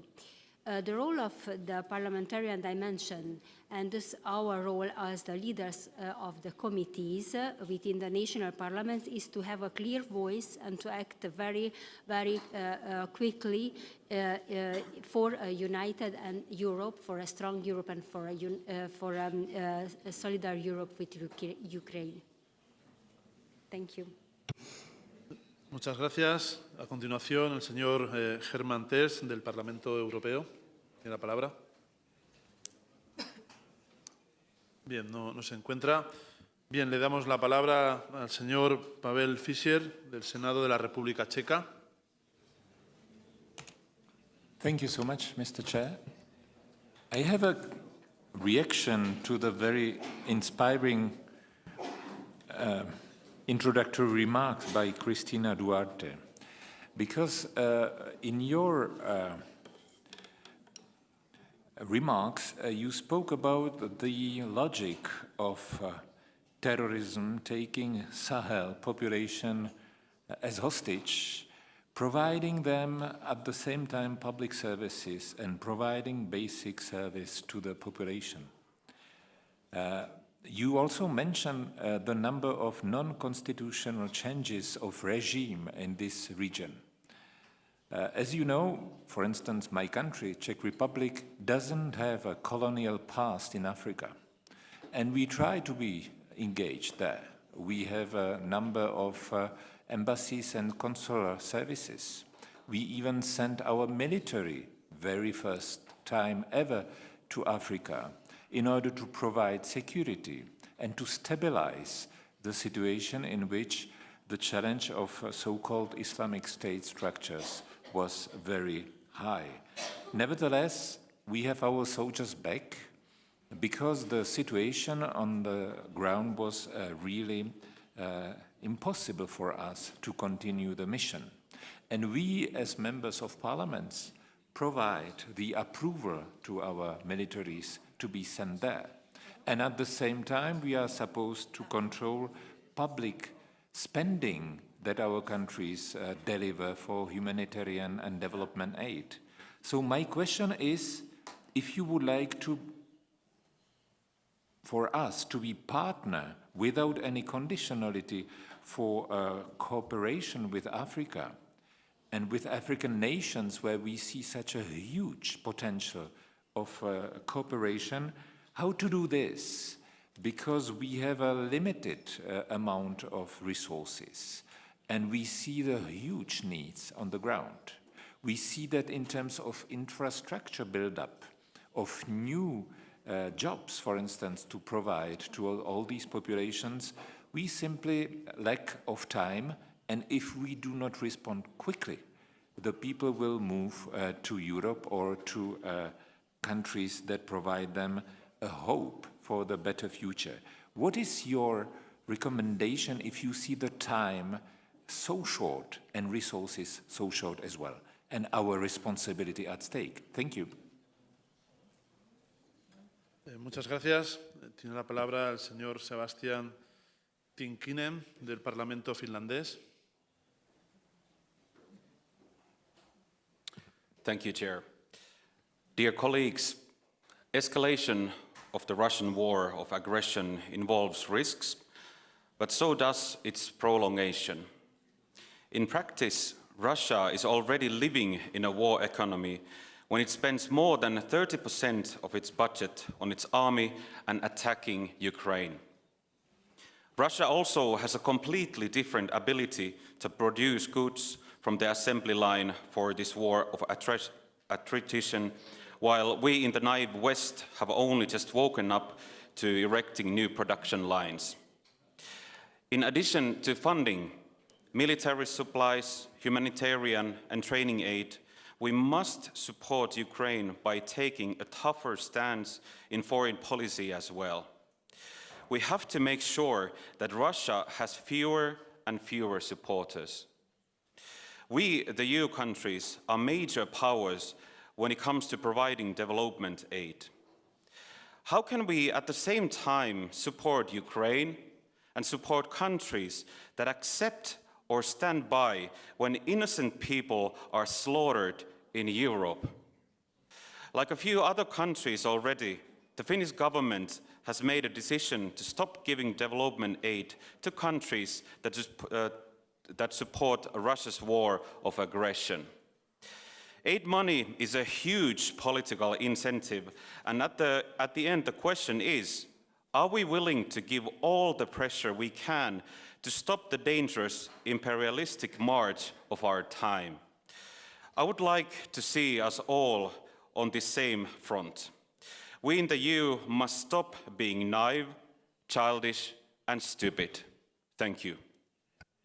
Muchas gracias. A continuación tiene la palabra el señor Nikola Masar del Parlamento croata. Poštovani predsjedavajući, uvaženi gosti, kolegice i kolege zastupnici. Europa je osvijestila opasnost i to je doprinijelo da se ubrzala aktivnosti na jačanju svojih obrambenih sposobnosti, nabavi novoga oružja i planu jačanja europske proizvodnje. Hrvatska je odmah na samom početku osudila rusku agresiju i kontinuirano i snažno podržava neovisnost Ukrajine. Hrvatska je svoju podršku iskazala i kroz ukupnu pomoć koja je do sada iznosi preko 250 milijuna eura, te će kao zemlja koja je nažalost imala bogato iskustvo u razminiranju vlastitoga teritorija biti domaćin međunarodne donatorske konferencije o razminiranju koja će se održati 11. i 12. listopada ove godine. Hrvatska pozdravlja činjenicu da je regija Zapadnog Balkana također prepoznata kao prioritet zajedničke vanjske i sigurnosne politike, te pružamo snažnu podršku proširenju Europske unije na ovu regiju o čijoj stabilnosti ovisi i stabilnost Unije. Nadamo se da će se do kraja ove godine donijeti i nove važne odluke na ovome području. Hrvatska se snažno zalaže za novu fazu institucionalnog odnosa između Bosne i Hercegovine i Europske unije, odnosno za otvaranje pregovora. Republika Hrvatska pozdravlja rezultate postignute u godinu i pol provedbe strateškog kompasa. Još ostaje dosta posla za odraditi, a posebno u pogledu snaga za brzo raspoređivanje. U pogledu odlučivanja u području zajedničke vanjske i sigurnosne politike, Hrvatska zagovara zadržavanje postojećega rješenja, odnosno zadržavanje principa da se odluke donose jednoglasno. Osim što štite jednakopravnost svih država članica, jednoglasno donesene odluke o zajedničkoj vanjskoj i sigurnosnoj politici jamče solidarnost, vlasništvo i predanost država članica, te njihovu političku snagu, utjecaj i dugoročnu održivost. Takvo odlučivanje osigurava kvalitetniju provedbu odluka, što je i važnije od samog čina usvajanja. Istovremeno, na taj način uklanja se rizik diskriminacije i marginalizacije manjih država članica, a to su elementi koji dugoročno slabe Uniju. Kada je riječ o zajedničkoj vanjskoj i sigurnosnoj politici, moguća poboljšanja Hrvatska vidi u segmentu priprema rasprava, kvalitetnijih prijedloga za raspravu koji u startu reflektiraju interese i prioritete svih država članica, te daljnjeg rada na izgradnji zajedničke strateške kulture. Hvala. Muchas gracias. A continuación tiene la palabra la señora Sabine Pilas de la Assemblée nationale française. Merci beaucoup, Monsieur le Président. Madame Duarte, Madame Carbonel, vous avez mis l'accent vraiment sur l'Afrique. Vous parlez d'Afrique. Est-ce qu'il ne faudrait pas parler des Afriques, d'ailleurs? Parce qu'il y a quand même beaucoup de différences entre les différents États sur le continent africain, avec une émergence aussi des classes moyennes, les économies qui sont très critiques, très dépendantes de l'énergie aussi, comme un peu nous-mêmes. Quels sont les moyens pour vous, pour l'Union européenne, pour contrer les influences d'extérieur qui sont quand même extrêmement présentes, l'influence de la Russie, de la Chine, maintenant aussi du Brésil? Quelles sont nos marges de manœuvre? Merci.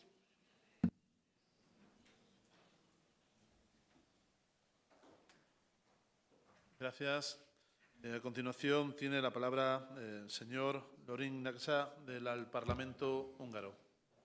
Gracias. Thank you, Chair. As you well aware, Hungary will take over the presidency of the EU Council in the second half of 2024, and the Hungarian presidency will be committed to support every actor in the implementation of the objectives set out in the strategic compass, with the aim of boosting European security and defense. Even one of the main priorities of the Hungarian presidency is strengthening the defense cooperation in EU level. We aim to focus our CSDP priorities around three main pillars. One, strengthening EU crisis management tools. The second one, boosting the effectiveness of EU capability development. And the third one is really important, building a robust, competitive and innovative European defense technological and industrial base. And this is connected with the earlier mentioned strategic autonomy, what you mentioned in your speech, if we have a great innovative European defense technological and industrial base. The second one, Africa. A lot of you mentioned Africa. We consider Africa as the continent of the future. We should make an effective cooperation with African countries based on mutual respect and not lecturing them. They are important to prevent mass migration, and the EU is capable of showing up some good projects with states, churches and NGOs in Africa between the two continents, and these projects will help the African countries to stay there and prevent mass migration. Thank you very much.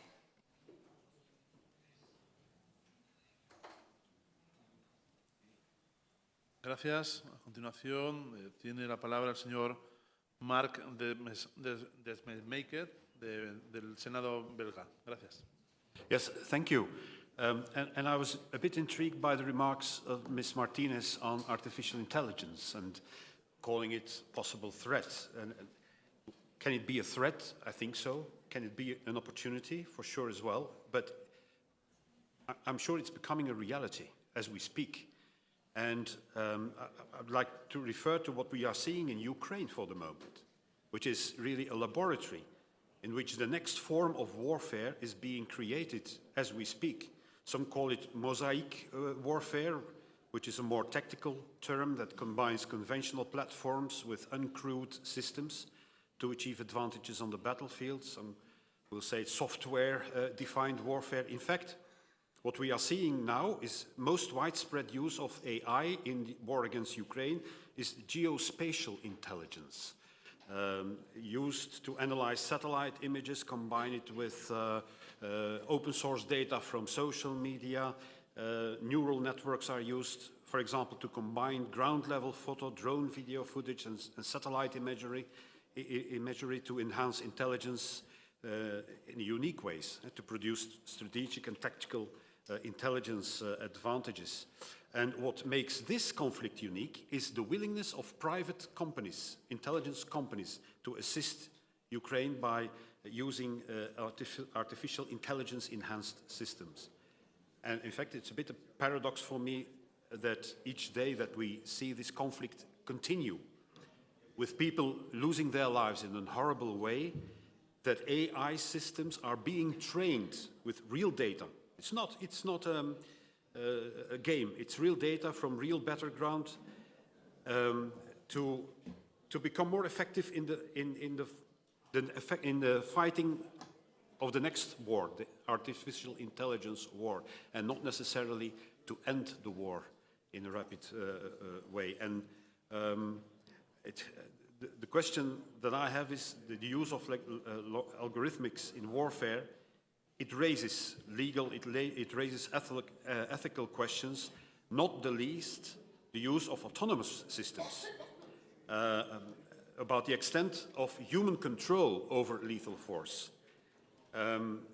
Secondly, staying ahead. We have to, of course, stay ahead in algorithmic warfare, which requires for us continuous investment in research, in development, training and education, developing the skills and expertise needed, including training military personnel, also policymakers, experts in the field.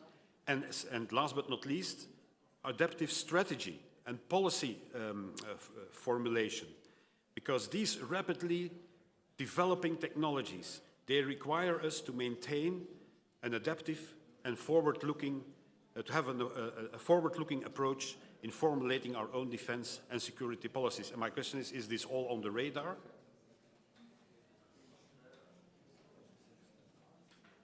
Muchas gracias. A continuación tiene la palabra la señora Naike Gruppioni della Camera dei Diputados italiana. Grazie colleghi. Il conflitto russo-ucraino, se da una parte ha sferrato un colpo alla stabilità e alla pace fin qui costruita nel continente europeo, dall'altra è stata la riprova della nostra unità nel campo della difesa.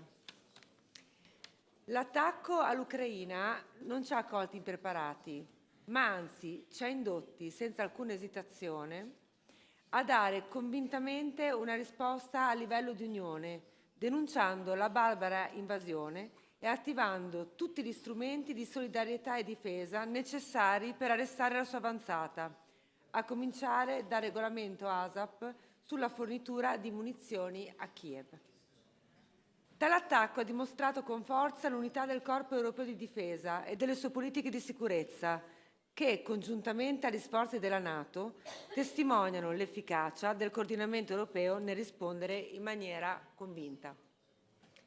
Una risposta che tuttora sta mettendo a dura prova la Russia, ma che ci sta dando anche l'occasione di ripensare profondamente alla nostra struttura, aprendoci a nuovi scenari futuri.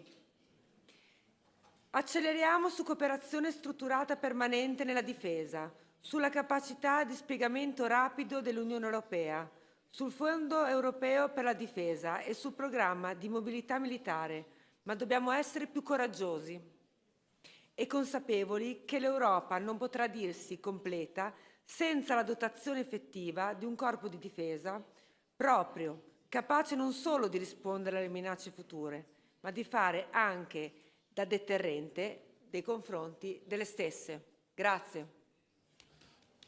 Muchas gracias. A continuación tiene la palabra el señor Koloman Brenner del Parlamento de Hungría.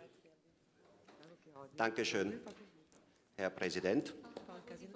Sehr geehrte Kolleginnen und Kollegen, lassen Sie mich die heutige Diskussion in eine historische Perspektive setzen. Sowohl die Europäische Union als auch die UNO befindet sich in einer zweiten Welle von der Veränderung von der geopolitischen, geostrategischen Weltordnung, die nach dem Zweiten Weltkrieg 1945 installiert wurde. Und der Angriffskrieg von Putin-Russland gegen die Ukraine signalisiert also eine zweite Welle nach der politischen Wende in Ostmitteleuropa in den Jahren 1989, 90 nach meiner Ansicht. Und es ist sehr wichtig, dass, wie auch in den einführenden Reden zu hören war, sowohl die gute Zusammenarbeit der europäischen Nationen als auch die Struktur der UNO sich diesen neuen Gegebenheiten anpassen muss. Und mein zweiter Punkt wäre die strategische Autonomie, nämlich außer der Stärkung der Verteidigungsmöglichkeiten der Europäischen Union wäre es in meiner Sicht auch besonders wichtig, dass nicht nur die interparlamentarische Dimension, sondern die Dimension der Bürgerinnen und der Bürger gestärkt wird. Und wir als Parlamentarier haben eigentlich die Verpflichtung, den Bürgerinnen und Bürgern der Europäischen Union diese gesamte Bandbreite der Probleme so näher zu bringen, dass ihnen klar wird, dass wir eine bessere Zusammenarbeit brauchen und dass sie einander, die einzelnen Länder und die Bürgerinnen und Bürger auch besser kennenlernen, weil nur so wir unsere europäischen Werte, Rechtsstaatlichkeit, Minderheitenrechte und so weiter verteidigen können. Und mein letzter Satz zu den Rechten der nationalen Minderheiten, auch als Angehöriger der deutschen Minderheit in Ungarn. Es wäre sehr, sehr wichtig, dass wir einheitlich diese Minderheitenrechte in der Europäischen Union auch ansetzen, weil nämlich wir sehen, zu welchen Schwierigkeiten die Missachtung dieser Rechte führt, zum Beispiel aktuell in Bergkarabach durch Aserbaidschan und in allen anderen Krisensituationen. Deswegen wäre es eine bessere und ich sage es mal so vorbeugende Maßnahme, das auch auf der europäischen Ebene dann eindeutig zu regeln. Dankeschön.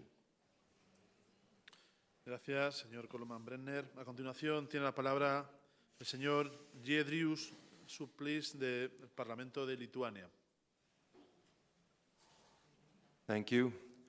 Dear colleagues, parliamentarians, if a hole appears in a ship, the sailors do all they can to fix that hole. They forget about the engines, the compass, and the weather forecast, just fix that hole.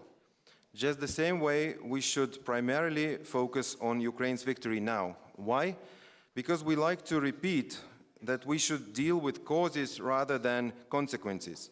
And we all know Russia's dirty job behind turmoils in Eastern Europe, Caucasus, Balkans, and Africa.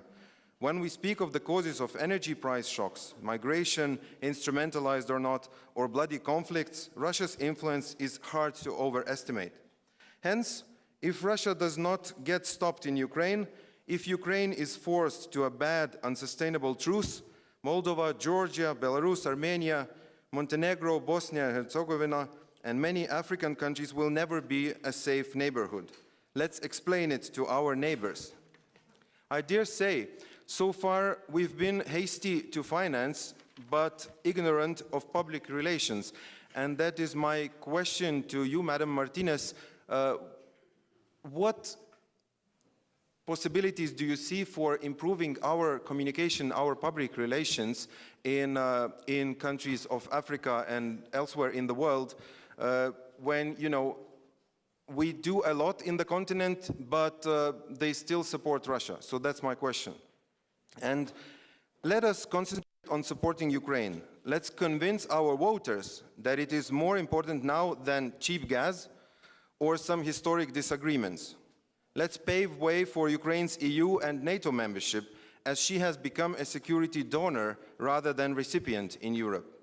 The Lithuanian parliament has recently issued a resolution stating that it considers Ukraine ready to start NATO accession negotiations now. And the negotiations themselves do not activate Article 5 of the Northern Treaty. What concerns the long-term challenges of the common and foreign security policy and common defense policy, I think we should stick to the simple formula. Keep Ukraine in, America close, Russia out, and China at a safe distance. Thank you. Muy bien.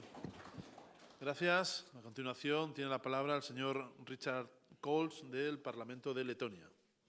Thank you, Chair. First, I want to make some remarks in regards to CFSP, the latest developments.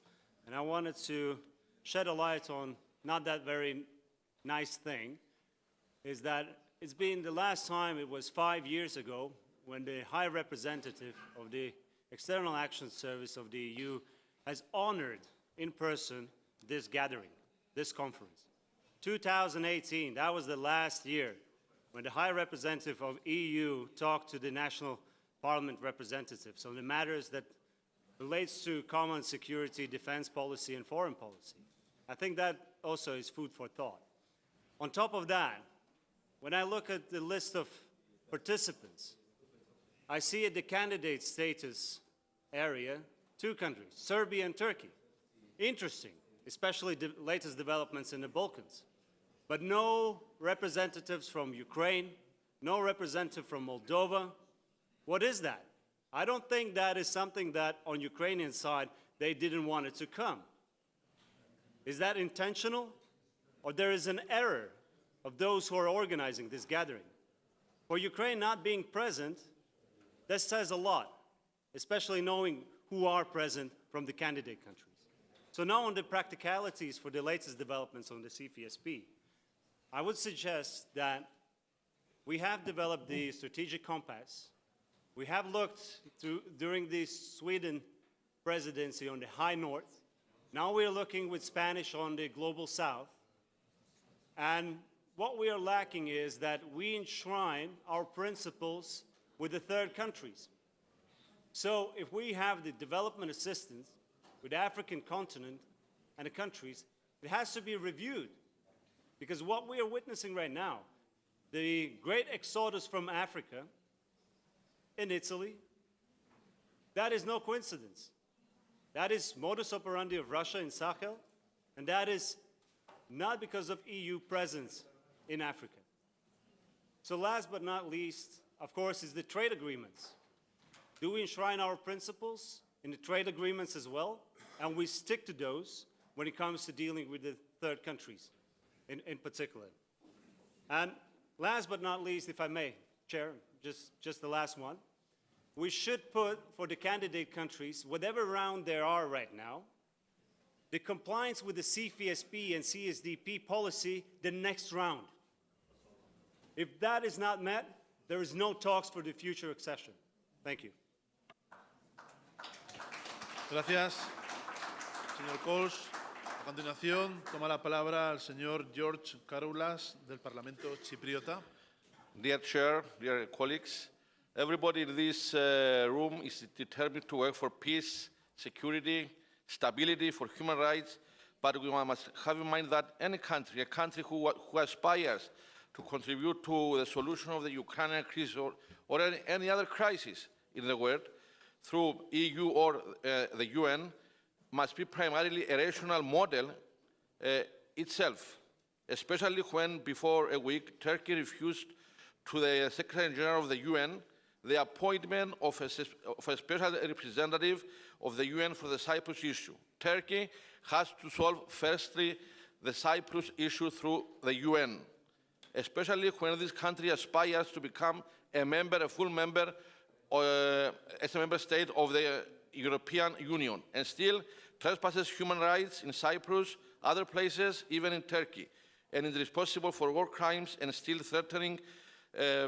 in the Eastern Mediterranean to conquer Cyprus even in one night. Finally, the international community and EU, we should demand that Turkey should work on a positive agenda immediately, respecting the international law, the Euro-Atlantic values and principles for peace, democracy and stability. Thank you. Gracias, señor Karoulas. A continuación, toma la palabra el señor Daniel Lorer del Parlamento búlgaro. Thank you, Chair. Dear fellow parliamentarians, we've all come to agree today that the biggest challenge to our common foreign and security policy here in Europe is the Russian aggression in Ukraine. And I want to offer you 3 words that I believe are the best antidote to this major problem we're facing. And the 3 words are expansion, expansion, expansion, enlargement, enlargement, and enlargement. Enlargement to new countries, Ukraine, Moldova, and Georgia. They all deserve candidate status. That is the best antidote to the partial occupation of their sovereign territory by Russia. Expansion or enlargement of European values and principles. And here I want to refer to the situation in Nagorno-Karabakh we've mentioned several times today. It's paramount that the European Union acts to prevent human rights abuse and to make sure that both sides achieve a peaceful resolution. Hence, the meeting on the 5th of October in Granada is paramount. And finally, I'd like to mention expansion of existing EU treaties, letting both my country, Bulgaria, and Romania into the Schengen free movement zone is paramount to counter Russian interference into the political processes. Thank you. Gracias. Toma la palabra el señor Stefanos Gikas del Parlamento griego. Thank you, Mr. Chairman. Dear colleagues, a few words about the migration issue. We confirm our will to contribute constructively with the aim of reaching consensus on the European Pact on Migration and Asylum. We need also to focus on reducing the level of irregular arrivals to the European Union and on providing a mandatory solidarity mechanism to ensure that all EU member states contribute to better migration management in a fair and equal manner. Work needs to be done to strengthen legal and operational aspects of external border surveillance, to dismantle smuggling networks, to disrupt the supply chain of criminal networks, and to prevent departure of vessels that do not comply with international safety standards. These are challenges, and we have to face them. We also need to work constructively on the external dimension of migration to ensure that safe alternatives pathways are available to those in need of protection and that legal migration opportunities in line with the needs and capacities of the host societies and the national labor markets are available to potential migrants. Finally, the ongoing negotiations for the European solution to the asylum challenges should take into account the developments that have been taking place since the beginning of the Ukrainian crisis at the European level. To deal with the Ukrainian refugee crisis, the European Union took a step in the right direction, that of creating a common European area of protection, which we believe will be the rational consequence of a common European asylum. Thank you. Gracias. Toma la palabra el señor Hulusi Akar del Parlamento turco. Thank you. Thank you. Good afternoon, dear colleagues. In addition to what I said before the noon about the ongoing issues in Cyprus, around Cyprus, and also in Azerbaijan, I'd like to say a few things more. The recent developments highlighted once again the significance of the cooperation between EU and Turkey in defense and security spheres, and the key role of Turkey within NATO. Today, one of the pressing challenges NATO faces is terrorism. Turkey is an active and constructive member of NATO, sharing NATO's and the EU's values and responsibilities. Turkey is the only NATO member that has long been fighting simultaneously against various terrorist organizations. Turkey is the last barrier, please remember, between Europe and the terrorism. Turkey's fight against terrorist organizations in Iraq and in Syria is protecting Europe's and NATO's borders against both terrorism and illegal immigration. A mindset ignoring terrorists who attack a member of alliance, kill its security forces, and massacre innocent people is incompatible with the spirit of friendship and alliance. Dear colleagues, you may have heard yesterday we had a terrorist attack by PKK in Ankara. In this attack, our 2 police officers were injured. One terrorist blew himself up and another was neutralized by our security forces. Our fight against terrorists continues incessantly, and we expect our allies, you, to support our efforts. On the other hand, the EU seems to aim to improve cooperation and solidarity with NATO on the axis of foreign and security policies. As a NATO member, we would like to underline that this must not damage NATO solidarity. Our NATO allies have resolutely fought against terrorist organizations in many regions of the world.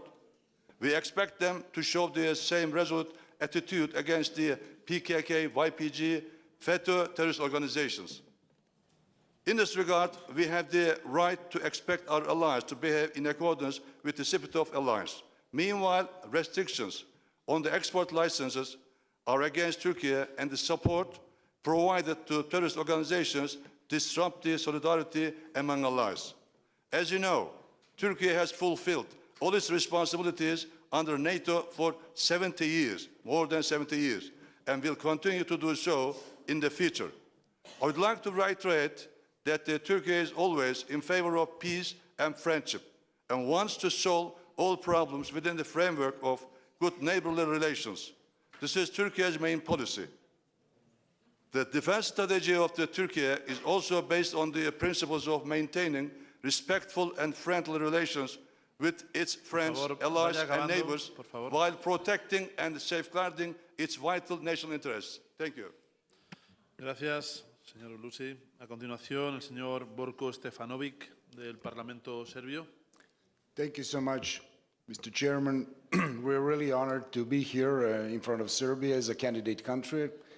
And although I come from the strongest opposition party in Serbia, I have to say several lines to you. First of all, we are a region in Europe that feels absolutely forgotten in European integration process. Serbia, like the rest of the Western Balkans, should be really checked and, introduced to the almost imminent joining European Union exclusively on the merit-based approach. But at the same time, we really fully support announcements and ideas that the whole of the Western Balkans could, and I stress, could join European Union by 2030. I think it's really encouraging, and this is exactly what people in the Western Balkans need. Without resolving full integration of the Western Balkans into the European Union, we would face all the hardships coming and stemming from Russian aggression to Ukraine with absolutely unresolved, empty hole standing in the soft belly of Europe. That is absolutely unacceptable from any point of view, political, security, economical, cultural. Make sure, sir, that we are absolutely determined to come back home to Europe. Europe is our home. We are not visitors. We are not aliens.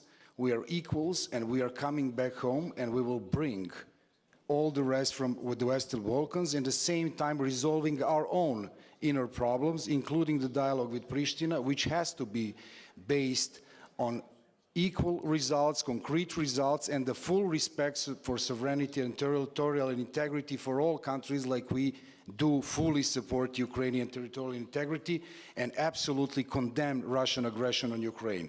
So on that behalf, we believe that the dialogue with Pristina is the only way out, and de-escalation is the only way out, and we can do it by democratization of the region, not other way around. Thank you so much.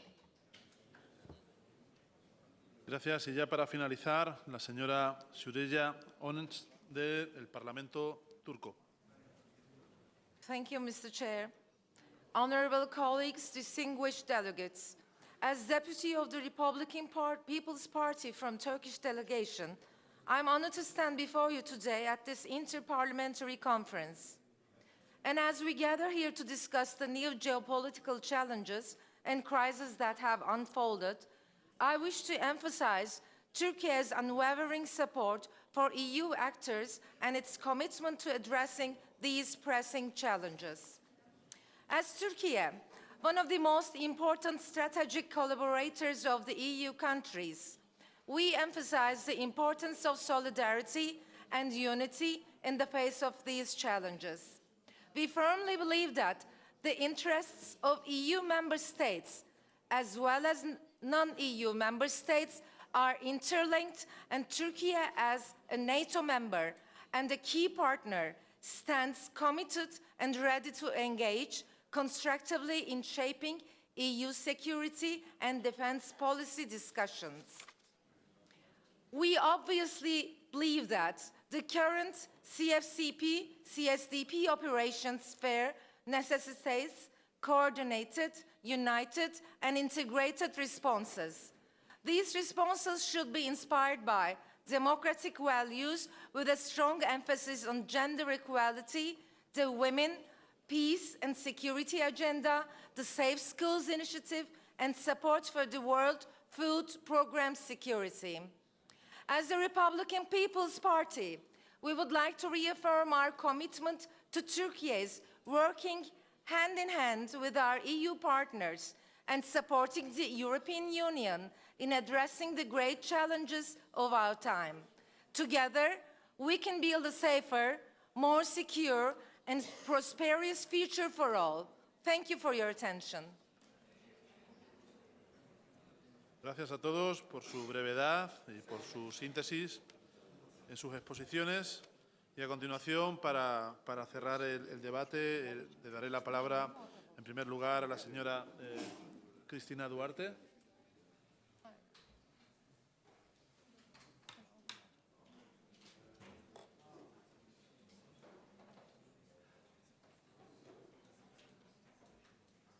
The parliamentary from Republic of Czech.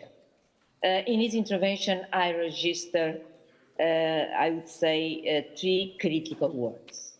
No colonial past, which nowadays, in the relationship with Africa, I can assure you is a huge asset. Non-conditionality and limited resources. Let's start for limited resources. You're right,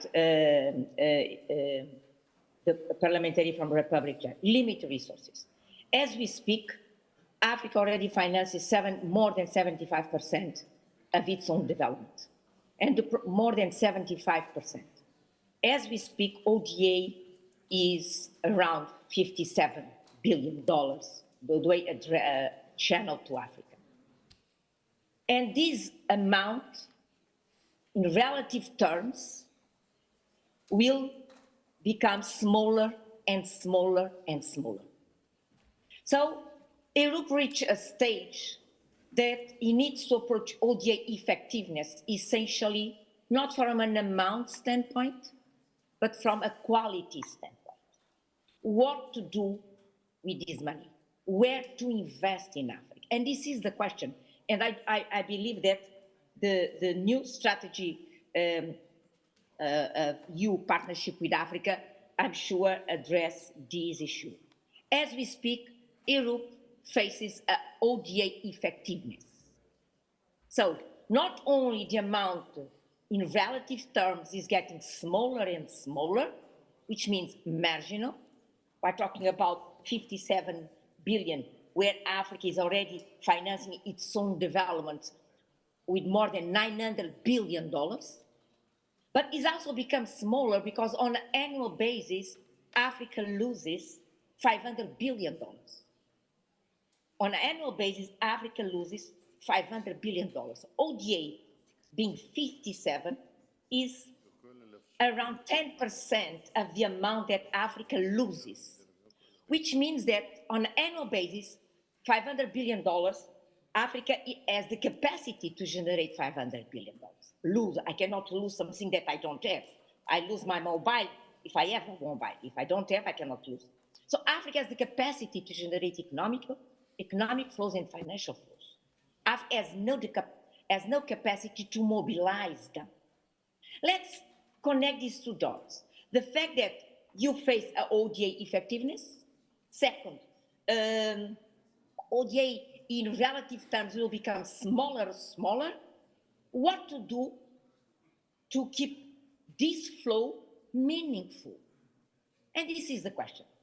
And now I connect this with the fact that Africa generates $500 billion, but has no capacity to mobilize them. ODA can play a role. And this is a win-win situation for Africa and for Europe. If ODA flows can be channeled to help Africa stop losing on an annual basis $500 billion, this will be a win situation for Africa because national budgets will start rescuing, let's say, fiscal space. And when a country starts enjoying fiscal space means that it can enjoy policy space, exercise higher levels of ownership, change the risk profile of the country.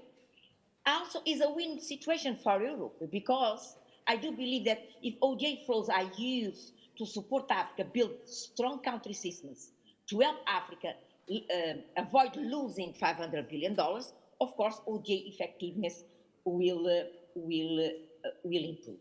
So within this scenario, limited resources can be more than compensated by making them meaningful, impactful in terms of supporting African countries in addressing the SDGs. How we bring homegrown school feeding in this equation? Apparently, it has no relationship. You're talking about fiscal space. You're talking about $500 billion, the money, the amount of resource that Africa loses. How can we fit homegrown school feeding?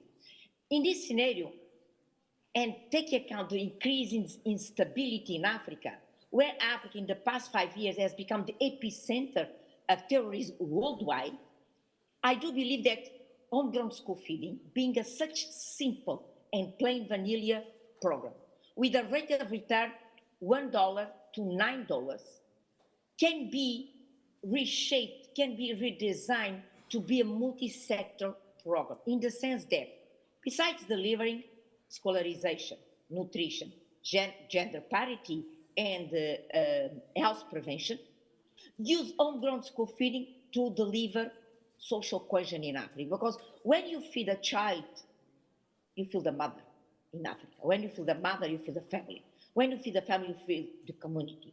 If you attach homegrown, meaning that you can use village agriculture to feed the school programs, then you can make the same program a tool to revamp school, to revamp food systems transformation in Africa.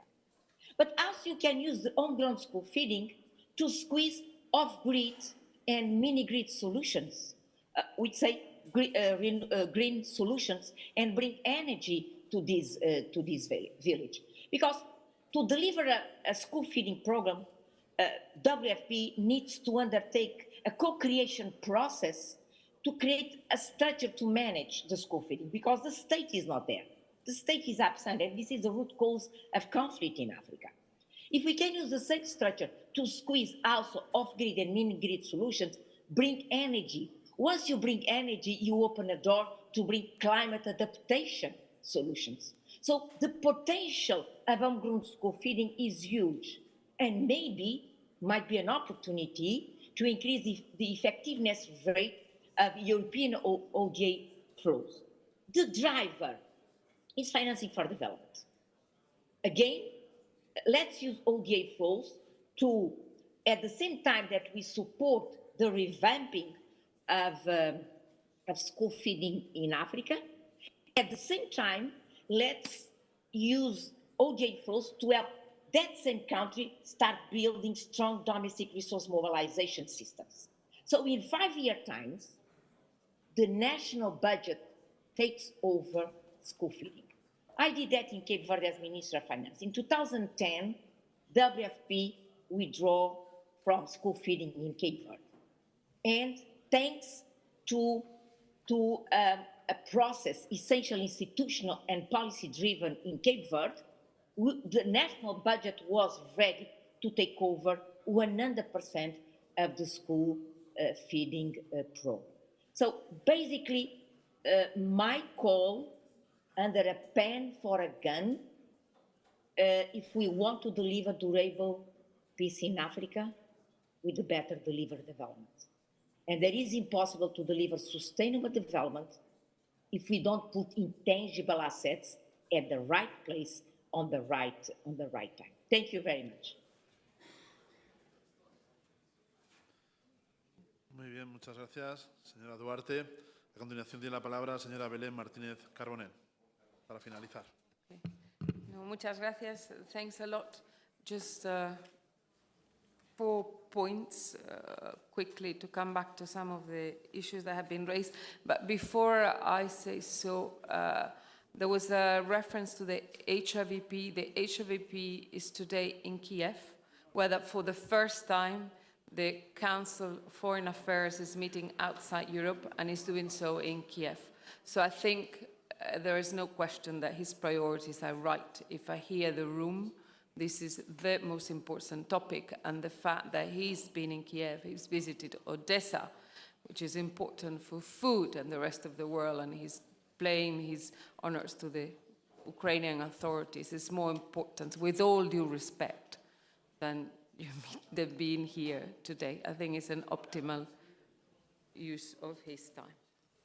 Then 4 points on my side. First, a lot has been said on the Russian aggression against Ukraine, what I think you discussed at length with Luke this morning. On my side, maybe a couple of complementary points. First, in case it wasn't raised this morning, but besides the risk of artificial intelligence, is the whole disinformation, manipulation of information that is also pretty scary, and that the manipulation information, disinformation linked to the use of artificial intelligence for that purpose is another battle that we're playing these days in the Russian aggression against Ukraine. Secondly, as someone mentioned, the battle goes much broader than the battlefield.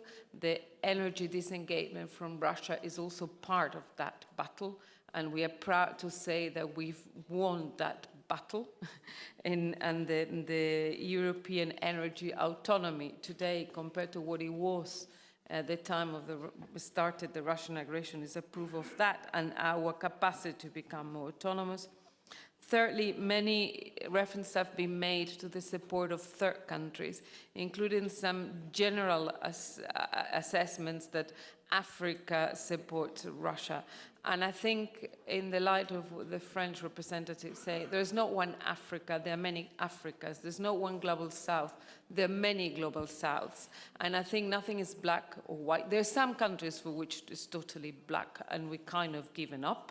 We don't even plead for their votes, and that's a minority of countries. But in the last resolution we passed in the UN, we had more than 140 votes. And that's only positive votes. If you add up the abstentions, which for many countries are more difficult you get. If you think Mongolia, which is landlocked between a hard rock and a deep sea, and it still managed to put an abstention. Some abstentions take more effort on a government, more courage than some positive votes. So I think overall the world is moving towards supporting the UN Charter. And I quoted earlier the President Ruto of Kenya, and I think his voice represents many voices these days. But what can we do? How can we do outreach? As I said, the 130 more countries that the EU leaders talked to in the UN was precisely for that, to explain our position, to listen to them. And the solution is not to isolate them, but rather to explain to them, to talk to them, and to address their needs as well.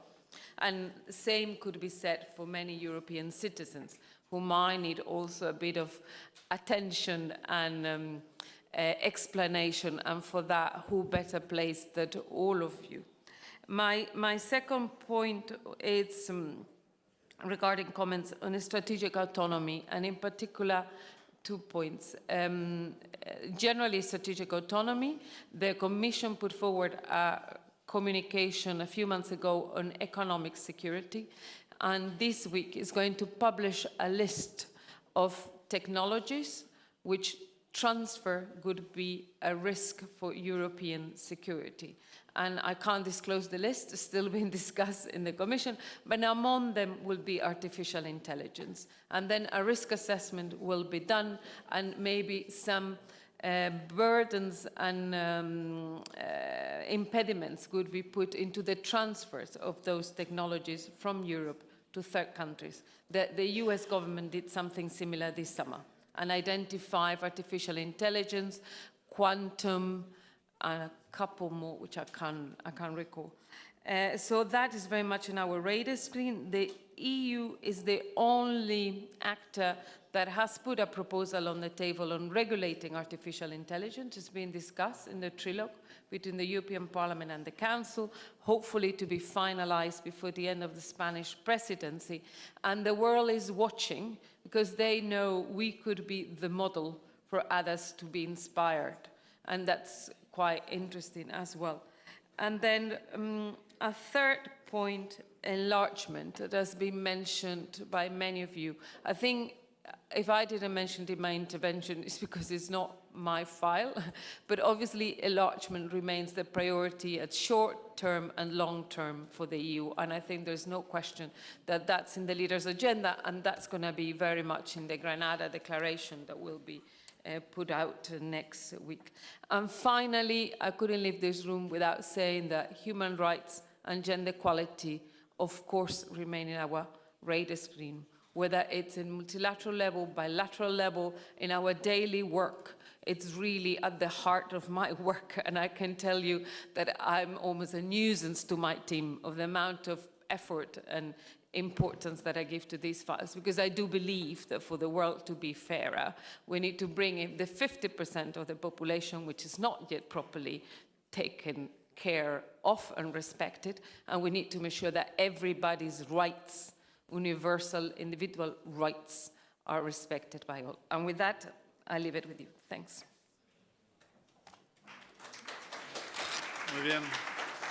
Muchas gracias. A continuación, rápidamente, vamos a la cuarta sesión, que le daremos paso sobre defensa europea. Muchas gracias.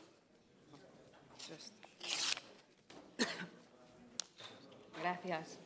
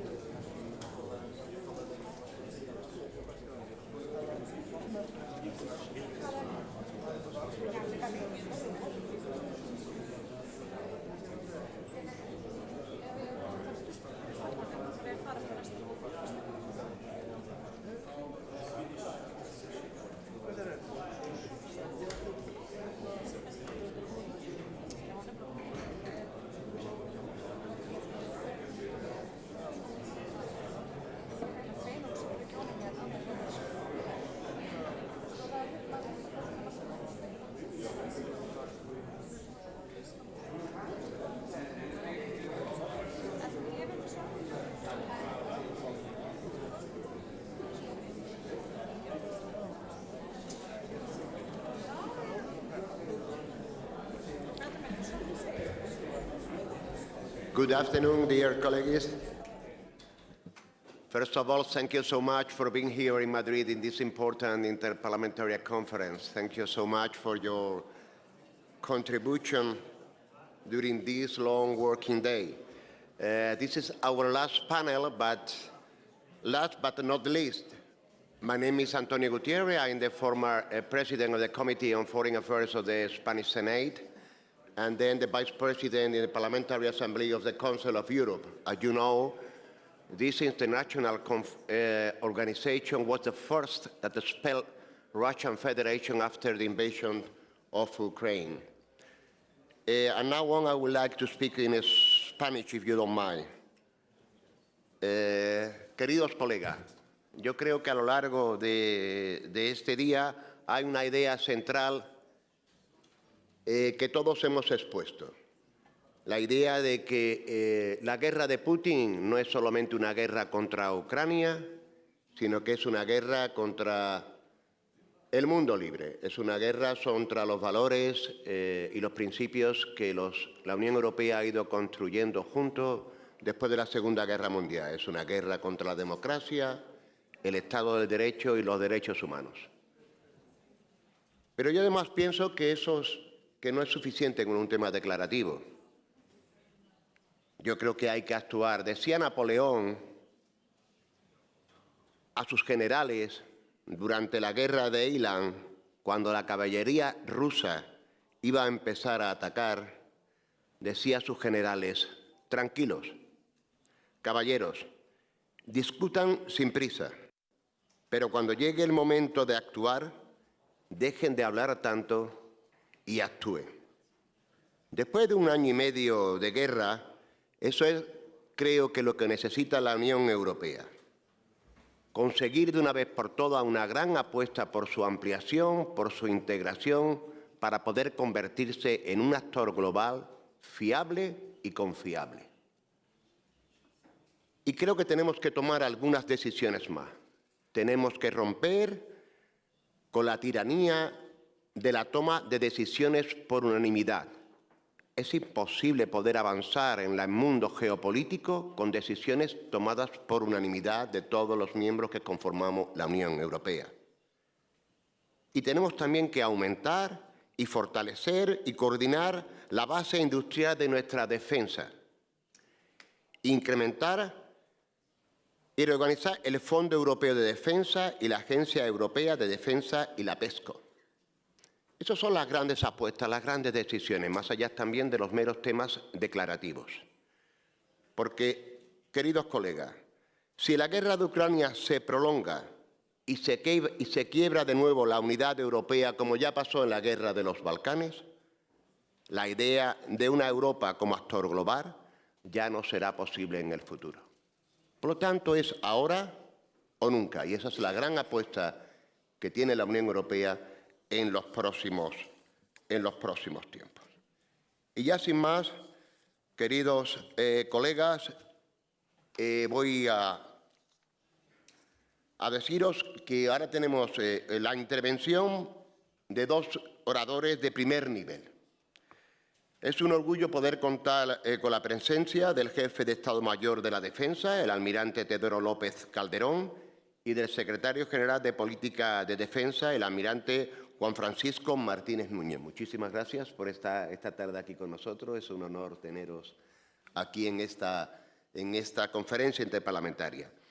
Y siguiendo lo previsto en el programa y sabiendo que tenemos muy poco tiempo, cedo en primer lugar la palabra al jefe de Estado Mayor de la Defensa, el almirante Teodoro López Calderón, para su intervención principal. Adelante. Pues muchas gracias, senador. Señoras y señores parlamentarios, almirante, secretario general de Política de Defensa, muy buenas tardes a todos.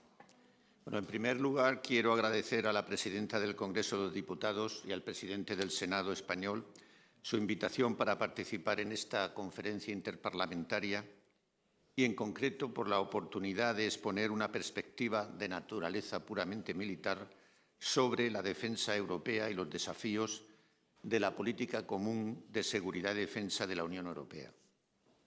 Creo que es un tema de máxima relevancia para la construcción europea más en un momento en que se están viviendo cambios radicales en las relaciones internacionales con una importante repercusión en el ámbito de la seguridad y defensa. Aunque sea de todos conocidos, y para enmarcar mis palabras, comenzaré mi intervención haciendo un breve resumen del escenario geoestratégico actual.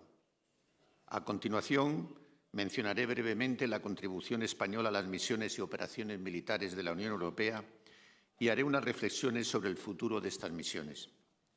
Posteriormente abordaré lo que desde el punto de vista militar consideramos que es vital para la defensa europea, que es nada más y nada menos que la implementación de la brújula estratégica, en castellano Strategic Compass.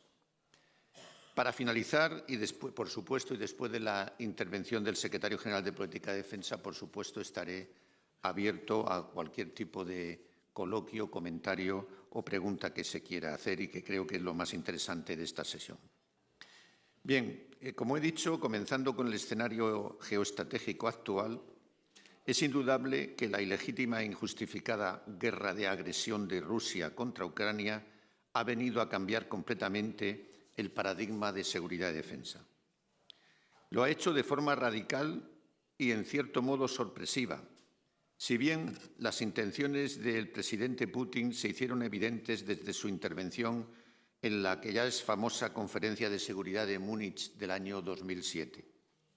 Entonces, el presidente ruso dejó claro su propósito de oponerse a la incorporación de los países del espacio postsoviético en el bloque occidental, reservándose para sí el estatus de potencia dominante en la región y negando a esos países la libertad de elegir su propio destino en el ámbito internacional.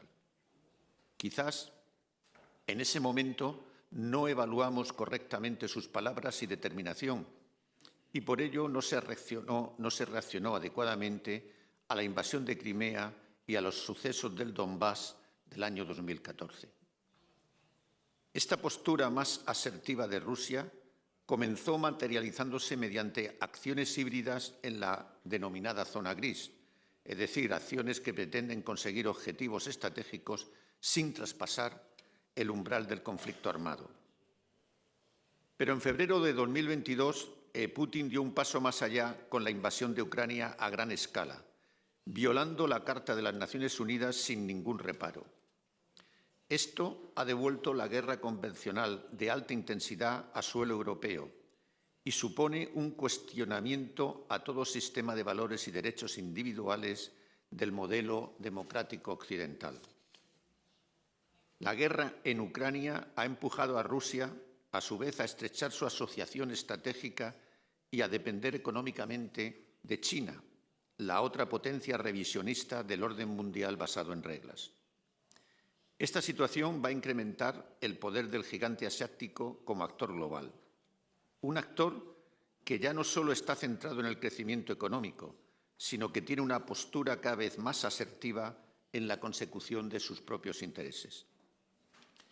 En el terreno militar, China está haciendo evolucionar sus fuerzas armadas históricamente enfocadas a la defensa del territorio continental a otras con capacidad de proyección, con la finalidad de salvaguardar su esfera de influencia económica y garantizar sus líneas de suministro, vinculándolas a su seguridad nacional. Así, a medio plazo, China se convertirá en una potencia militar capaz de alterar el escenario de seguridad regional e incluso el global.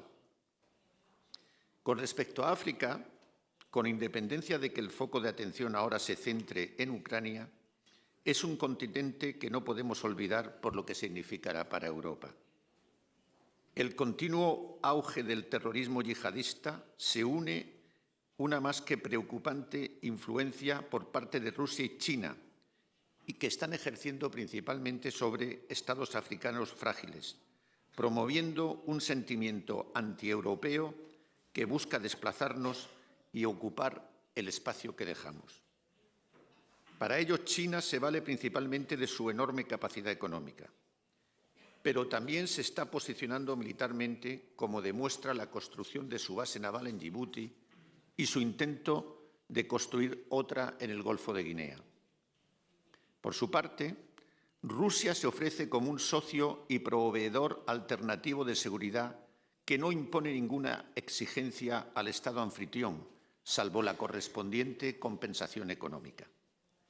Actuando con frecuencia a través de compañías militares privadas capaces de aplicar la fuerza sin restricciones y sin el menor respeto al derecho humanitario ni al derecho de los conflictos armados. Ante el deterioro de la situación de seguridad en estos países, causada principalmente por los grupos terroristas, la tentación de caer en las soluciones expeditivas que proporciona Rusia es muy grande. Pero esta deriva solo va a perpetuar el ciclo de inestabilidad en la región, en perjuicio de la población local y también de la Unión Europea, al favorecer los flujos de inmigración irregular, los tráficos ilícitos de todo tipo y la expansión del terrorismo.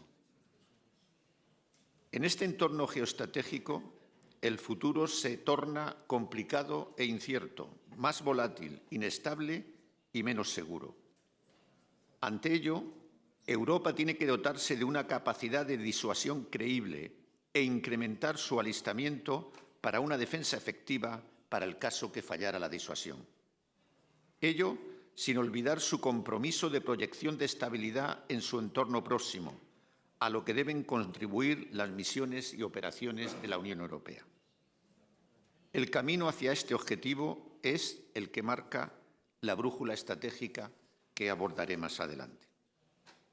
Antes me gustaría hacer unas reflexiones acerca de las operaciones y misiones de naturaleza militar de la Unión Europea en marcha. Lo primero que me gustaría destacar es la contribución de España a la política común de seguridad y defensa a través de estas misiones y operaciones militares.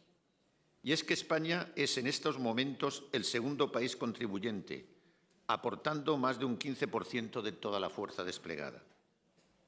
Actualmente España participa en todas las operaciones y misiones a excepción de EUNAVFOR Irini, siendo el principal contribuyente en EUTM Mali y EUNAVFOR Atalanta, con una participación permanente desde sus comienzos en las misiones en Somalia y la República Centroafricana, y realizando un esfuerzo muy significativo en EUMAM Ucrania, donde ya se han superado este año los 2.000 ucranianos que han sido adiestrados en territorio español, número que llegará a superar los 3.000 al final de este año. A estas misiones y operaciones hay que añadir las presencias marítimas coordinadas, facilitando sinergias entre los Estados miembros que estén presentes en un área de interés específica. España participa regularmente en la del Golfo de Guinea. En todas las operaciones y misiones de todas las operaciones y misiones de la Unión Europea, Atalanta es probablemente el caso de éxito más destacable. Ha alcanzado sus objetivos plenamente al controlar el problema de la piratería en el Golfo de Adén y costas de Somalia. Sin embargo, y a pesar del éxito, no es posible bajar todavía la guardia.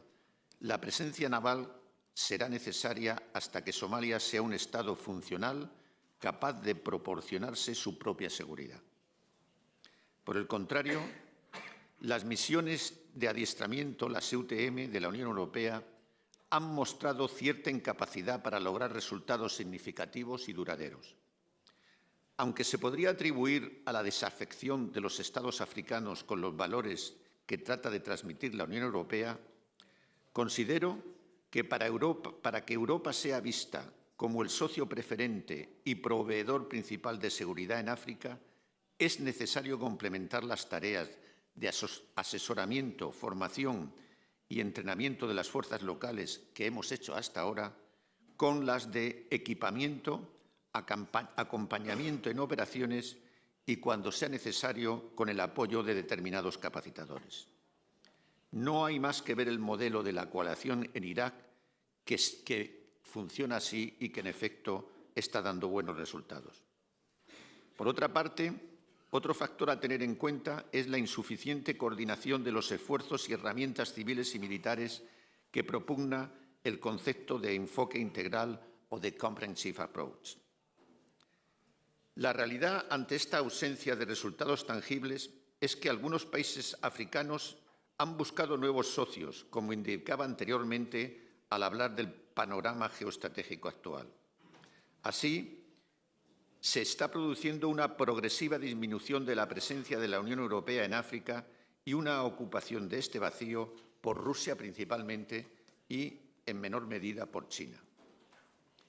Pasando ahora a la brújula estratégica, los países miembros de la Unión Europea han sido conscientes de estos cambios en el entorno geoestratégico y, compartiendo una visión común, acordaron la adopción de este documento como camino hacia una Unión Europea más fuerte y capaz en el ámbito de la seguridad y defensa para convertirse en un auténtico proveedor de seguridad. Como bien saben ustedes, la brújula estratégica se basa en 4 pilares. ACT, para ser capaz de actuar de forma más rápida y decisiva en caso de crisis. Secure, para proteger a los ciudadanos frente a las amenazas crecientes.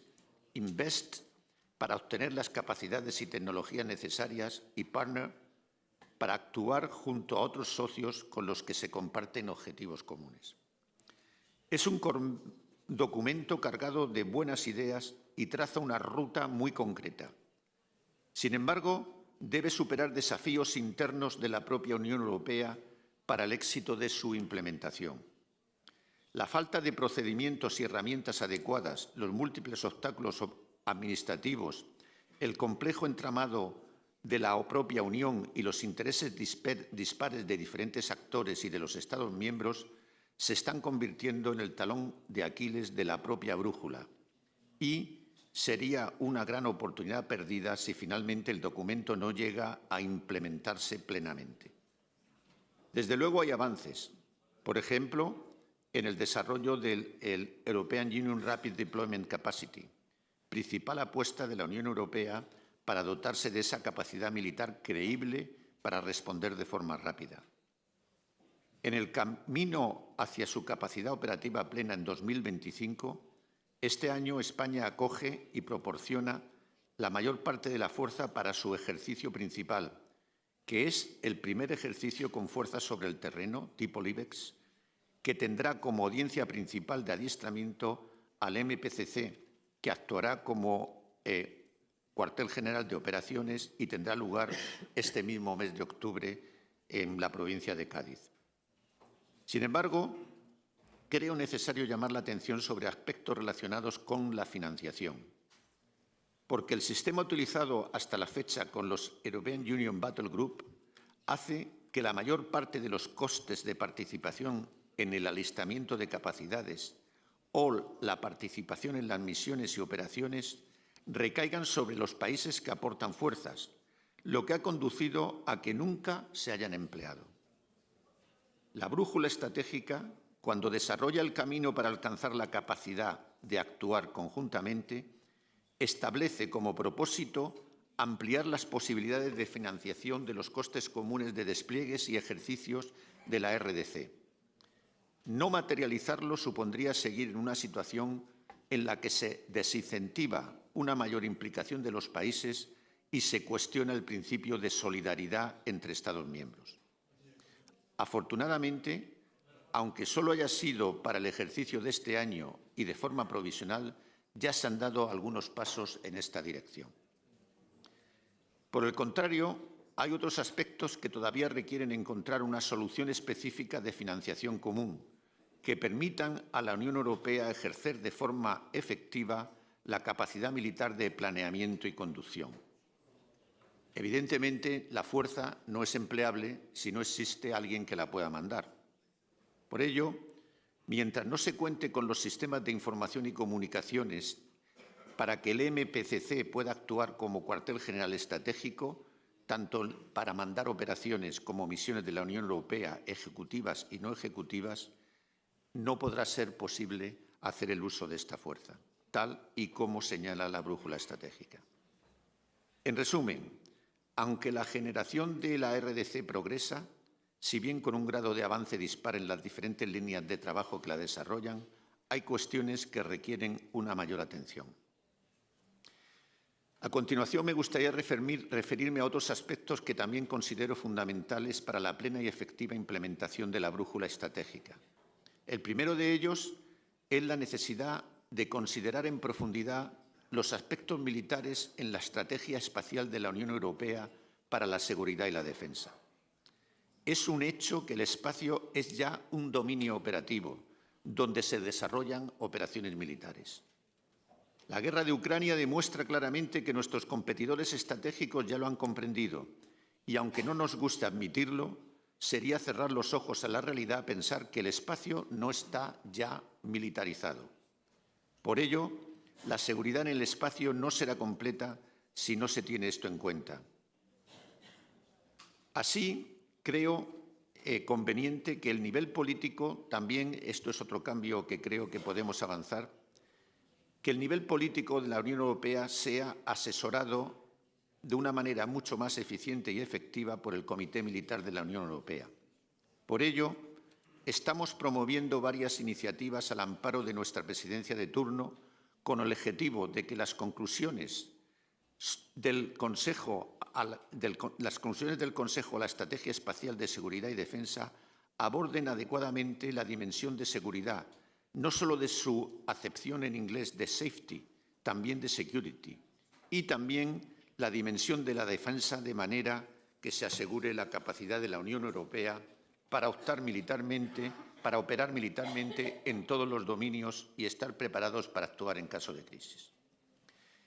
Otro aspecto, finalmente, que considero muy relevante es asegurar que ese asesoramiento militar que nombré antes al nivel político se realiza de una manera efectiva, de forma que la dirección de la actuación militar de la Unión Europea permita hacerlo con el apoyo o con, digamos, la experiencia de todos los miembros del Comité Militar. Por ello, dentro del marco normativo ya existente, queremos potenciar que el Comité Militar, que ya es el principal órgano asesor del Comité Político y Seguridad en materia militar, y también lo es del alto representante, revise, digamos, las formas de actuación para mejorar de la mejor manera posible esas, digamos, responsabilidades que tiene concedidas de asesoramiento y, sobre todo, de seguimiento en la dirección y conducción de las operaciones. En resumen, y con esto termino, considero que el Comité Militar debería de tener también, y esto es una cosa que habría que estudiar, una participación algo más activa en los procesos de toma de decisión, incluyendo en esto a la propia Comisión Europea, que cada día está más involucrada en los aspectos relacionados a la seguridad y defensa. Bueno, con esto termino un flash de una serie de cosas que creo que desde el ámbito militar nos preocupan a todos los países y, bueno, ya le paso la palabra al Secretario General de la Política de Defensa. Almirante, cuando quieras.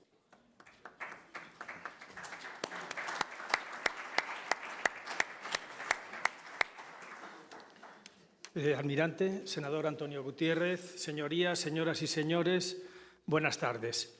Permítanme comenzar con un saludo muy especial a dos parlamentarios como ustedes que han ejercido anteriormente la responsabilidad de ministros de Defensa. Me refiero al señor Hulusi Akar, de Turquía, y al señor Raimondas Bermanis, de Latvia. Quisiera, en primer lugar, agradecerles esta oportunidad de tratar la situación de la política común de seguridad y defensa, pues para avanzar hacia el objetivo de la Europa de la defensa es fundamental su convencimiento y su compromiso. Y el haber asistido a las sesiones de esta mañana me ha permitido darme cuenta que tienen ustedes un conocimiento extraordinariamente preciso, lo que supone un gran valor añadido para nuestro debate. Estoy, además, naturalmente, muy honrado de compartir esta sesión con nuestro jefe de Estado Mayor de la Defensa. Y una vez que el almirante López Calderón nos ha ilustrado su visión del escenario estratégico tan preocupante, nos ha explicado sobre cómo la Unión Europea proyecta seguridad a través de sus misiones y operaciones, ha expuesto algunas dificultades para implementar la que él acaba de definir como vital brújula estratégica, entre ellas la financiación o el mando y asesoramiento militar, y ha abordado otros aspectos clave para lograr una Unión Europea más fuerte y resiliente, entre ellas, y con un énfasis especial, la capacidad espacial militar de la Unión Europea. Me corresponde ahora traer a la mesa, a la discusión, cuestiones de ámbito más político, de acción política, y que, por tanto, considero estarán muy relacionadas directamente con su actividad parlamentaria. Quiero comenzar mi turno subrayando lo importante y lo difícil. Lo importante y lo difícil es lo que hacen las Fuerzas Armadas, modificar la realidad en situaciones de conflicto. Este es el elemento clave, la parte esencial de cualquier política de defensa. Como acaba de decirnos el almirante, la Unión Europea se enfrenta hoy día a retos externos tremendamente preocupantes, entre los que dominan por su actualidad la guerra en Ucrania o la situación en África y en el Sahel, pero ha citado también otros que aparecen en el horizonte y cuya entidad no es precisamente menor. Tampoco son menores los desafíos internos en la propia Unión Europea. La Unión Europea es un proyecto de paz y de progreso. Quizá es el proyecto más exitoso de la historia reciente. Sin embargo, trasladar a los ciudadanos que la Europa de la defensa es consustancial e imprescindible para el proyecto europeo es difícil y sigue encontrando muchas resistencias. Si las opiniones públicas de los Estados miembros resultan esenciales, es además porque, entre otras cosas, el Tratado, en su artículo 4, dice que cualquier cesión o avance en materia de defensa requiere la voluntad unánime de todos los Estados miembros. Se refería Antonio Gutiérrez a esta cuestión. Es decir, tiene que basarse en el political will, la unidad política, y este es el mayor desafío de la Europa de la defensa y por eso resulta tan importante para todos nosotros cuidar esta unidad política, esta unidad europeísta. Por mi parte, quiero ofrecerles una valoración extraordinariamente positiva sobre el avance de la política común de seguridad y defensa. Es verdad que este avance fue muy tímido entre 1999, cuando se creó con otro nombre, y 2015, pero ha sido tan espectacular como sorprendente en los últimos 6-7 años.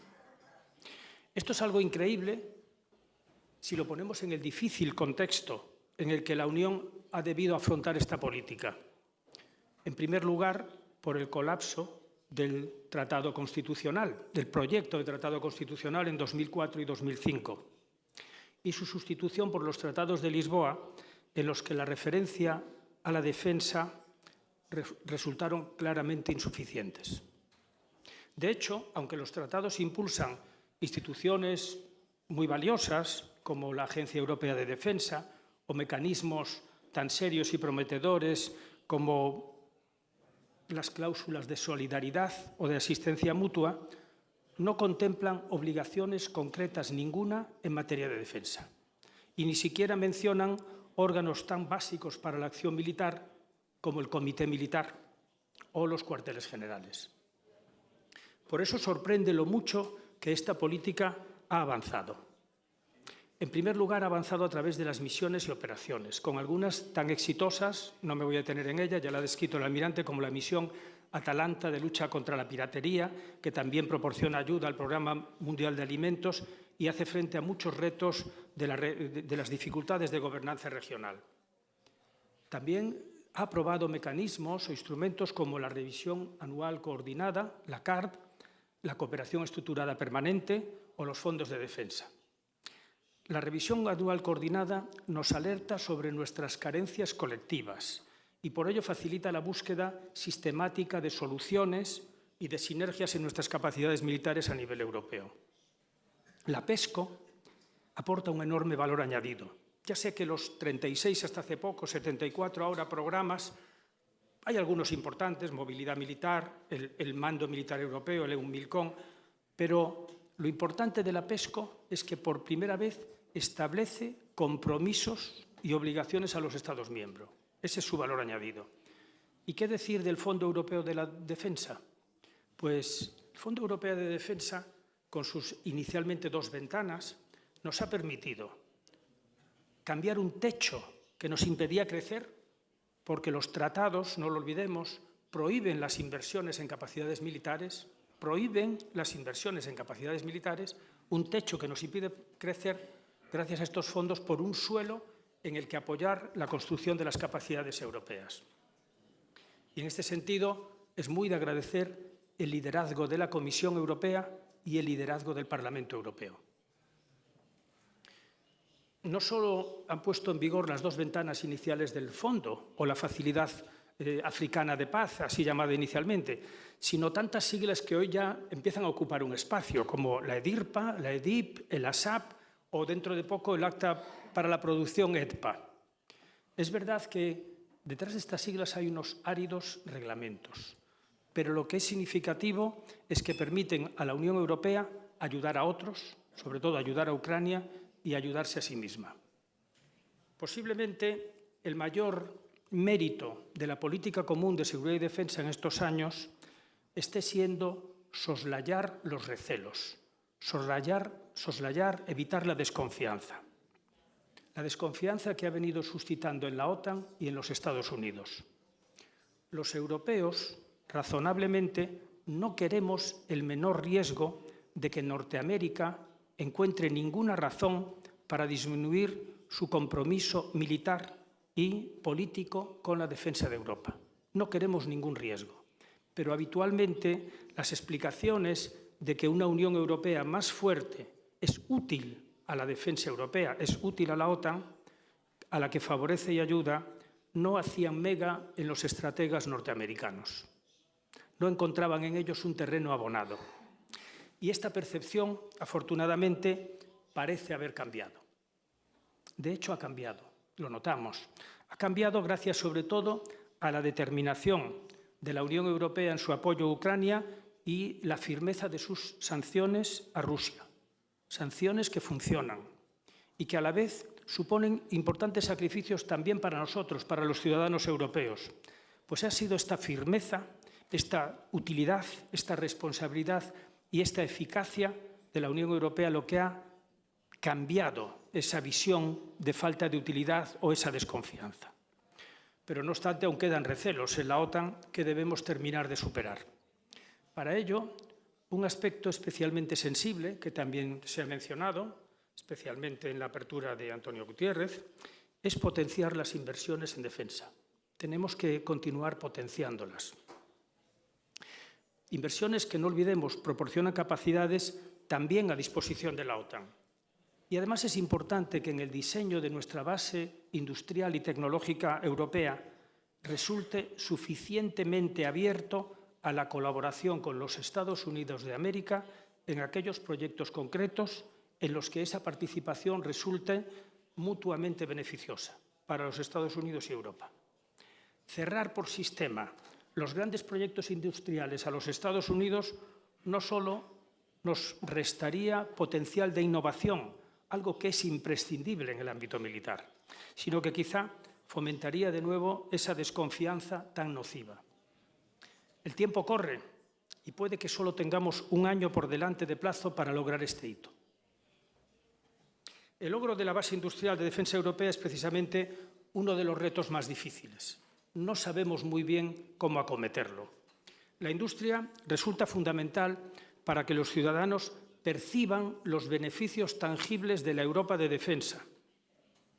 Pero no puede este proyecto abordarse exclusivamente desde una óptica comercial o de puestos de trabajo, sino que debe responder también a satisfacer las necesidades y los requisitos militares.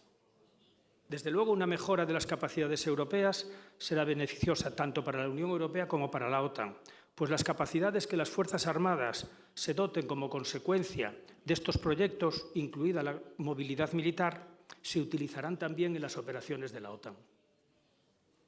Otro de los desafíos que no se puede dejar de mencionar, al estudiar por qué la PCSD ha avanzado tan poco al principio y se ha liberado recientemente, fue el revés para la construcción europea que supuso el Brexit. Fue una decisión muy desfavorable para la confianza en Europa, pero que se percibe ahora con más alivio, tras comprobar que, lejos de un efecto llamada a muchos otros países que también quisieran irse de la Unión Europea, actualmente incluso nuestros colegas británicos sienten que hace frío fuera de la Unión Europea. Ha sido una gran noticia que Dinamarca se haya incorporado plenamente a la política común de seguridad y defensa. Y también lo es que simultáneamente Suecia y Finlandia hayan querido unirse a la OTAN. El Reino Unido tenía sus propias reticencias al crecimiento de la Europa de la defensa y debemos reconocer que algunas todavía persisten en el ideario, en el acervo de algunos de nuestros socios europeos, como el rechazo a que haya un cuartel general potente de la Unión Europea en Bruselas o el argumento, que es un auténtico mantra, de la duplicación de fuerzas con la OTAN. ¿Cómo se pueden duplicar las fuerzas de cada país? Que luego cada país, dependiendo de la crisis que haya, pondrá al servicio de la OTAN o de la Unión Europea. Bueno, más fuerzas, pues más posibilidades de actuación. Bueno, otro de los retos, precisamente hablando de fuerzas, otro de los grandes retos que atenazan nuestra política común es la disponibilidad de fuerzas. Generar fuerzas en la Unión Europea es un esfuerzo penoso, es un esfuerzo triste. Incluso para misiones de escasa entidad hacen falta múltiples conferencias de generación de fuerzas. Para la pequeña misión que hemos hecho en la República Centroafricana hemos necesitado 12 conferencias sucesivas de generación de fuerzas para tener unas fuerzas mínimas muy pequeñas. Nuevamente, este problema apunta en el sentido de que cada país analiza cada misión, cada iniciativa, no solo desde la perspectiva europea, sino también desde la forma en que atiende sus intereses particulares. En la Unión Europea no tenemos un liderazgo incontestable, no tenemos el agradecimiento a los Estados Unidos que 2 veces han venido a rescatar a Europa de 2 guerras mundiales. Esa ausencia de liderazgo individual de un gran país debe compensarse con un liderazgo colectivo, un liderazgo basado en la unidad europeísta, superando tanto los particularismos de cada Estado como la compartimentación con la que nuestra organización tiende a trabajar.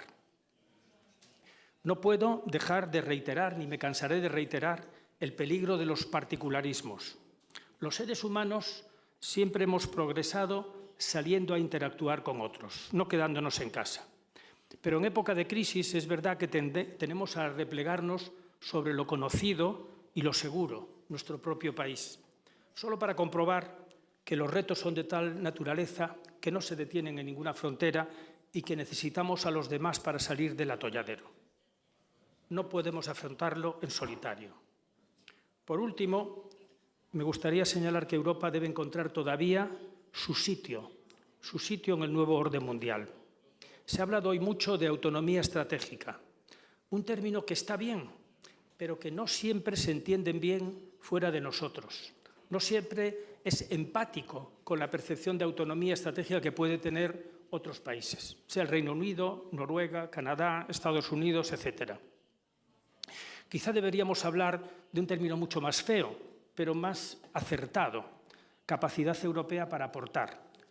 Pues no se trata de ir por libre, como el vocablo autonomía parece indicar, algo que sería absurdo cuando compartimos valores y compartimos fuerzas y capacidades.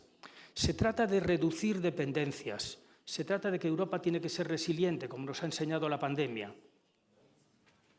Las dependencias no son buenas ni en el plano personal ni en el plano internacional. No fomentan relaciones equilibradas. Una Europa más potente podrá ser más útil y podrá tener una relación más equilibrada. Finalmente, es de justicia que de todos estos avances que he mencionado de la PCSD debemos mucho al liderazgo de personas como Ursula von der Leyen y Josep Borrell, líderes providenciales en tiempos muy difíciles que han sabido sortear y acelerar decisiones en una organización muy compartimentada. Decían los padres fundadores de la Unión Europea que la unidad europea avanzaría con las crisis, y esto no ha sido cierto hasta que llegó la pandemia y la guerra de Ucrania. Estas 2 crisis, han puesto de manifiesto que la unión es necesaria porque los recursos de cada país aislado no llegan para gestionar los retos de seguridad actuales. Cada Estado miembro refleja muy bien su idiosincrasia propia, pero sin la dimensión colectiva se queda muy corto para hacer frente a los retos de seguridad. En definitiva, Europa, la Unión Europea, se encuentra en un momento crucial de su propio futuro y del futuro del mundo. Un orden bipolar, exclusivamente bipolar o matizadamente bipolar, nos devolvería a la oscuridad de la Guerra Fría. La Unión, desde una posición de aliado leal con los Estados Unidos, desde una posición de estrecha coordinación con la OTAN y desde una posición de abogada del orden internacional basada en reglas, puede jugar un papel de intermediación, de moderación, de tercera pata de una mesa. Y una mesa solo se equilibra si tiene tres patas, aportando capacidades y aportando sobre todo su potencial para el enfoque integral. Pero de nuevo, para jugar ese papel, debe mostrarse unida.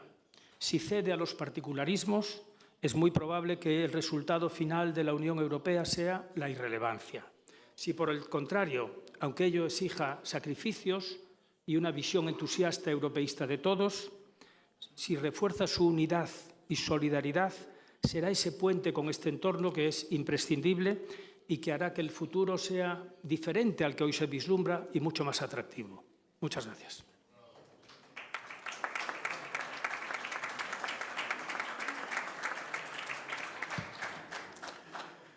Muchas gracias, queridos almirantes. A continuación, y antes de dar el turno de palabra, dos pequeñas consideraciones. La primera es que no es obligatorio tener que intervenir.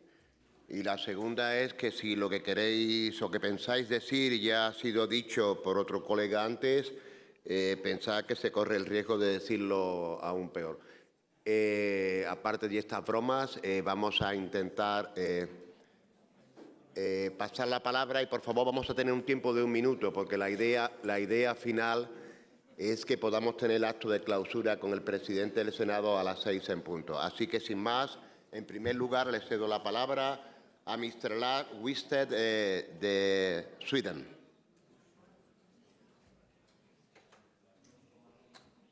So, Mr. Chairman, Your Excellencies, when it comes to the challenges for the defense of Europe, after a year and a half of Russian aggression and total warfare in Ukraine, we are not near the end of that conflict.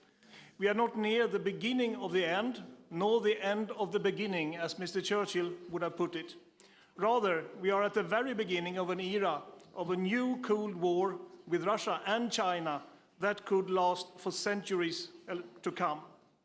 It is therefore paramount that the European Union does not duplicate NATO's operative military capabilities, but rather cover NATO's blind spots and reinforces the resilience of the member states.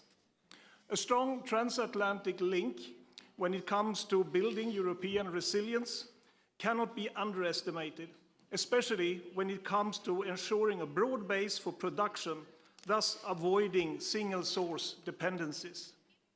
The European Union ought to focus on A, to oppose and contain the Russian and growing Chinese threats in Southeast Asia and in African countries.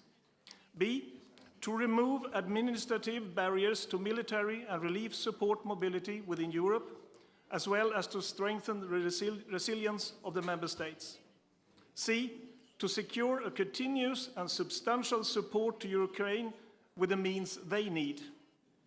Finally, I would like to extend a big thanks to the countries on NATO's eastern flank, that now more or less is becoming NATO's eastern front, for their inspiring example in the support for Ukraine, namely Estonia, Latvia, Lithuania, Poland, and the countries participating in the enhanced forward presence. Thank you. Thank you. And now Mr. Ioannis Tarakiotis from Greece, you have the floor. Dear esteemed colleagues, I would like to express my gratitude for your warm welcome in Madrid, and allow me to wish you every success for your presidency of European Council.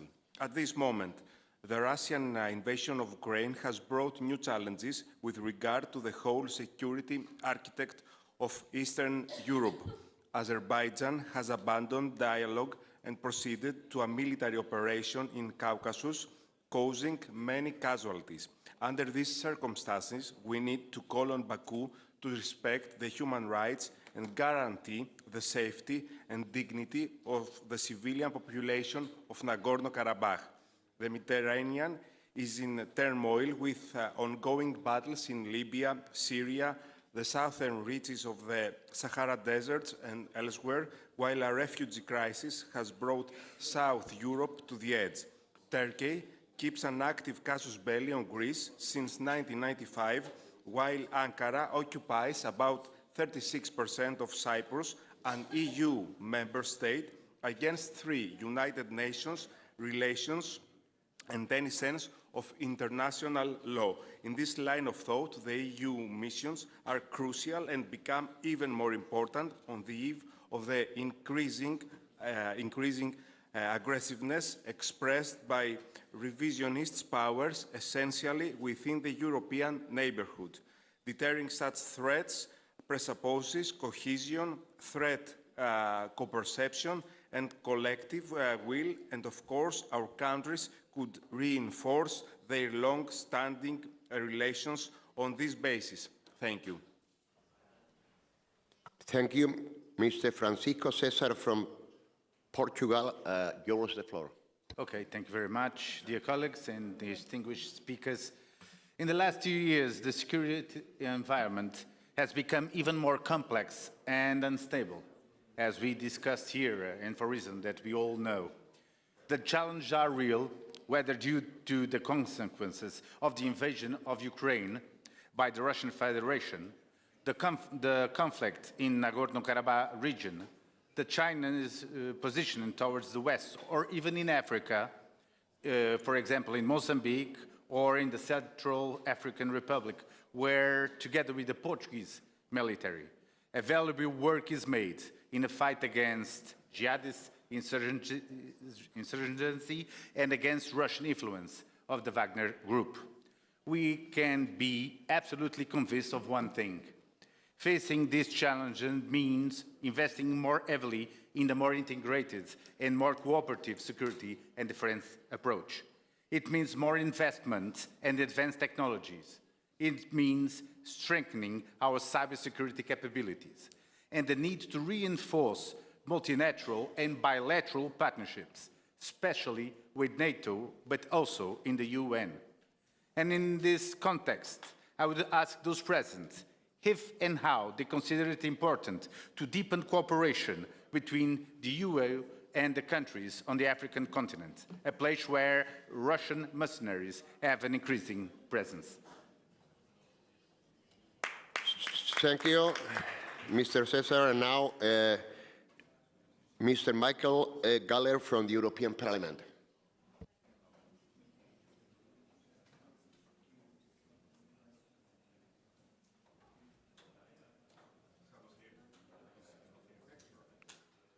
So he is not here, so we go with Mr. Pavel Fischer from Czech Republic. Thank you, Mr. Chair. Thank you very much for this very inspiring panel that we could follow and for the challenges that you succeeded to portray to ourselves in terms of cooperation in European Union in matter of defense. My question goes to one theme which was debated earlier on this today. Our colleagues from Denmark, from Danish Parliament, just highlighted the importance of the help and assistance to Ukraine in terms of what Denmark provided in terms of weaponry to Ukraine. They provided all the artillery systems, and they provide very nearly fighter jets. And my question is, if Denmark provides so much that they offer to Ukraine or artillery and fighter jets, what Spain will provide to Ukraine, which is in a fight with Russia, which is a real threat globally, as you described. Other countries provided a lot. For instance, Estonia provided all javelins to Ukraine, challenged by Russian aggression. And I know that this is a question for political leadership, but what will be your recommendation if the struggle for Ukraine is vital for Europe, will Spain provide all artillery, for instance, or fighter jets, or something else? I would be very much interested to hear this. Thank you. Thank you.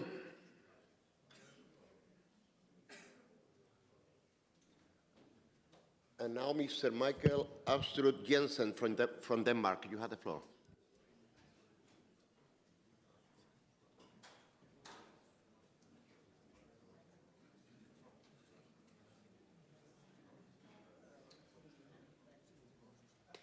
He's not here either, so we go to Ms. Christine Schwarz-Fuchs from Austria.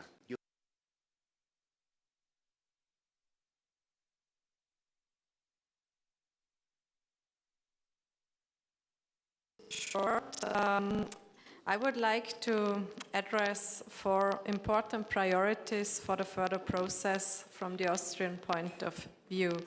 The implementation of the strategic compass is important to us, and those are the 4 points that from the Austrian point of view we would like to emphasize on. Number 1, adapting the MPCC, the military planning and conduct capability structures, which means finalizing the MPCC roadmap and achieving full operational capability for the MPCC quickly.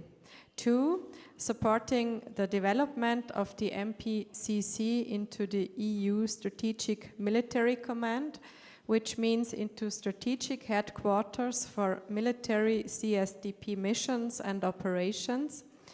Austria has advocated for this development as this will ensure a good coordination between the political strategic level in Brussels and the member states. Number 3, recognizing exercises as a significant contribution to the operationalization of the EU Rapid Development Capacity, the RDC. Austria therefore supports the LIFE exercises and will take part in the LIFEX that is going to take place in Cadiz in the end of October. And the 4th priority, continuing the discussion on expanding shared costs for exercises within the framework of the European Peace Facility, the EPF, and finding a sustainable solution beyond 2023. Expanding shared costs for missions and operations is one of the 20 PESCO commitments and is furthermore also a national position outlined in Austria's National Implementation Plan. Thank you for your attention. Thank you. Thank you. And now Mr. José Ramón Bauzá from the European Parliament. Sí, muchas gracias y muchas gracias a ambos almirantes por su análisis tan interesante y sobre todo tan clarificador. Yo quería hacer 2 reflexiones sobre 2 puntos que me han parecido sumamente interesantes. En primer lugar, el comité militar. Yo creo que es sumamente importante precisamente ese punto de asesoramiento, que como tal debe ser un punto de inspiración a la hora de toma de decisiones. Y hablo en primera persona como una de las personas más que están sentadas en los escaños de los diputados. Es decir, muchas veces tomamos o pretendemos tomar decisiones, obviamente con una base política, pero que necesitan también el conocimiento de las capacidades militares, de las capacidades estratégicas, de las capacidades de fuerza, a la hora de ver si eso es realmente viable o simplemente puede ser un deseo a la hora de poder llevar a cabo una acción, una misión o un desarrollo. Yo creo que eso es sumamente importante porque ese asesoramiento vinculado a la realidad de los hechos nos puede dar una visión no tanto en el corto plazo, sino también en el medio y largo plazo. Con lo cual yo creo que es sumamente importante el que se apuntale y se formalice aún más, si cabe, precisamente el asesoramiento del Comité Militar. Y el segundo punto, que también creo que es sumamente interesante y se ha comentado, es el tema de la autonomía estratégica. Nosotros en Europa hablamos continua y constantemente de la autonomía estratégica. A mí me gusta hablar de la autonomía estratégica abierta, por el hecho de no perder de vista la importancia de conocer, reconocer y saber dónde están nuestros aliados. Se ha dicho anteriormente, nosotros por nosotros mismos poco somos capaces de hacer, o nos gustaría hacer aún más si cabe. y están enmarcados en un aliado específico y fundamental, como les he dicho anteriormente, que en 2 ocasiones ya nos ha ayudado, como es el caso de Estados Unidos, pues nos permite pues, vincularnos más a la OTAN. Y las inversiones. Sin inversiones no podemos no solamente exigir, sino también, como decimos en España, sacar pecho. Por lo tanto, mayor inversión, mayor capacidad, mayor presencia, mayor fortaleza y mayor, en este caso, protagonismo. No para ser más que nadie, porque por nuestras dimensiones posiblemente no seamos, pero en cualquier caso, para no ser menos que otros y poder estar al menos formando parte de la toma de decisiones, pero sobre todo con el conocimiento de las capacidades y nuestra aportación en la inversión, que no es solamente inversión en industria, sino es inversión en defensa, en seguridad y, en este caso, también en región. Con lo cual, esas 2 reflexiones y muchas gracias por ambas aportaciones. Muchas gracias. Thank you. And now Mr. Istrogatsev from Bulgaria. Dear Chairman, Your Excellencies, thank you for your presentations. I would like to say that the unprovoked and illegal Russian war in Ukraine, the aggressive Russian activities in the Black Sea and in their efforts to destabilize the Western Balkans and Central Africa have proven to be the biggest challenge to our European security. But it was also a wake-up call. It was a wake-up call that the investments in defense are not only investments in the military, but in our own democracies. Let me address something that we have realized as well, the importance of defense industry. ASAP and the DIRPA are good instruments, not only to support Ukraine, but to solve the gap between what we have as military necessities and the production capabilities of our own countries. And their implementation must start as soon as possible. We need also to continue the support and not forget about other European countries that have been promised European integration, such as Moldova and Georgia. We have to reaffirm their part towards Europe. The new security challenges demand collective response to increase our own European resilience. And yes, during crisis, we can learn to do everything better, and in order to guarantee the security of our own citizens, we have to do that. Thank you. Thank you very much. And now Mr. Franko Vidovic from Croatia. Hvala. Poštovani predsjedavajući, uvaženi gosti, kolege i kolegice zastupnici. U postojećim okolnostima Europa ne smije ponavljati pogreške iz prošlosti koje dovode do razjedinjenosti, neučinkovitosti i ovisnosti o drugima.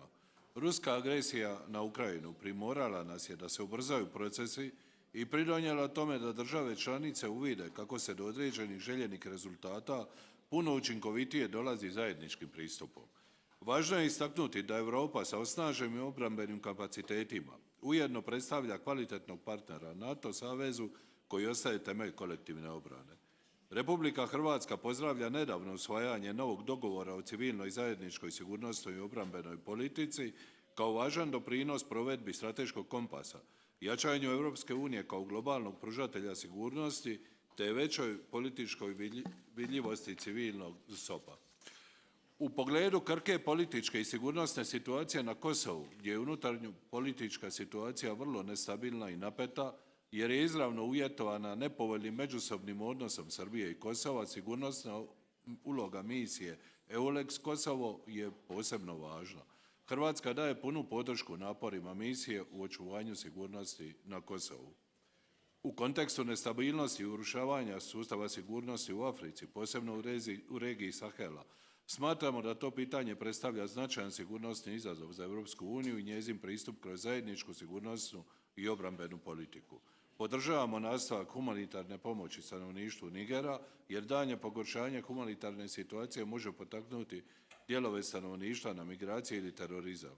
Nezakonite migracije postaju sve veći izazov. Hrvatska je ove godine evidentirala gotovo 3 puta više migracije u odnosu na isto razdoblje prošle godine. U tom pogledu potrebno je donijeti provediva i prihvatljiva rješenja. Europski instrument mirovne pomoći demonstrirao je svoju učinkovitost u procesu pružanja europske vojne potpore Ukrajini. U pogledu stalne strukturirane suradnje Hrvatska vidi PESCO kao dobar model za jačanje suradnje država članica u razvoju nedostajućih obrambenih sposobnosti.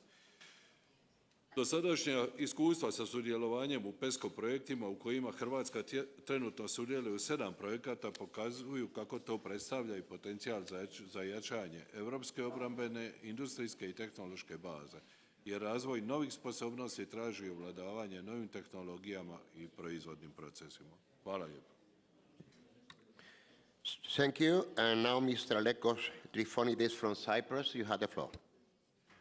Thank you, Excellencies, dear colleagues. The new civilian common security and defense policy compact is adopted at a time when we are strongly connected by the emergence of escalation of conflicts around the European Union, the return of war in Europe with Russia's unprovoked and unjustified war of aggressions against Ukraine, as well as major geopolitical shifts.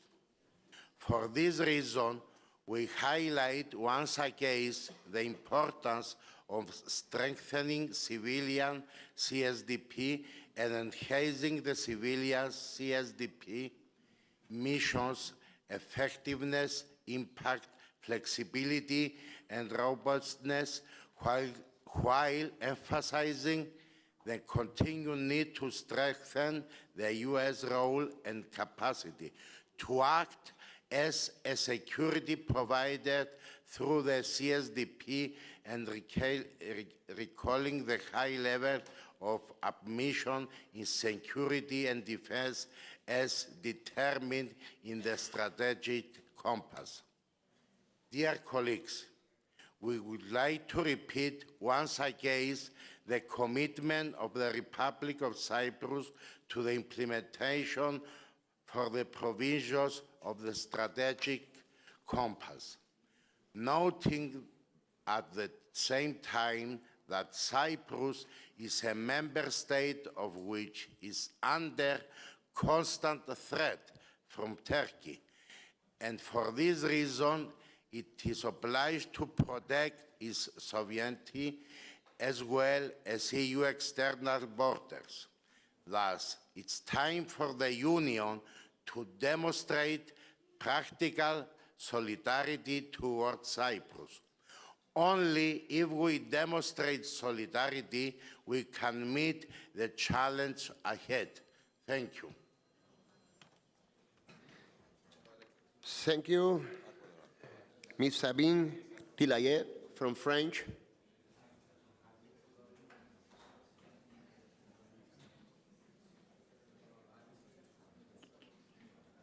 She's not here. Then we go to Mr. Dimitrios Manthos from Greece. Thank you, Mr. Chair. We have to face a difficult truth. While the European Union is a global actor on economic affairs and trade, we lack the same influence when it comes to foreign policy and defense. In order to remedy this, we need to use more common tools. We all agree that we need a much more integrated defense policy. Building on our strategic compass, we should reinforce the synergies between our countries. Of course, recent years, significant progress has been made. The Ukraine issue, after the barbaric illegal invasion of Russia, seems to have been taken indeed as a very serious lesson by the European Union. But the main road lies ahead of us, especially given all the challenges posed by third parties on the periphery of our Union, as the humanitarian crisis in the Nagorno-Karabakh region showcases, where Armenians were once again forced out of their ancient roots by Azerbaijan without any actual reaction from the international community. And of course, given the fact that in Cyprus we have still the issue unsolved with the country's sovereignty and territorial integrity under constant threat almost 50 years after the illegal Turkish invasion. In this geopolitical context, we have to do more for our security, not only on a bilateral level between allies, this is not enough, but on a common policy level, not only on the NATO dimension, but mainly on our own EU dimension. Supporting European defense industry with the involvement of national industries is really important for securing our strategic autonomy. After all, it is not viable to maintain a market where some member states are the producers and others just the consumers, and I speak from our national experience. To conclude, we strongly support that the creation of a common European defence unit with common headquarters should be in the Union's priorities, for we should not forget that the borders of the periphery are also European borders, and the presence of an effective and functional defence unit on these borders would be a clear signal that the solidarity clause of the EU treaty is real and not just letters on a piece of paper. Thank you so much. Thank you. And now Ms. Cristiana Ferreira from Portugal. You had the Thank you, dear colleagues. Good afternoon. The urgency of demanding unitary and coordinated response and develop new capabilities in favor of defense interests with particular emphasis on operational commitments is well known. The need for logistics and weapon support to the Ukraine armed forces has brought also debates on the national defense policies to the very top of the political agenda and the discussion of how our own army forces are, our own capacities are. At a time when we are experiencing problems of inflation and economic and social crisis, it is very important to explain that we do not intend to militarize Europe, but rather to guarantee peace. We need to protect ourselves. The public opinion is increasingly a factor to be considered in this matter. The definition of states' political agendas and the decision-making process in the use of force or to spend money in the war effort is something that also UA must afford. Developing the capacity of our own industrial and technological basis and financial solidarity is essential to supporting Ukraine, Africa, but also ourselves. The action plan that we know, which were divided into different stages, must increase the production capacities of UA arms companies to restock UA countries. So I question whether the part of the plan aims to increase the production capabilities of UA arms companies to replenish stocks in UA countries and continue to supply Ukraine forces. Will it even be an opportunity for the states to also make their own stocks and increase their capabilities? And now, how is the process going? Thank you. Thank you. And finally, Mr. Hulusi Akar from Turkey. You have the floor. Chair, thank you. And the Admiral Calderon, Admiral Martinez, thank you very much for your great briefings. You should shout all the experience. Thank you. Dear colleagues, Russia's war of aggression against Ukraine has impacted the EU's enlargement process and increased the importance of its relations with the candidate countries. Please remember, I think the European Parliament has once again missed the opportunity to restore its reliability and credibility in Turkey with the report adopted last month. I believe that the European Union and Turkey are deeply independent. Therefore, both sides should strengthen and consolidate each other's positions on these key issues. This is vital, especially since the EU maintains its claim to be a global power. I must clarify one issue. Unlike the EU's 2022 Strategic Compass document, Turkey is not a challenge to the EU. Turkey's position towards the EU is different from that of China and Russia. Not to due to the lack of time, not to reiterate, please look at the minutes of the previous sessions, what I said related to the real situation in Cyprus, in Izmit, and Azerbaijan. Thank you. Thank you very much. Y a continuación tiene la palabra, señores, queridos almirantes. Suya la palabra. Bueno, muchas gracias. Desde luego han salido infinidad de cosas que no me es posible tratar. Algunas no me corresponden a mí, le corresponderán al Secretario General de Política de Defensa. Pero, bueno, ha habido alguna pregunta muy concreta. Por ejemplo, ¿Qué podemos hacer para ayudar a los países africanos, sobre todo la zona norte, la zona del Sahel, etcétera, que es la que está causando ahora mismo los problemas? Bueno, yo creo que a la vista de las lecciones aprendidas de años que llevamos trabajando con ellos y desde luego reconociendo el fracaso de las misiones que hemos tenido, creo que es necesario tener una estrategia global. La Unión Europea creo que necesita una estrategia global hacia África. Y en esa estrategia yo creo que, como se ha dicho también aquí, la Unión Europea tiene la virtud de poder tener un enfoque integral en esa estrategia que la tienen muy pocas organizaciones del mundo, muy pocos organismos del mundo, y la Unión Europea los tiene. Lo que creo es que, primero, hay que atender un poco más las necesidades reales de cada país al que se quiere cooperar. Hay que abrir la mano, como he dicho antes, no limitarse exclusivamente a adiestrar. Esto lo hemos comprobado en otras partes del mundo y lo hemos comprobado en la propia Unión Africana, que solo adiestrar, si no se les dota del armamento necesario y además no hay un cierto acompañamiento a la hora de ayudarles a planificar sus propias misiones, el efecto de ese adiestramiento, no digo que sea nulo, pero es muy pobre, ¿no? Tenemos que dar ese paso que yo creo que la Unión Europea ya lo ha asumido como una lección aprendida hacia esto. Pero luego es vital ese enfoque integral. No se puede tener seguridad al 100% sin desarrollo, es imposible. Y tampoco se puede tener un desarrollo si no hay seguridad. Luego, el desarrollo y la seguridad tienen que ir totalmente integradas y de la mano.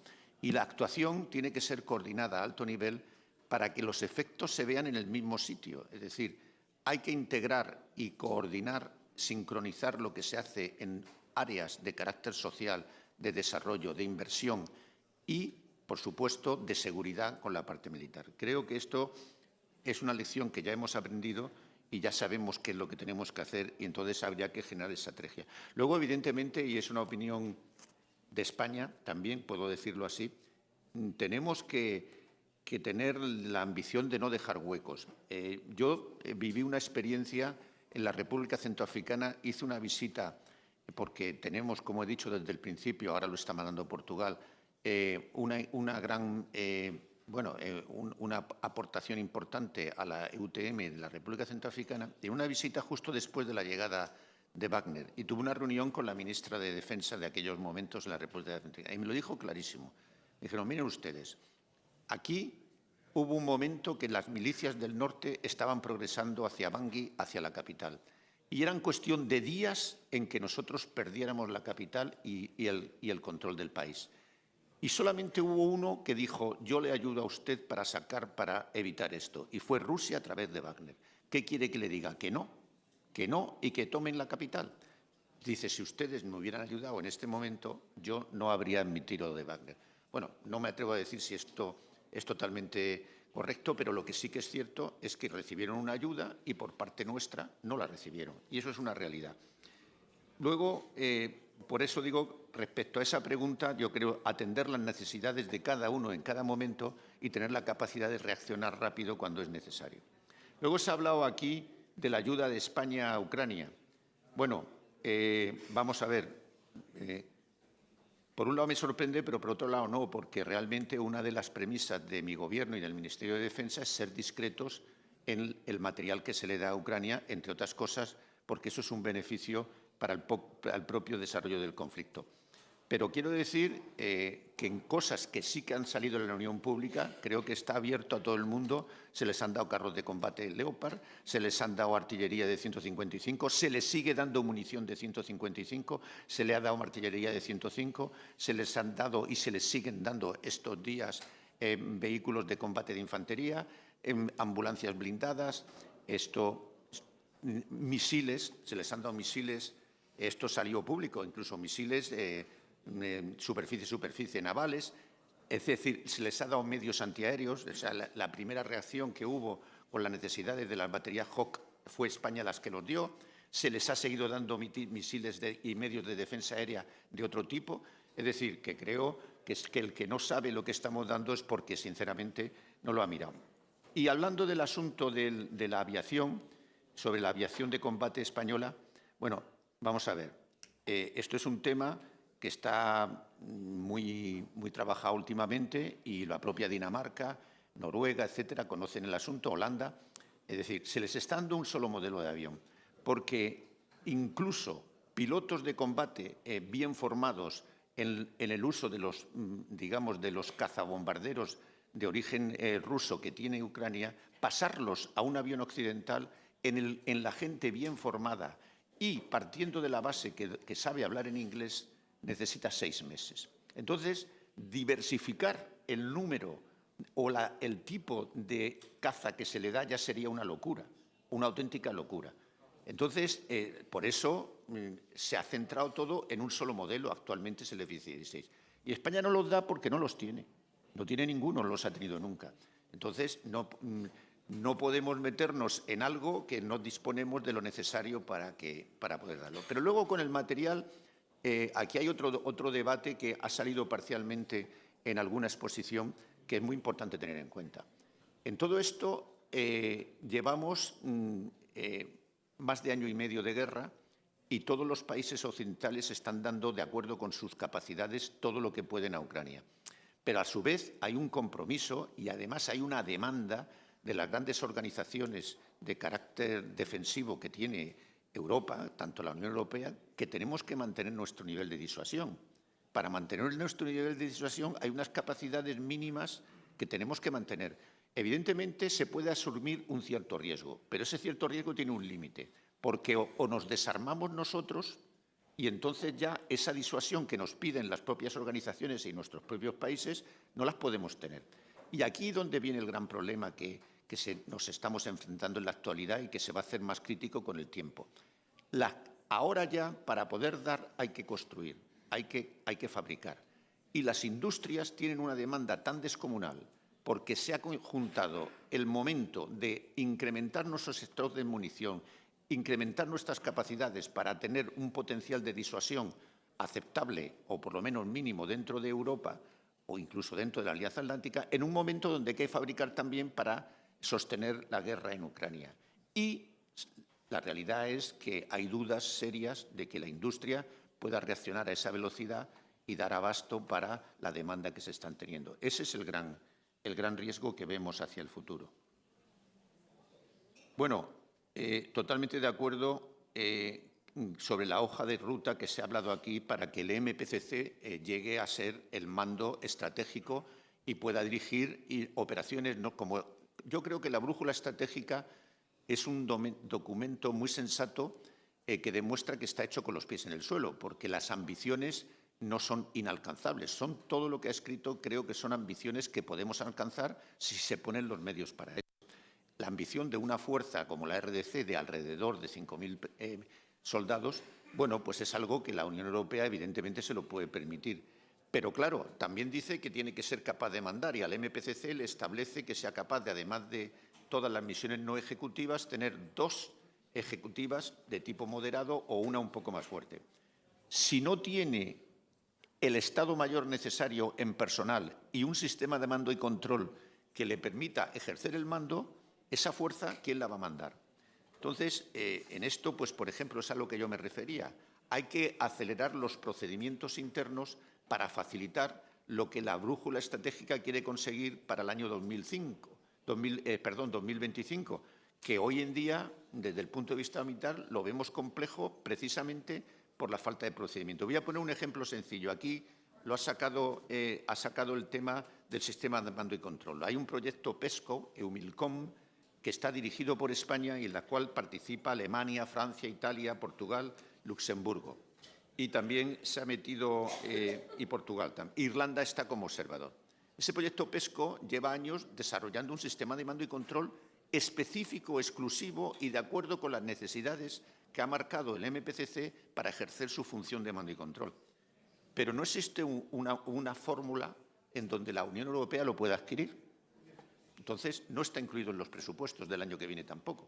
Entonces, en efecto, quizás sea algo nuevo, algo que no estaba previsto, pero que al surgir, pues habría que acelerar, digamos, un procedimiento y una norma que permita que esto se pueda sufragar, evidentemente, con dinero o con créditos de la Unión Europea, no de los países que han ayudado a sacar esto adelante.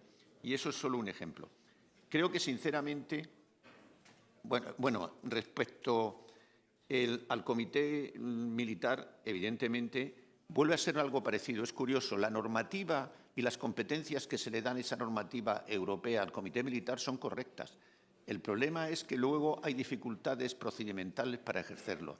De todas maneras, en el próximo comité militar que se va a reunir en Sevilla a partir del día 17 de este propio mes, uno de los temas importantes es sacar un documento donde se propongan qué cosas hay que corregir para que ese asesoramiento tanto al alto representante como al PSC o como incluso a la Comisión y a quien lo necesite sea mucho más efectivo como lo es en la actualidad, y luego además incluso el tener, digamos, como realmente tiene asignado la competencia de la dirección, pero de la dirección continua, no la dirección como pasa ahora exclusivamente en las revisiones estratégicas, sino una dirección continua en las operaciones precisamente las ejecutivas, que son las más demandantes, ¿no?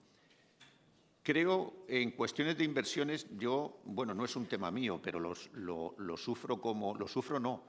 Ahora no lo estoy sufriendo, es todo lo contrario, lo estoy disfrutando como utilizador. Es decir, ha habido un impulso al incremento de las inversiones en defensa, yo creo que en todos los países de la Unión Europea, en mi país, importantísimo.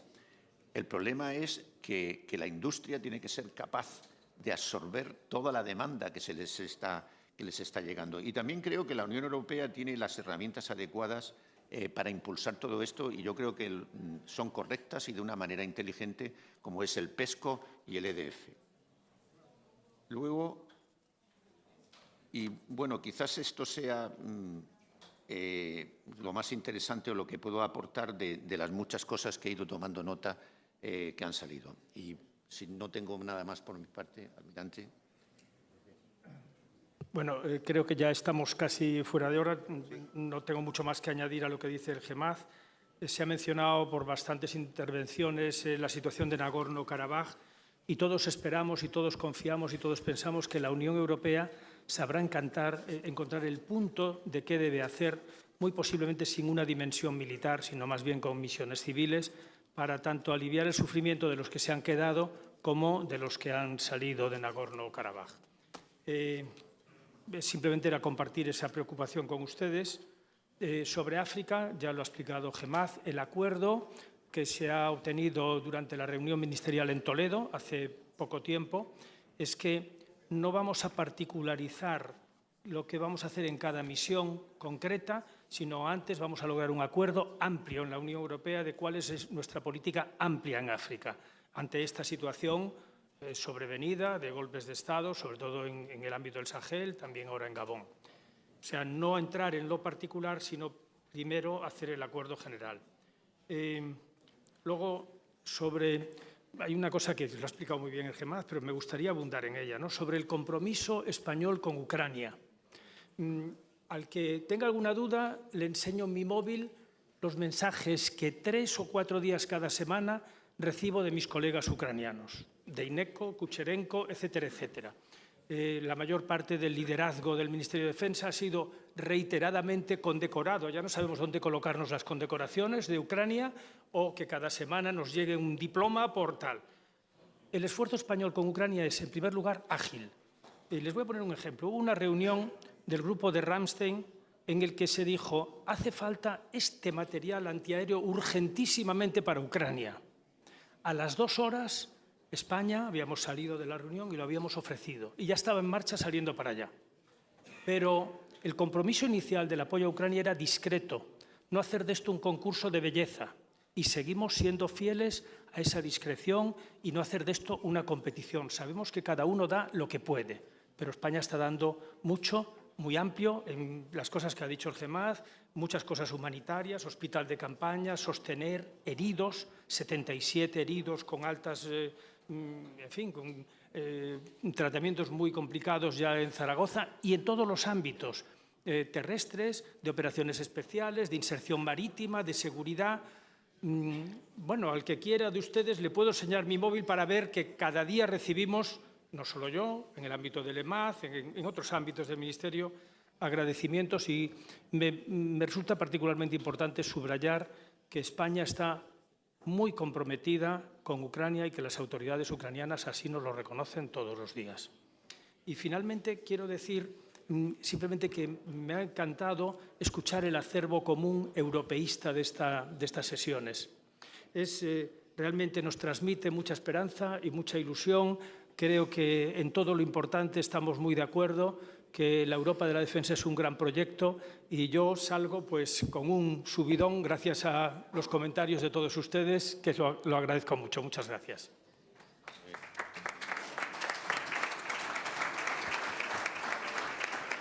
Muchas gracias, queridos almirantes, por este interesantísimo panel con el que finalizamos esta jornada. Gracias también a todos los miembros de nuestros staff, a los intérpretes, a los trabajadores del Congreso, de los diputados de la organización y también a los trabajadores de este hotel por hacer posible esta conferencia. También a los dos copresidentes de la delegación española, a Rafael Lemus y a César Sánchez, y a todos vosotros por estar aquí. De verdad, muchísimas gracias. Y sin más, pasamos al acto de clausura con el presidente del Senado, don Pedro Roya. Muchas gracias.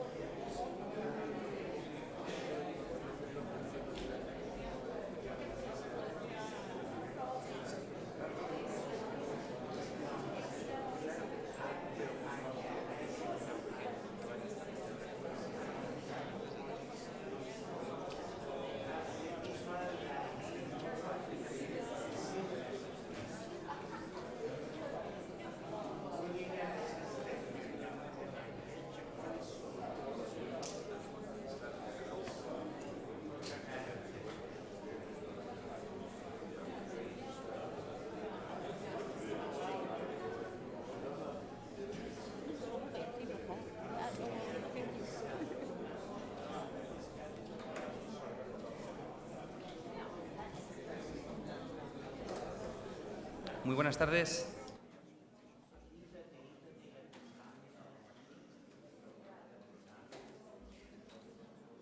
Muy buenas tardes, estimados colegas, querido presidente del Senado, vicepresidenta de la Comisión de Exteriores del Parlamento Europeo, señora Zocco, señor Sven Milsker, señor Rafael Lemus y Antonio Gutiérrez Limones, que nos han moderado con acierto las sesiones de trabajo durante toda la tarde y todo el día de hoy. En primer lugar, me gustaría dar las gracias a todos los que han hecho posible esta conferencia para la política exterior y seguridad común y la política común de seguridad y defensa de la Unión Europea. En especial al equipo español, que lo ha hecho posible, y por supuesto también a los traductores que han hecho una impecable labor. Gracias. A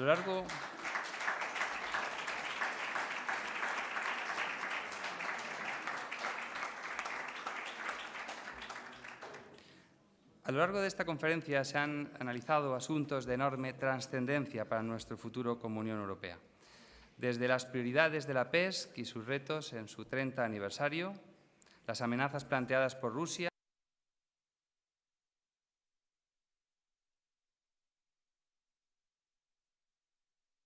en materia de defensa en la Unión Europea.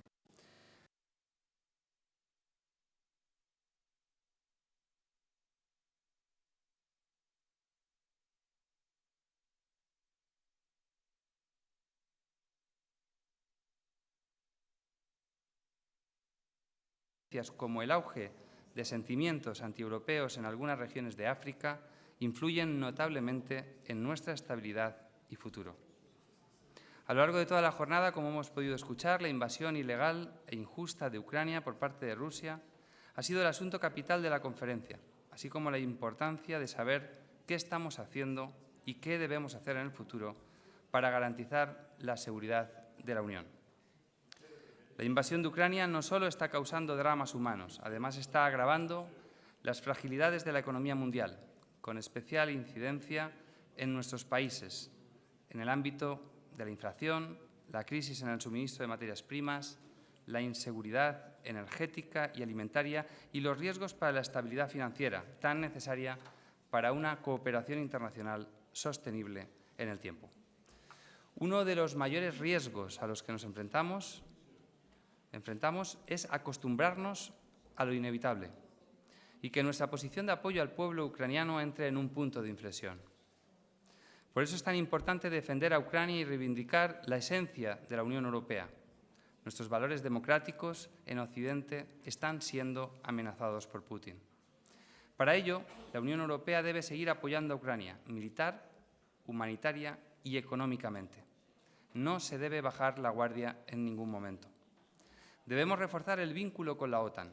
La Organización del Atlántico Norte ha sido nuestro mayor paraguas de seguridad.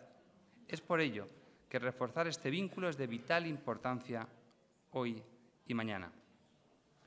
Nuestro país tiene la presidencia española en el Consejo de la Unión Europea este segundo semestre. Y es una gran oportunidad para ser un puente entre América Latina y la Unión Europea.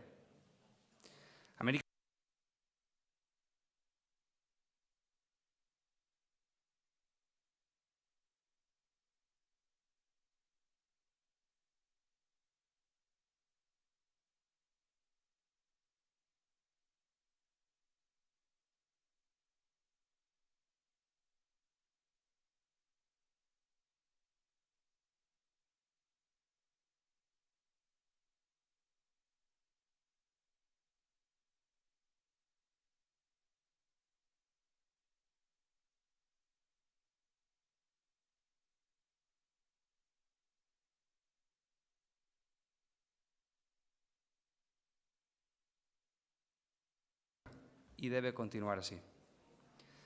Sigamos siendo un ejemplo para nuestros socios fuera de la Unión Europea, como ya lo hemos sido.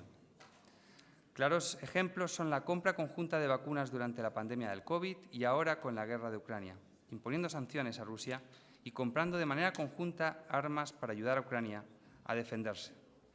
Una Europa unida es una Europa más fuerte. Ante nosotros tenemos importantes retos: fortalecer el espacio de libertad, seguridad y justicia y la defensa de los valores democráticos y del Estado de Derecho, mejorar nuestras capacidades para gestionar futuras crisis, mejorar nuestra soberanía energética, diversificando nuestras cadenas de suministro, invertir en nuestra autonomía tecnológica y no dejar la inteligencia artificial en manos ajenas. Como decía, las amenazas y los riesgos están lejos de nuestras fronteras, ajenas en muchas ocasiones a la vida cotidiana de nuestros ciudadanos. Por eso es tan importante comunicar y conectar. No se pueden tomar decisiones políticas sin la comprensión de los ciudadanos. La invasión de Ucrania, el cambio climático, las tensiones migratorias, la inestabilidad en el Sahel o el escenario en el Indo-Pacífico merecen nuestra atención, nuestro compromiso y nuestra determinación. Robert Schuman dijo el 9 de mayo de 1950, Europa no se hará de una vez ni según un único plan. Se construirá a través de logros concretos que creen, primero, una solidaridad de facto. Y hoy, con nuestras acciones por una Europa unida, podemos continuar haciéndolo. Muchas gracias a todos por la participación en esta conferencia. Y para terminar, un mensaje de optimismo y el convencimiento de que el trabajo que estamos desarrollando dará sus frutos con la esperanza de un futuro mejor para el mundo y para la Unión Europea. Muchísimas gracias y le cedo la palabra al presidente del Senado, Pedro Rollán.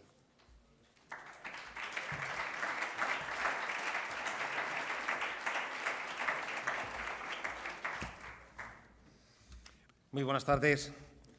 Mis primeras palabras tienen que ser de agradecimiento para mis compañeros en las Cortes Generales, tanto César Sánchez como Rafael Lemus y Antonio Gutiérrez, que han tenido la oportunidad, en un muy corto espacio de tiempo, de transmitirme dos adjetivos de los que todos ustedes son los verdaderos protagonistas y los que han tenido la oportunidad de que estas jornadas, de que este encuentro, de que esta conferencia hayan sido de máxima importancia y que hayan supuesto el máximo aprovechamiento. Por lo tanto, mi más sincera enhorabuena a todos y cada uno por el excelente trabajo desarrollado.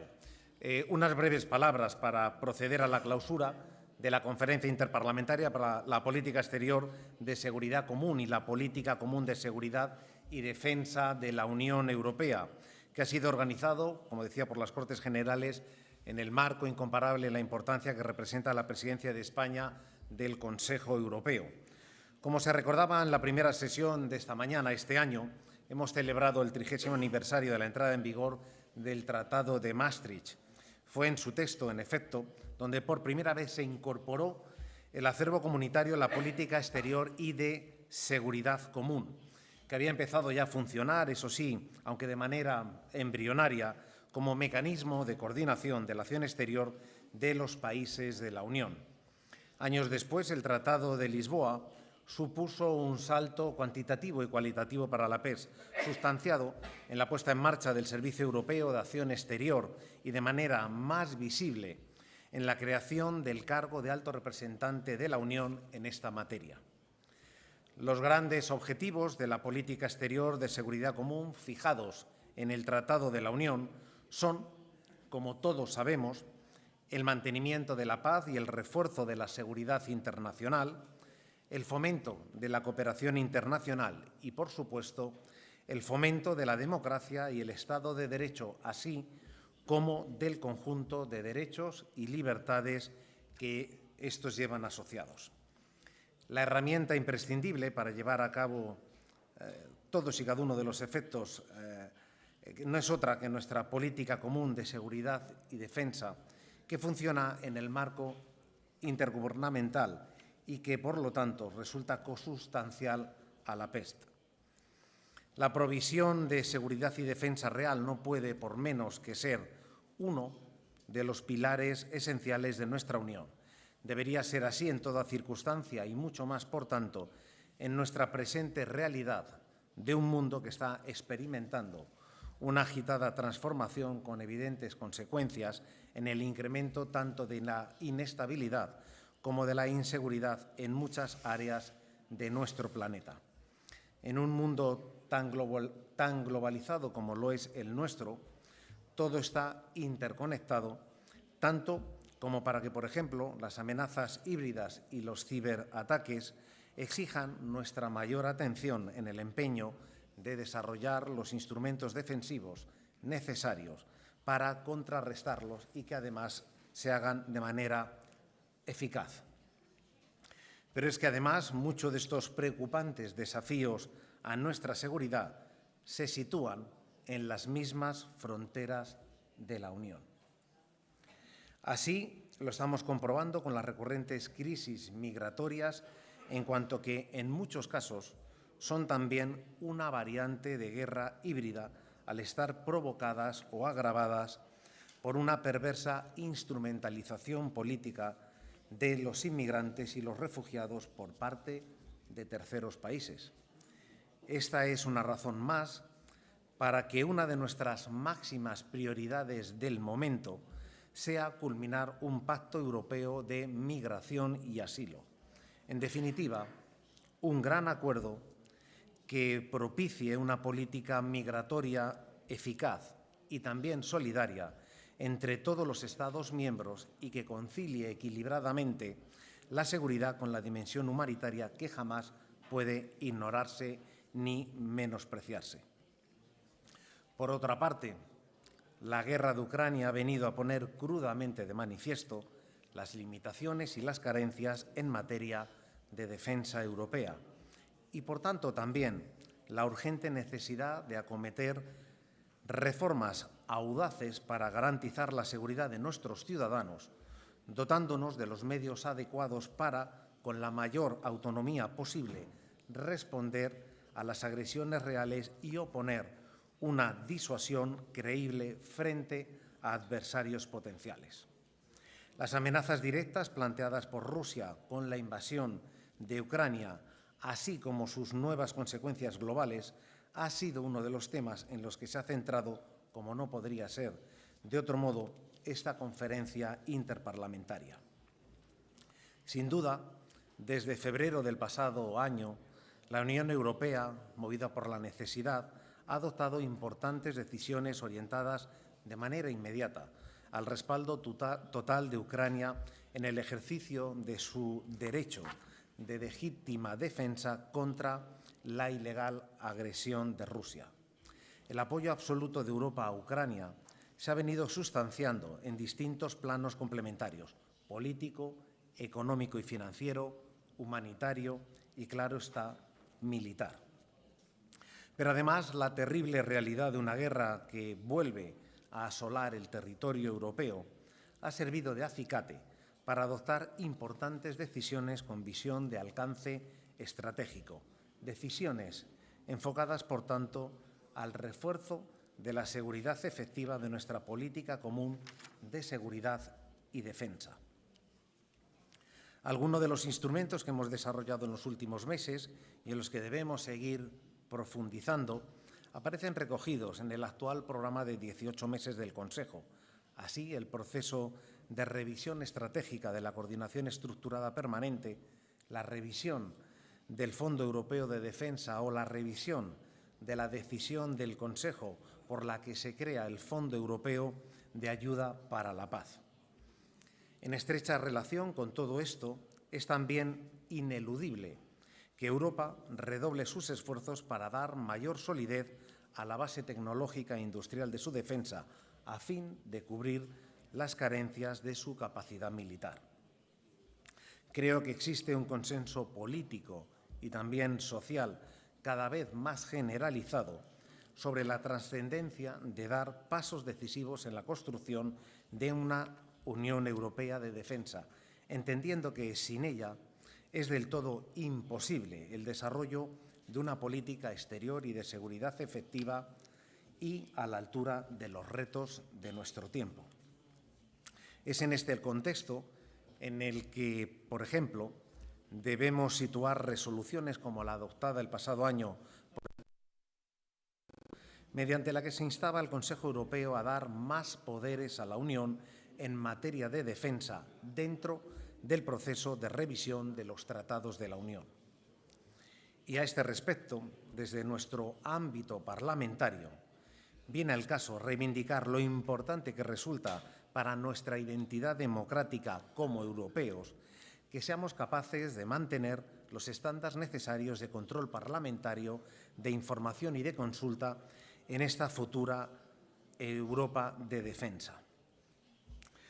La relajación de los controles parlamentarios es algo que nunca debemos permitir que suceda, sin que ni la urgencia ni la complejidad de las decisiones puedan servir de excusa.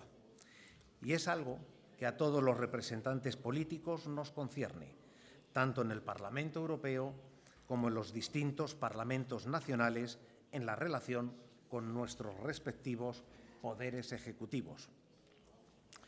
Porque, en esencia, lo que está sobre la mesa es algo de tanta trascendencia como la propia capacidad de Europa de ser más independiente y más capaz de valerse por sí misma en ámbitos vitales, tal como se recoge en las indicaciones de la Conferencia sobre el Futuro de Europa.